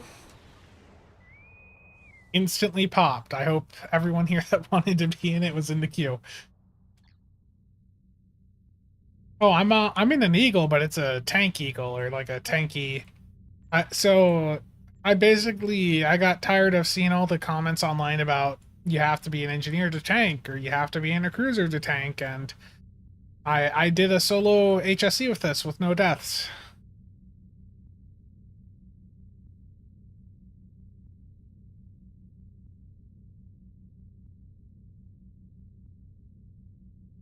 I'm sorry, Voyager. Yeah, I just thought it would be, neat because people make those comments quite often. Yeah, tanking isn't hard. It's just you have to understand the components needed for it. But it's just, even with all that, you still have people going super aggressive trying to defend the mentality that engineer is the way to go if you want to tank. And yeah, I haven't been doing private TFOs because it just is easier to just use the public queues. I do apologize.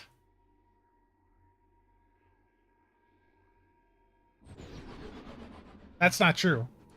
I do private HSC also. Styx is a good tank platform. It's got a lot of the components that make it, for a good tank.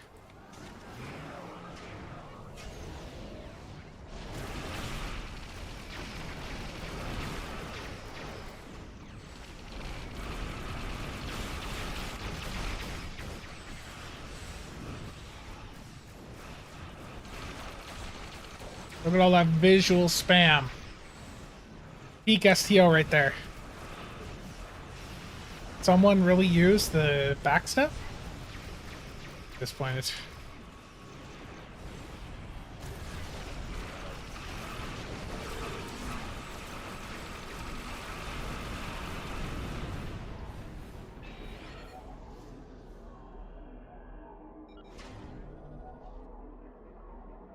The Terrans are created. So, will I die to feedback pulse? That's the true question here. Deep Space Nine is under attack.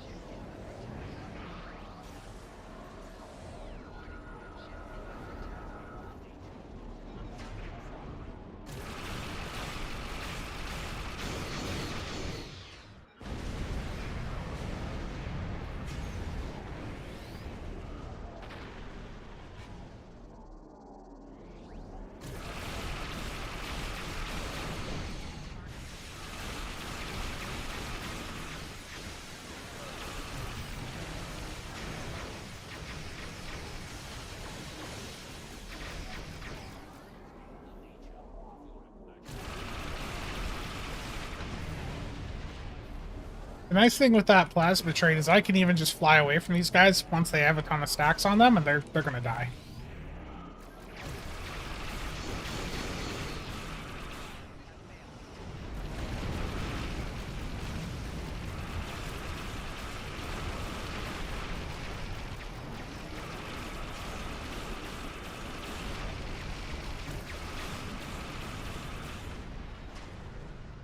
Graviton shield, yeah.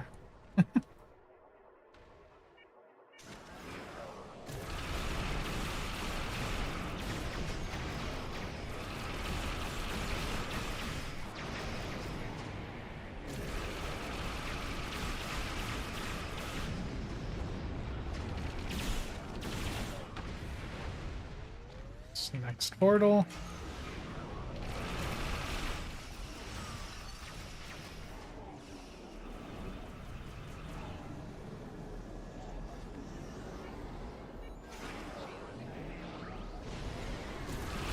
Terrible Voyager.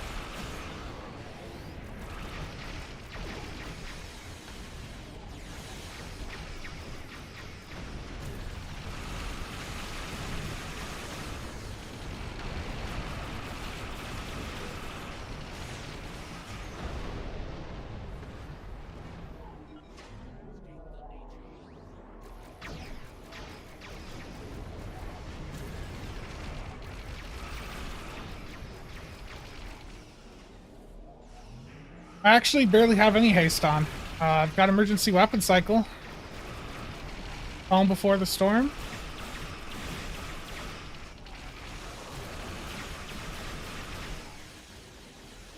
I really do not have that much haste on.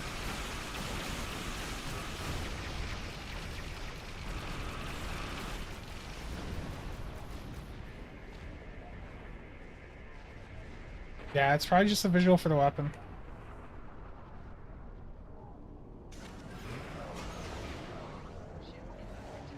Something massive is coming through a portal.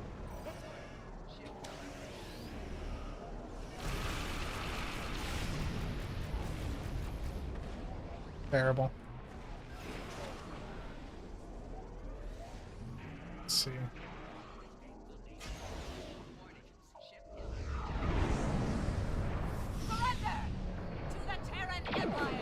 I just said I have him blocked on like everything. Like, it's nothing to really get into on stream. It's just as I've said in the past, I just don't want to deal with him. So I have blocked him and banned him from many discords.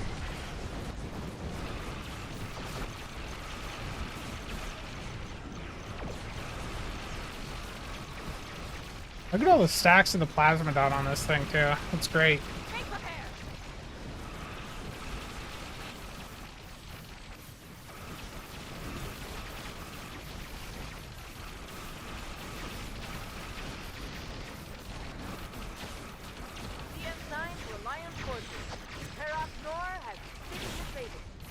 There goes Spencer changing topic instantly.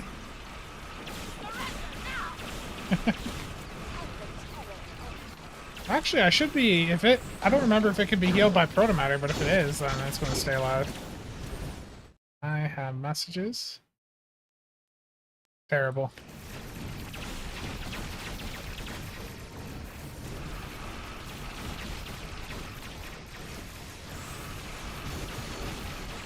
I'm going to take assault teams over. It isn't being healed by protomatter? Rip. It's very nice when things are healed by protomatter.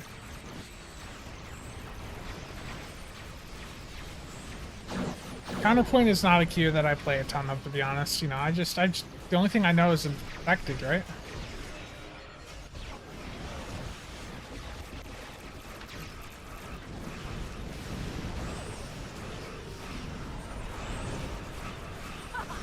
We conquered everyone else in our reality. Yeah, I really, I know some people prefer the corrosives, but I really like the Viridians.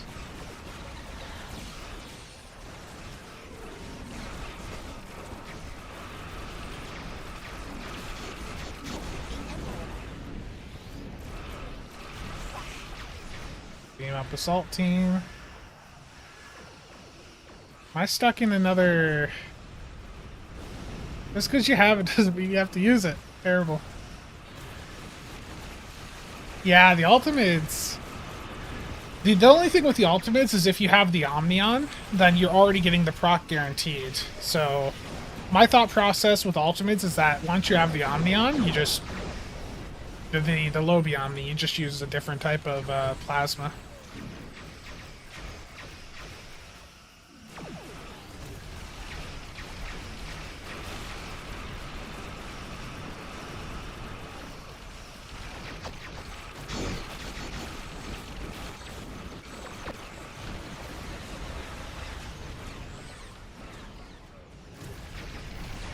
In the T1 would be difficult. You wouldn't have the components you would really need for survivability in a T1.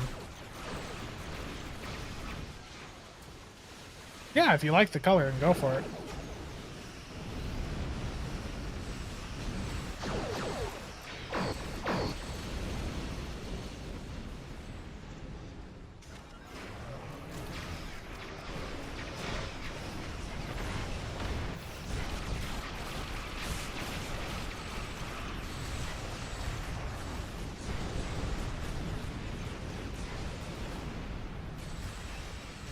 That's why I like the complex plasma fire from the Gorn, is it's basically a guaranteed plasma dot every time you fire, or like every firing cycle.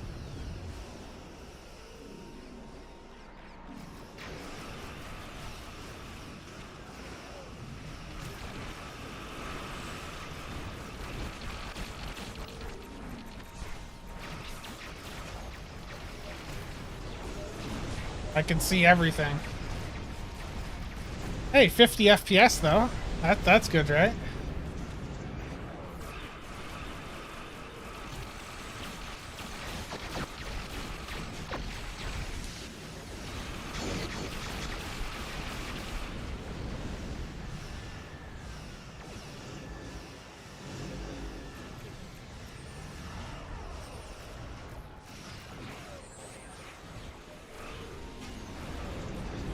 I'd rather have a side tank than an engineer tank in a run, to be honest. The science has so much utility that's going to be beneficial to a team.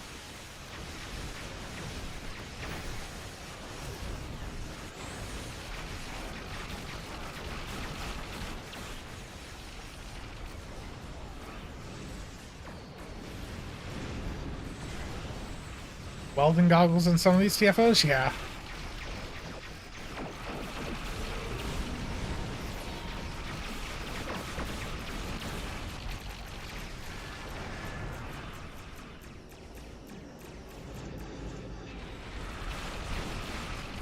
I don't know if it's the NPCs trolling me or another player with this backstep right now.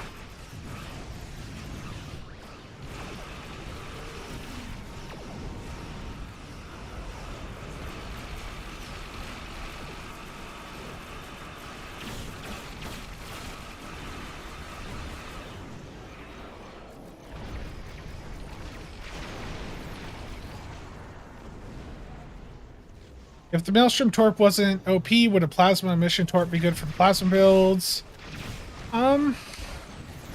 Maybe. The thing is with the... Well, actually, I guess with this, like, the full Gorn setup, I don't know how that Torp would do with it. That'd be something to test for sure. I've only tested with the Romulan Hyperplasma Torp, and it only applied one... Even though there's 3 Torps heading towards the target per salvo, it only added 1 proc. The assimilated plasma, the issue is it's beams only. I personally, I'm more of a cannon player. Like, assimilated plasma, like, if you like it, you know, then go for it, but I just do not like that, you know, the beams only limitation.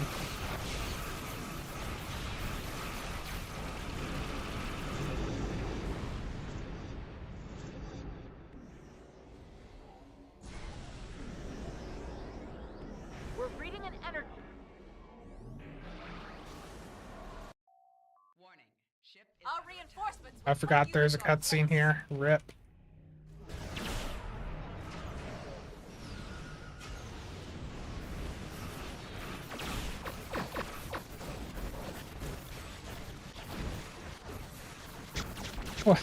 What is happening to the screen right now?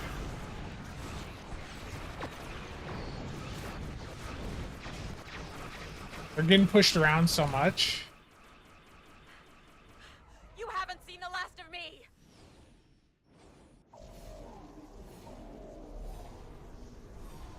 Terok Nor has been sent back. 328, getting me some fleet marks. 402 fleet marks? Yeah, I mean, definitely for the time investment, that's good.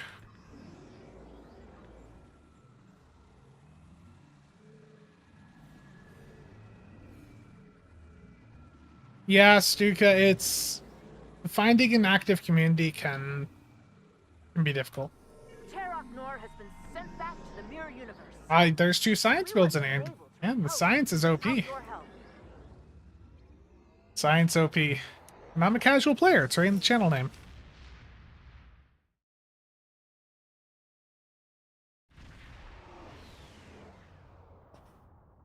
Yeah, so let's take a look at temps. Because that crashed before. I want to see... That was a fairly intensive TFO, so... Max GPU temp 55C, memory junction... It's on screen, yes I do. Hotspot temp peaked at 66C, 64C for the memory. And for the CPU, like 70s.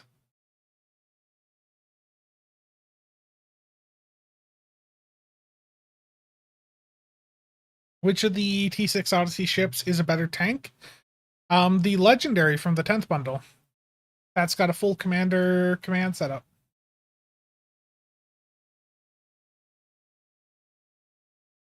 What about SSD? That's a good point. Which one is Stowe installed to? I gotta expand this one. Let's see.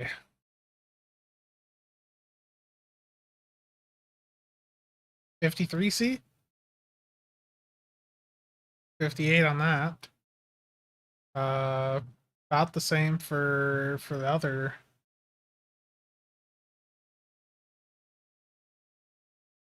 Got a few SSDs in here, but I mean the temps look fine.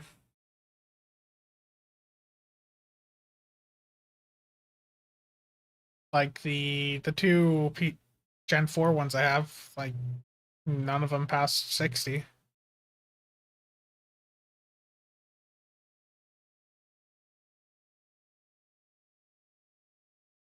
Yeah, Hardlock, that's it's sunk cost. It's sunk cost, and there's some people that they don't want to admit when they've invested in something and made a mistake. You know, it's you have someone buy something and it turns out it wasn't good as, you know, as good as a competing product.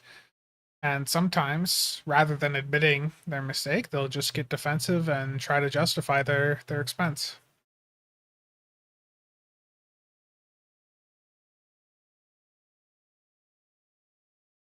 Stuka it's difficult to find groups to run content with on PC, and I can't imagine how difficult it is on console.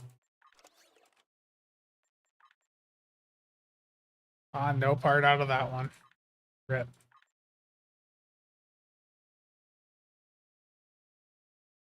Yeah, if there's too much visual spam or too many entities on the map, there could be issues.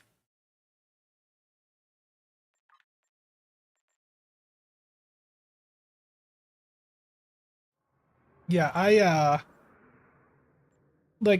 understand how it is, when you buy something and you made a mistake, and sometimes you just don't want to admit it. Whatever. That happens.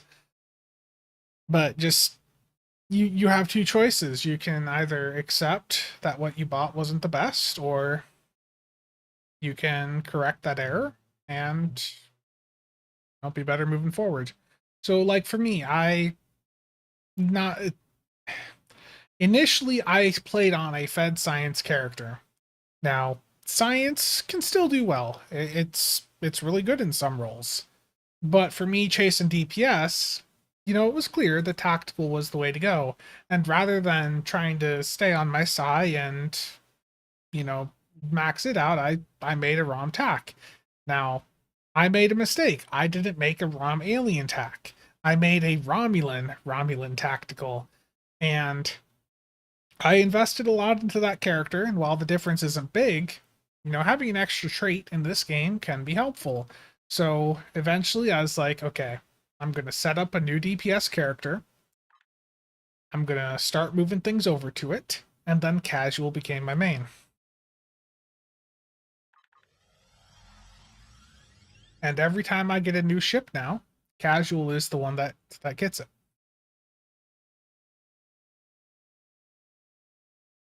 Terrible 1701. Yeah, you and Rob.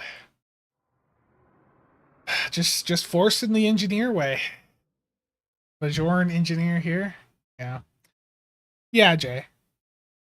But that definitely is it though. The sunk cost and the early adopter fee, and just there's a lot of people from way back that have that mindset of, engineers being the tank class, especially because, they've got those heal captain abilities, but in practice, well, you know how things are. Engineers on ground are good. The mines are really impactful.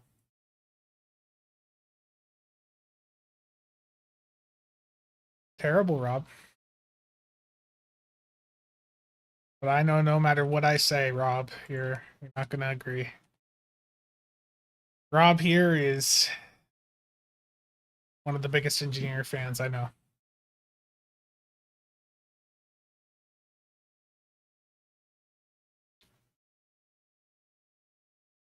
Let's do another elite. Okay. We're gonna do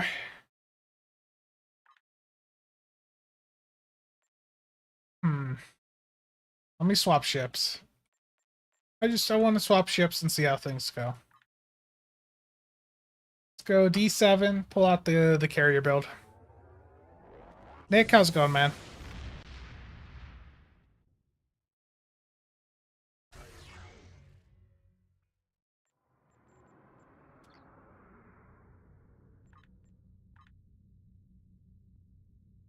Oh, I gotta go back to that other loadout. I've got loadouts on here for the the ISO consoles and then also the pet consoles.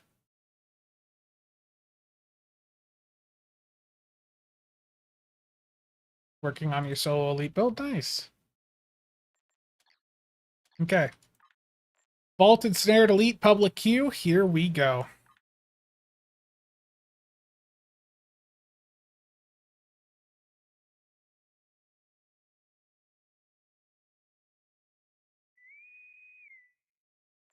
Yeah, I know. Nick wants the webcam all the time. It's a bit creepy. I'm a bit scared.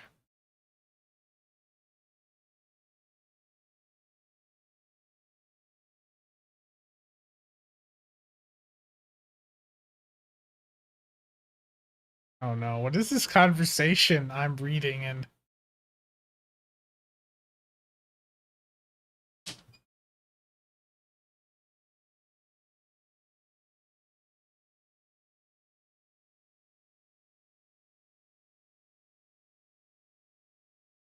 Okay.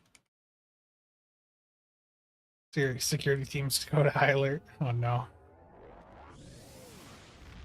I think honestly at this point, the most beneficial thing they could probably do for classes is change the class abilities, like make it so that they're slotted like traits. Like make it so you can just mix and match between tac, engine, psi abilities. So just basically get rid of the basically like the classes still exist in name, but make it so we can just select which captain abilities we want to run and let us mix and match. I think that would probably be the best at this stage of the game because they're clearly never going to release a captain like reroll token where we can change class, you know, faction, things like that. It's just make it so everyone can access everything.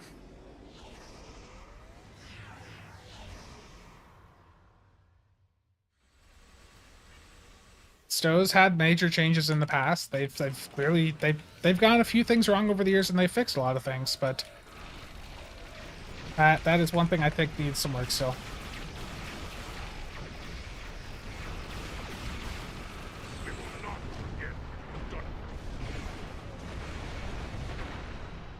Yes, I know I didn't fire Maelstrom. Now I did.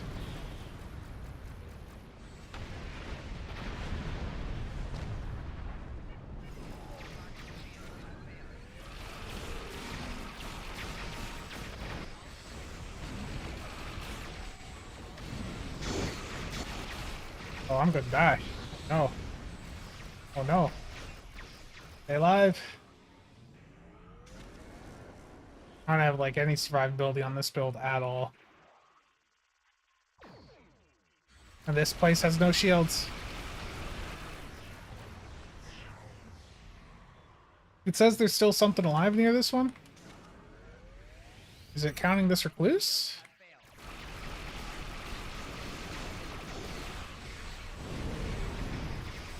The Maelstrom didn't kill that? Okay.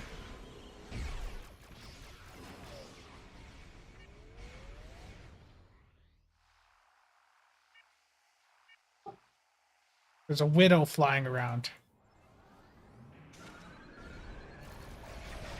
There we go. Yeah, that one was stuck just because of that little Tholian widow flying around.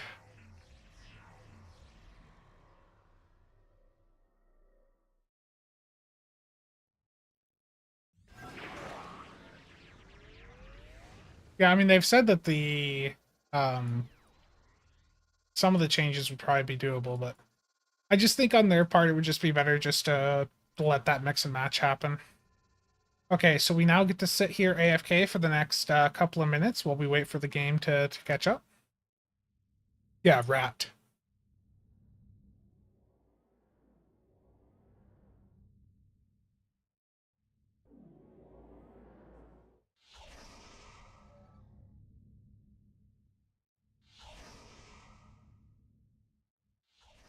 The same thing happens in Herald Sphere.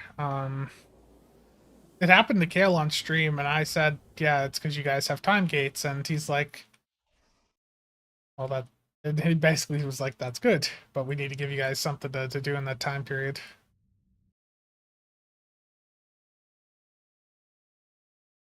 Just downtime, yeah.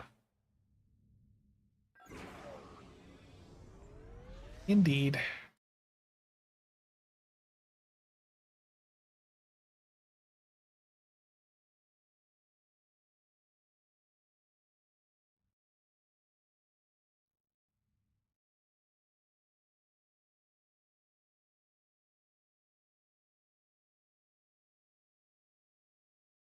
Another 90 seconds, and then the best part is that after this, there's actually another like little briefing phase we have to wait for.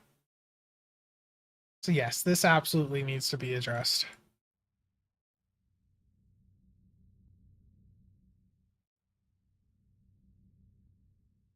What if your human ninja captain chooses to identify as a Romtac alien?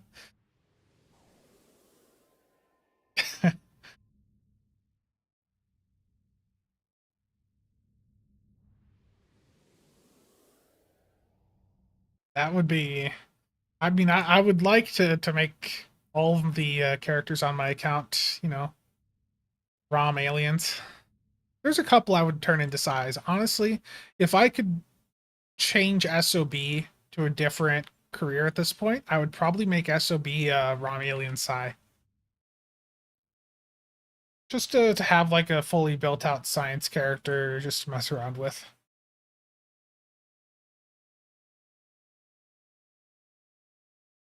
No like practical reason.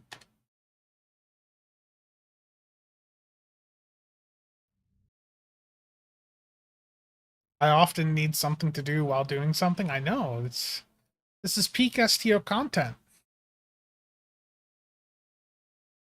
The worst thing is my pets aren't even able to level up in this time period because there's nothing for them to shoot. It's worse than I thought. The Tholians Yes, are another 30 seconds now. McStud, how do you enjoy this content? Oh no.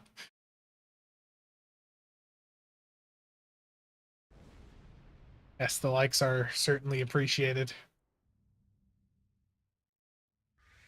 Remember, prioritize Tholians that have the like yellow lines behind them.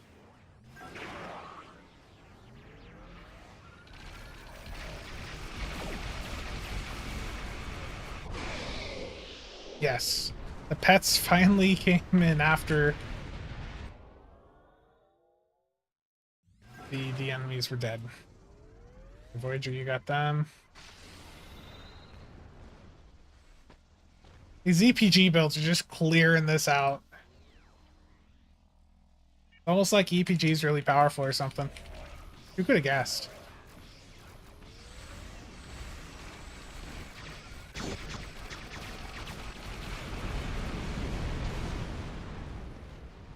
Remember this is elite. Most challenging content in this game.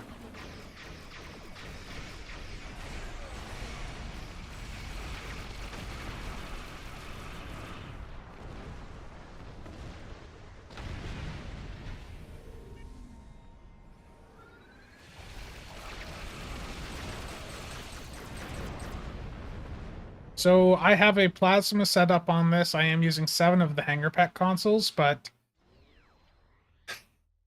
like my pets are fully maxed out now, so they'll be super effective when they're actually in a fight, but in shorter combats, I really think the Isomags are just going to be better, even on a carrier like this. But in a long fight like this, it should be fine.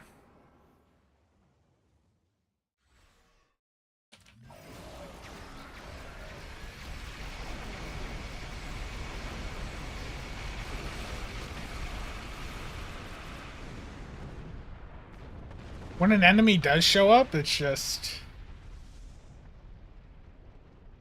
brutal for brutal with when the pets are there.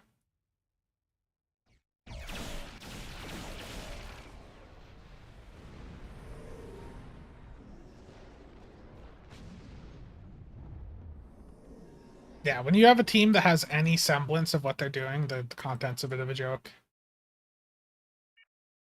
Yeah.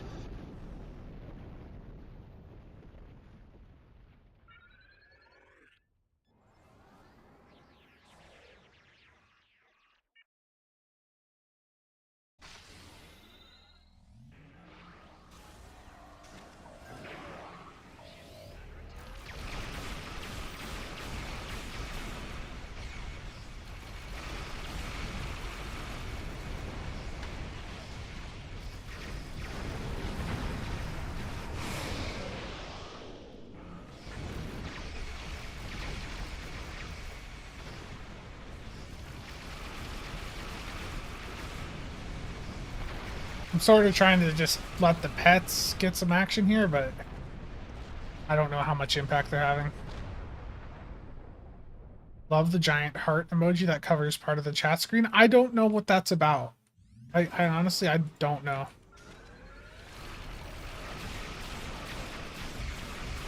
Like, that's something I think on YouTube side, I have no idea what's causing it.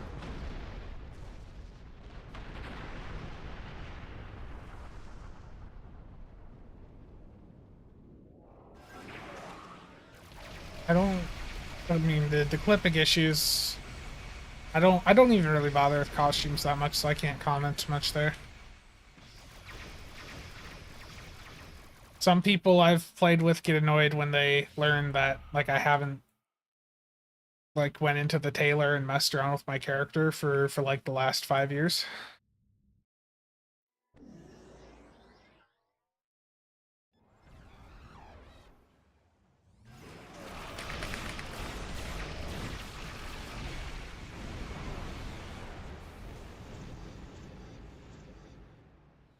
Yeah, public queues are going to be rough. The average player DPS in this game is extremely low. I did a run yesterday where my hanger pets on this build match the entire DPS, like the combined like damage that the 4 players on my team had, like the 4 randoms. Like, average player performance is absurdly low, and it's because Stowe doesn't explain things. You know, it's not necessarily their fault. Like, you shouldn't have to learn about every basic of the game, you know, by looking outside the game. There should be basics explained in it.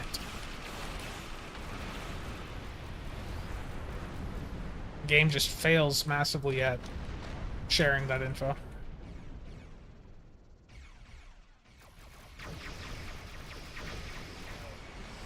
Yeah, but, like, it wasn't even that much. Like, the pets did 15, like, I put a picture of it in Discord. I'll look for it after this. We're almost done.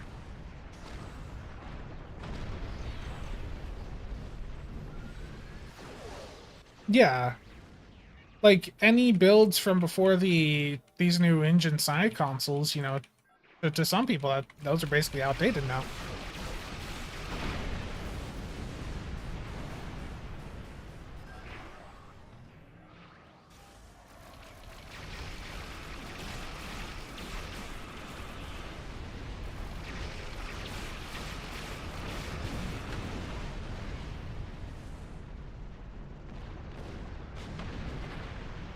Nah, I got a Maxwell, thank you. I have, like, I've got the set of consoles I'm looking for. I'm working on my second set right now. But I would say, you know, make sure to take advantage of the market for yourself. I appreciate it though. Yeah, the STO better folks have had some good data on the new items, and there's definitely a few things I need to look in a bit more myself, like just see with some of my builds. I know with the plasma builds, it very easily makes sense to go with the Isomags, but there are going to be some builds that it's going to be a bit questionable for me.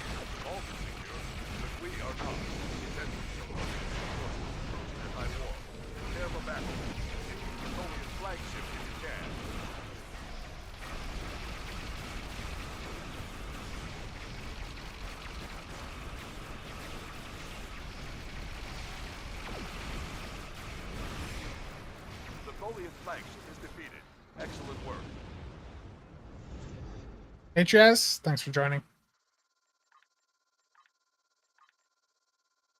Okay, I got another there, so I guess I'll just open this box and let's see.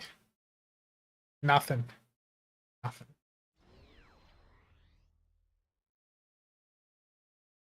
Yeah, basically you have to, you'll want a private queue in most cases, I'd imagine. Okay. Where is it?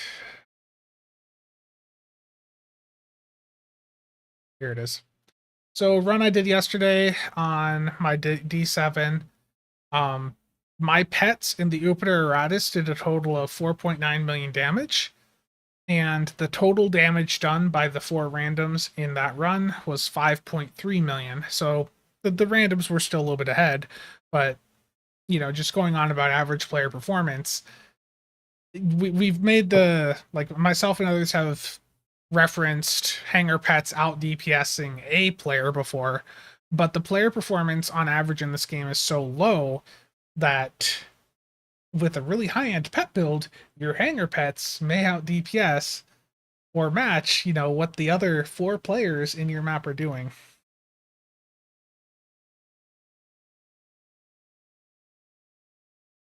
Yeah, definitely. If you're on the Lexington, that's absolutely, you go Isomag. You can run 6 or 7 of them there. If you're doing the reinforced armaments, then you would do, just you would still use an engineering slot for that, but every other engineering slot on that, that's going to be Isomag. That's why we need a DPS cap. DPS cap would mean Cryptic stop selling ships.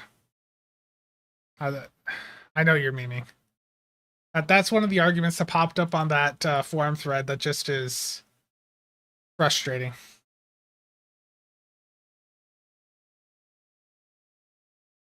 Oof.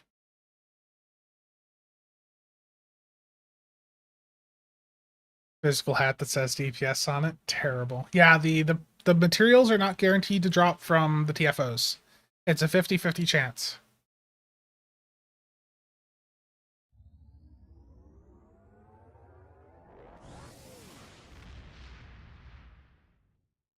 DPS. Why'd you say that, Distant Knight? Should have been guaranteed an elite. Yeah. Well, what's going to happen? So I talked about this before, but the majority of the supply of these new components is coming from the R&D Infinity promo packs. Once the promo packs disappear from the C-store, the supply of these things is going to go massively down, which means that those of you that can farm elite TFOs are going to be able to make a very large amount of EC, grinding these queues. Do I think that we're ever going to get useful ships like the Atlas, Merc Worker D7, Mirkani added as account unlocks? Yeah, eventually they'll be in a month's bundle. I think the Atlas, they're still riding on the fact that drives so many lockbox sales that one they're gonna wait for as long as they can. But we've got things like the Delkina, the Vodwar Juggernaut, the sticks, that are in bundles account wide, like the Sad's a huge one too. The Mere Strikewing and the 12th bundle. Yeah, Jay, there was a forum thread going over DPS in the game being too high, and the person that made it was like just an incredibly bad player, basically, and the thread was a bit of a headache to read. They later are like they were going on about how DPS players were ruining normal content for them, and then completely ignoring the counterpoint that Cryptic literally forces everyone into normal content with the events. You literally can't play these, these queues like Borg Disconnected or Swarm on Elite and get progress. You have to play it on normal. Is this going to be a 5 or 6 hour stream? I was thinking about ending things here shortly just because I need to go get some food. I have been streaming now for a very long time. I'm not even in NOP public service anymore. I don't really engage in too much chat in the game anymore. I usually just do /hide and sit in front of the exchange. What is the layout for my current build? This one I still am like playing with a little bit. Does not really have any survivability. This was me testing the new Hanger Pack consoles basically. I think I did this one last week. The build that I've been having more fun with since the new engineering consoles came out has been my Delkina. With the plasma setup on it, running the plasma stuff off the Gorn Hunter, it performs extremely well.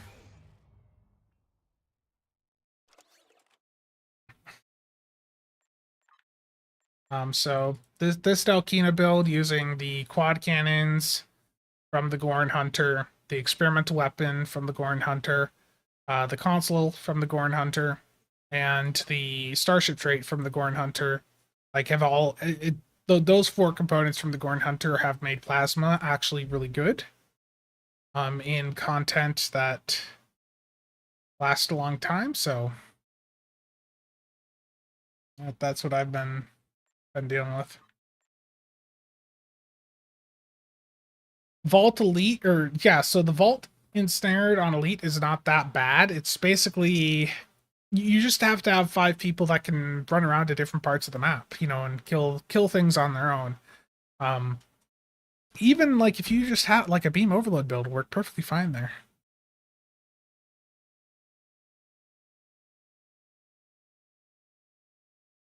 Yeah, you can't. It's ridiculous, God of Rage.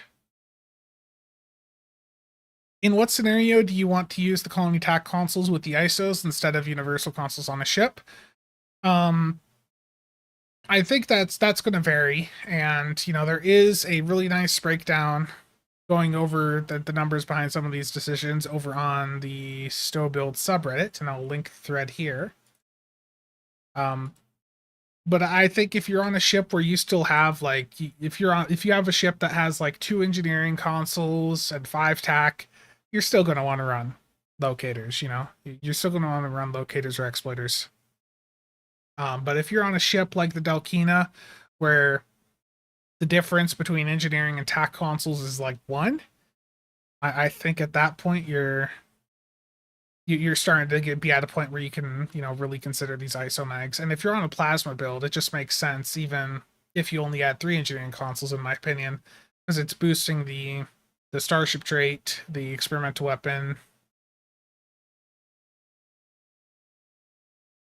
A Voyager, you can try it. I mean, I think that's close enough. It's just when you start to get into a deficit of where you have like 2 or 3 more attack consoles in engineering that, in my opinion, you probably just stick with locators. But if your deficit's like 1 here, I think it's fine.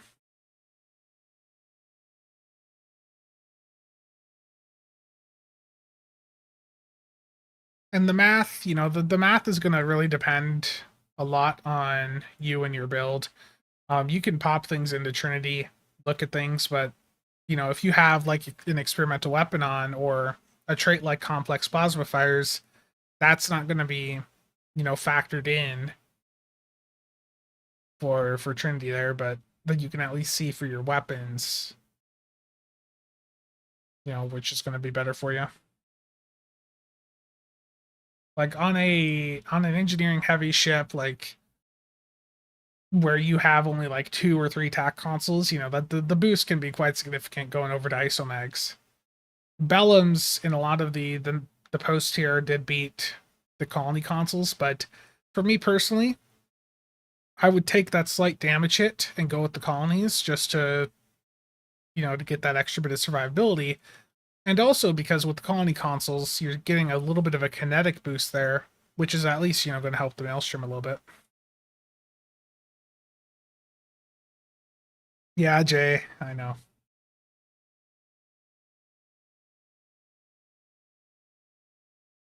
The like getting all the new stuff is expensive.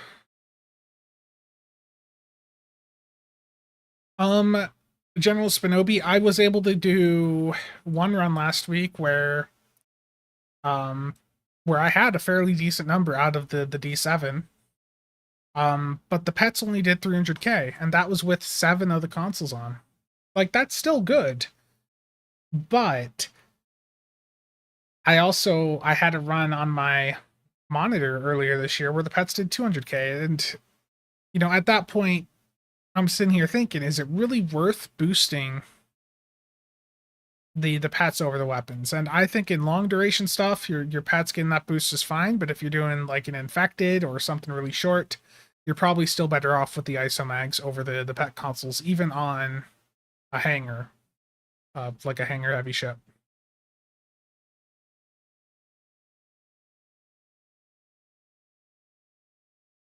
Yeah, there's a lot of ships that are very engineering heavy that massively benefit.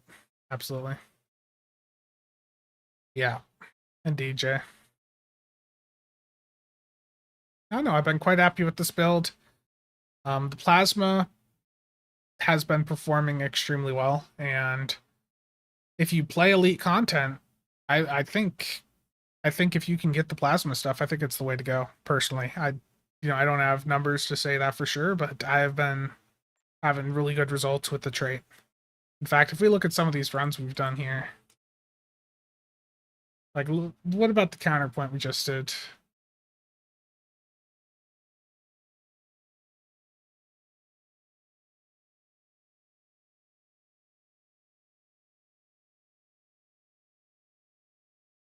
Yeah, so complex plasma fire, like it was basically the same as me having another, like another dual heavy cannon on my ship damage wise. 19k or 19.7k. My dual heavy Viridian plasma cannons did 18. Actually, so that did more than what 2 of my Viridians did. Pretty good. Megla, how's it going, man?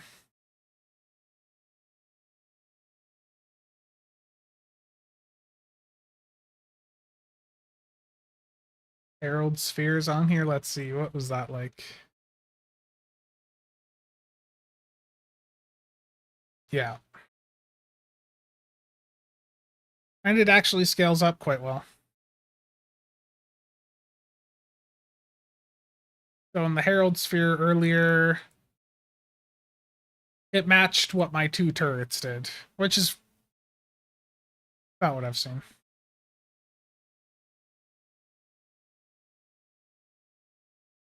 Yeah, I mean, if you like them, Philip, that should be fine. Is there any other proton weapons other than the Dyson? Not that I can think of. Is complex fires affected by the Fakiri Torment engine? Yeah, I believe. So right now it says 163. If I take Fakiri off, 127. So it's fairly substantially boosted by the Fakiri Torment engine. Again, I'll put this back on. That you basically, yeah, you'd want to have Fakiri Torment engine on if you're running that trait.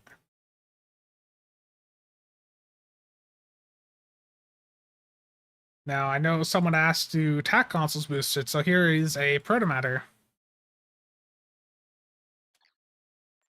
And if I put that Protomatter back on, you can see the actual like plus plasma from the attack consoles is not boosting it. Does it proc the Fakiri Torment engine? I think it might. I don't have a for sure on that, but let's see here. I mean, I see Fakiri Torment was activated quite a bit in this round, but that could have been from other things, right? So I think that'd be one to have to like go in and test. I think it's I think it's double dipping from the Fakiri Torment, but I also think it's double dipping from the Lure Team command console off the Gorin Hunter. The Lure Team command gives plus 30% dot damage and then plus 20% bonus plasma damage. So I think it's double dipping off of that also. I have 2 boxes for an alt, Ruin and Tearing Goodbye, or Universal Designs and Phaser Lance. Well, Ruin is not going to be an option if you have an Infinity lockbox pack. That's promo.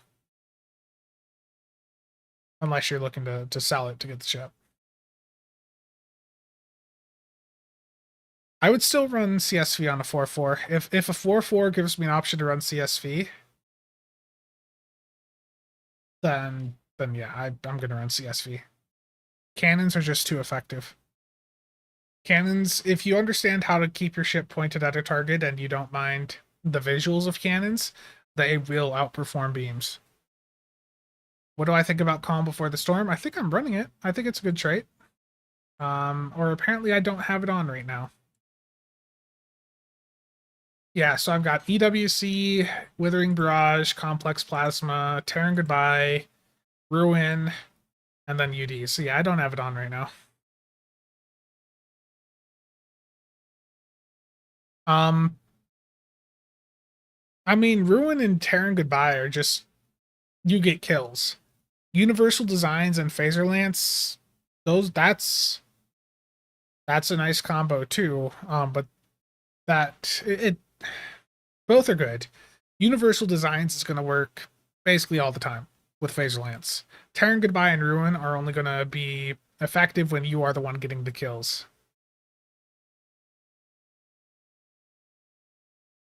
Do I think the Enterprise She will be an event ship?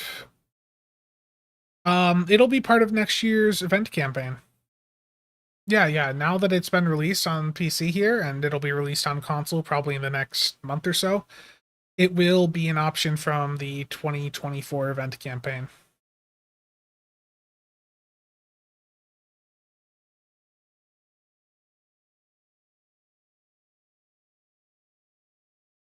I mean, personally, for me, UD and Phaser Lance or TG and Ruin. Oof. Try TG and Ruin. Then I don't have to worry about the clicky of for UD for the time being. So I'd probably go with the two traits. Do I think we'll get an archer class in Stowe? I don't know. Yeah, the Connie 3, the trait was giving Cat 1 and now it gives Cat 2. It was bugged the first week.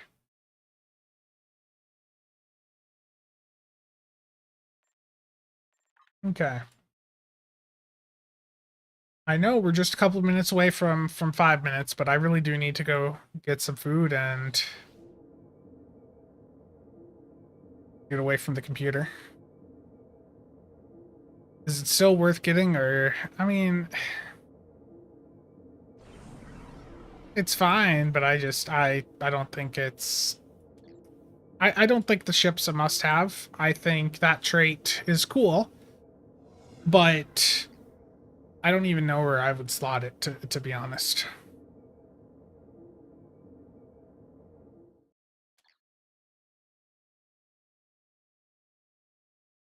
You want to see a final ISE? A final ISE. Yeah, if you get the Titan, it's gotta be because you just like the design of the Titan. I don't think the ship is worth getting. Jay, like, it's that meme picture of corporate calling and saying, spot the difference. I'm gonna do it public. I'm kidding. Fine, we'll do it. Megla, I see you. Megla, I don't see you in online though. Voyager. Okay. This will be the only private TFO, and it's because it's infected. David, what's your @ handle again?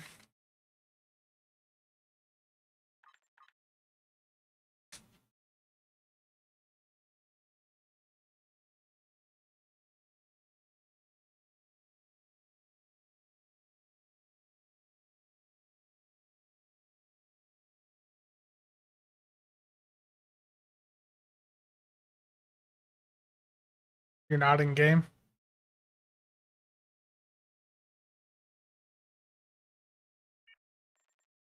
Jay, you want in?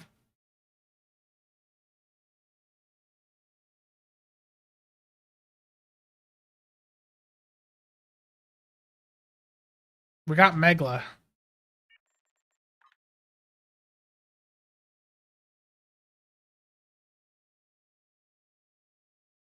We got room for one more. This night, were you wanting in?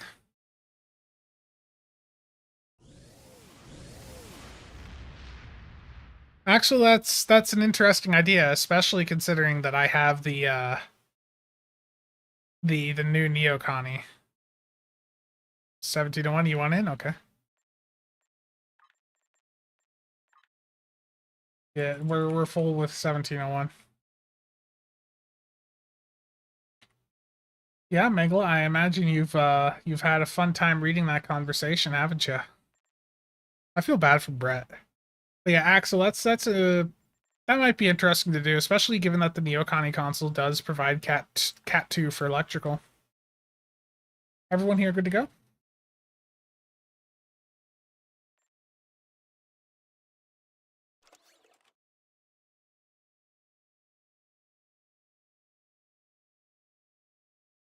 I'd say just tank Megla.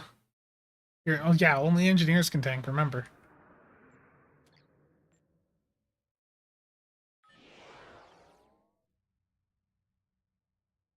Voyager's always ready. Megla, you just let me know when you're ready.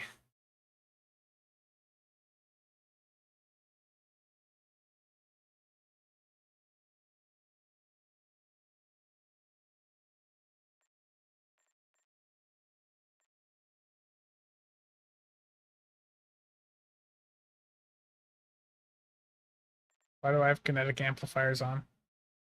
I don't know what's happening anymore.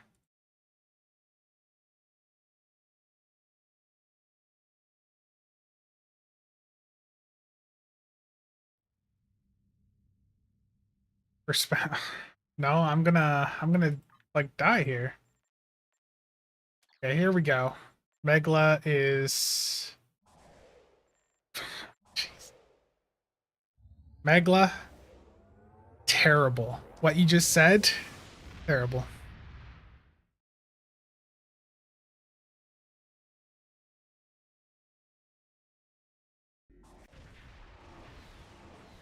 Don't let Brett see you saying that. The situation.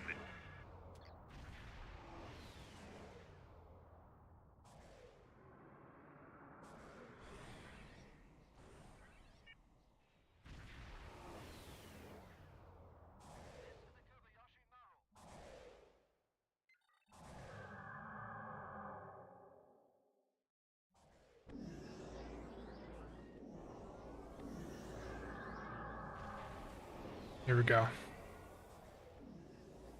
How bad will the opening be?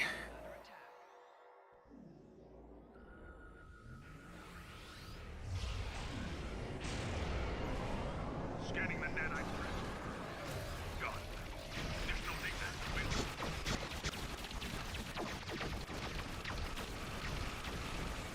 I backed up too far for that cube. Rip. That's not good.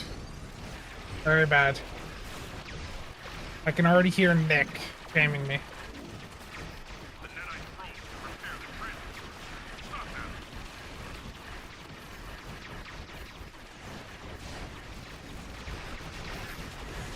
that. Leaving the left side at 1-6. Not good. See, if I'm on stream, I can't do DPS. It's a rule.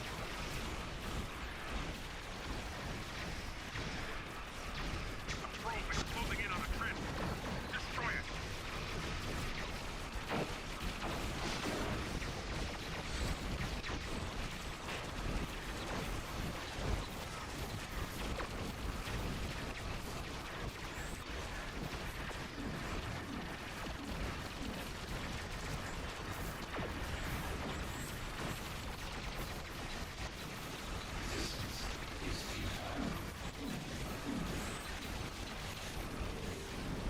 Terrible. Sorry for the low deeps performance. Thank you everyone for the run there. Sensors confirm that the transport. Yeah, some peak casual gameplay.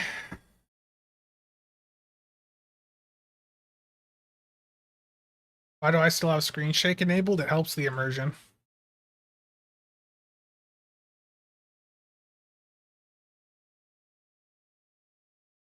Plasma ancillary bombardment.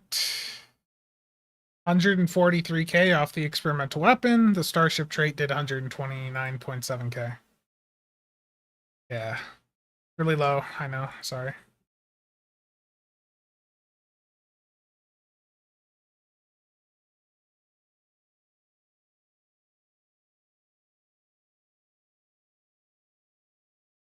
Yeah, 5 hour stream. Thank you all for the run. Megla, Stu, Voyager, Jay. Thank you for the ISC. I flew terribly. The start was terrible. It's just I've become too casual. I'm living up to the name. Thank you all for tuning in. I will see all of you around.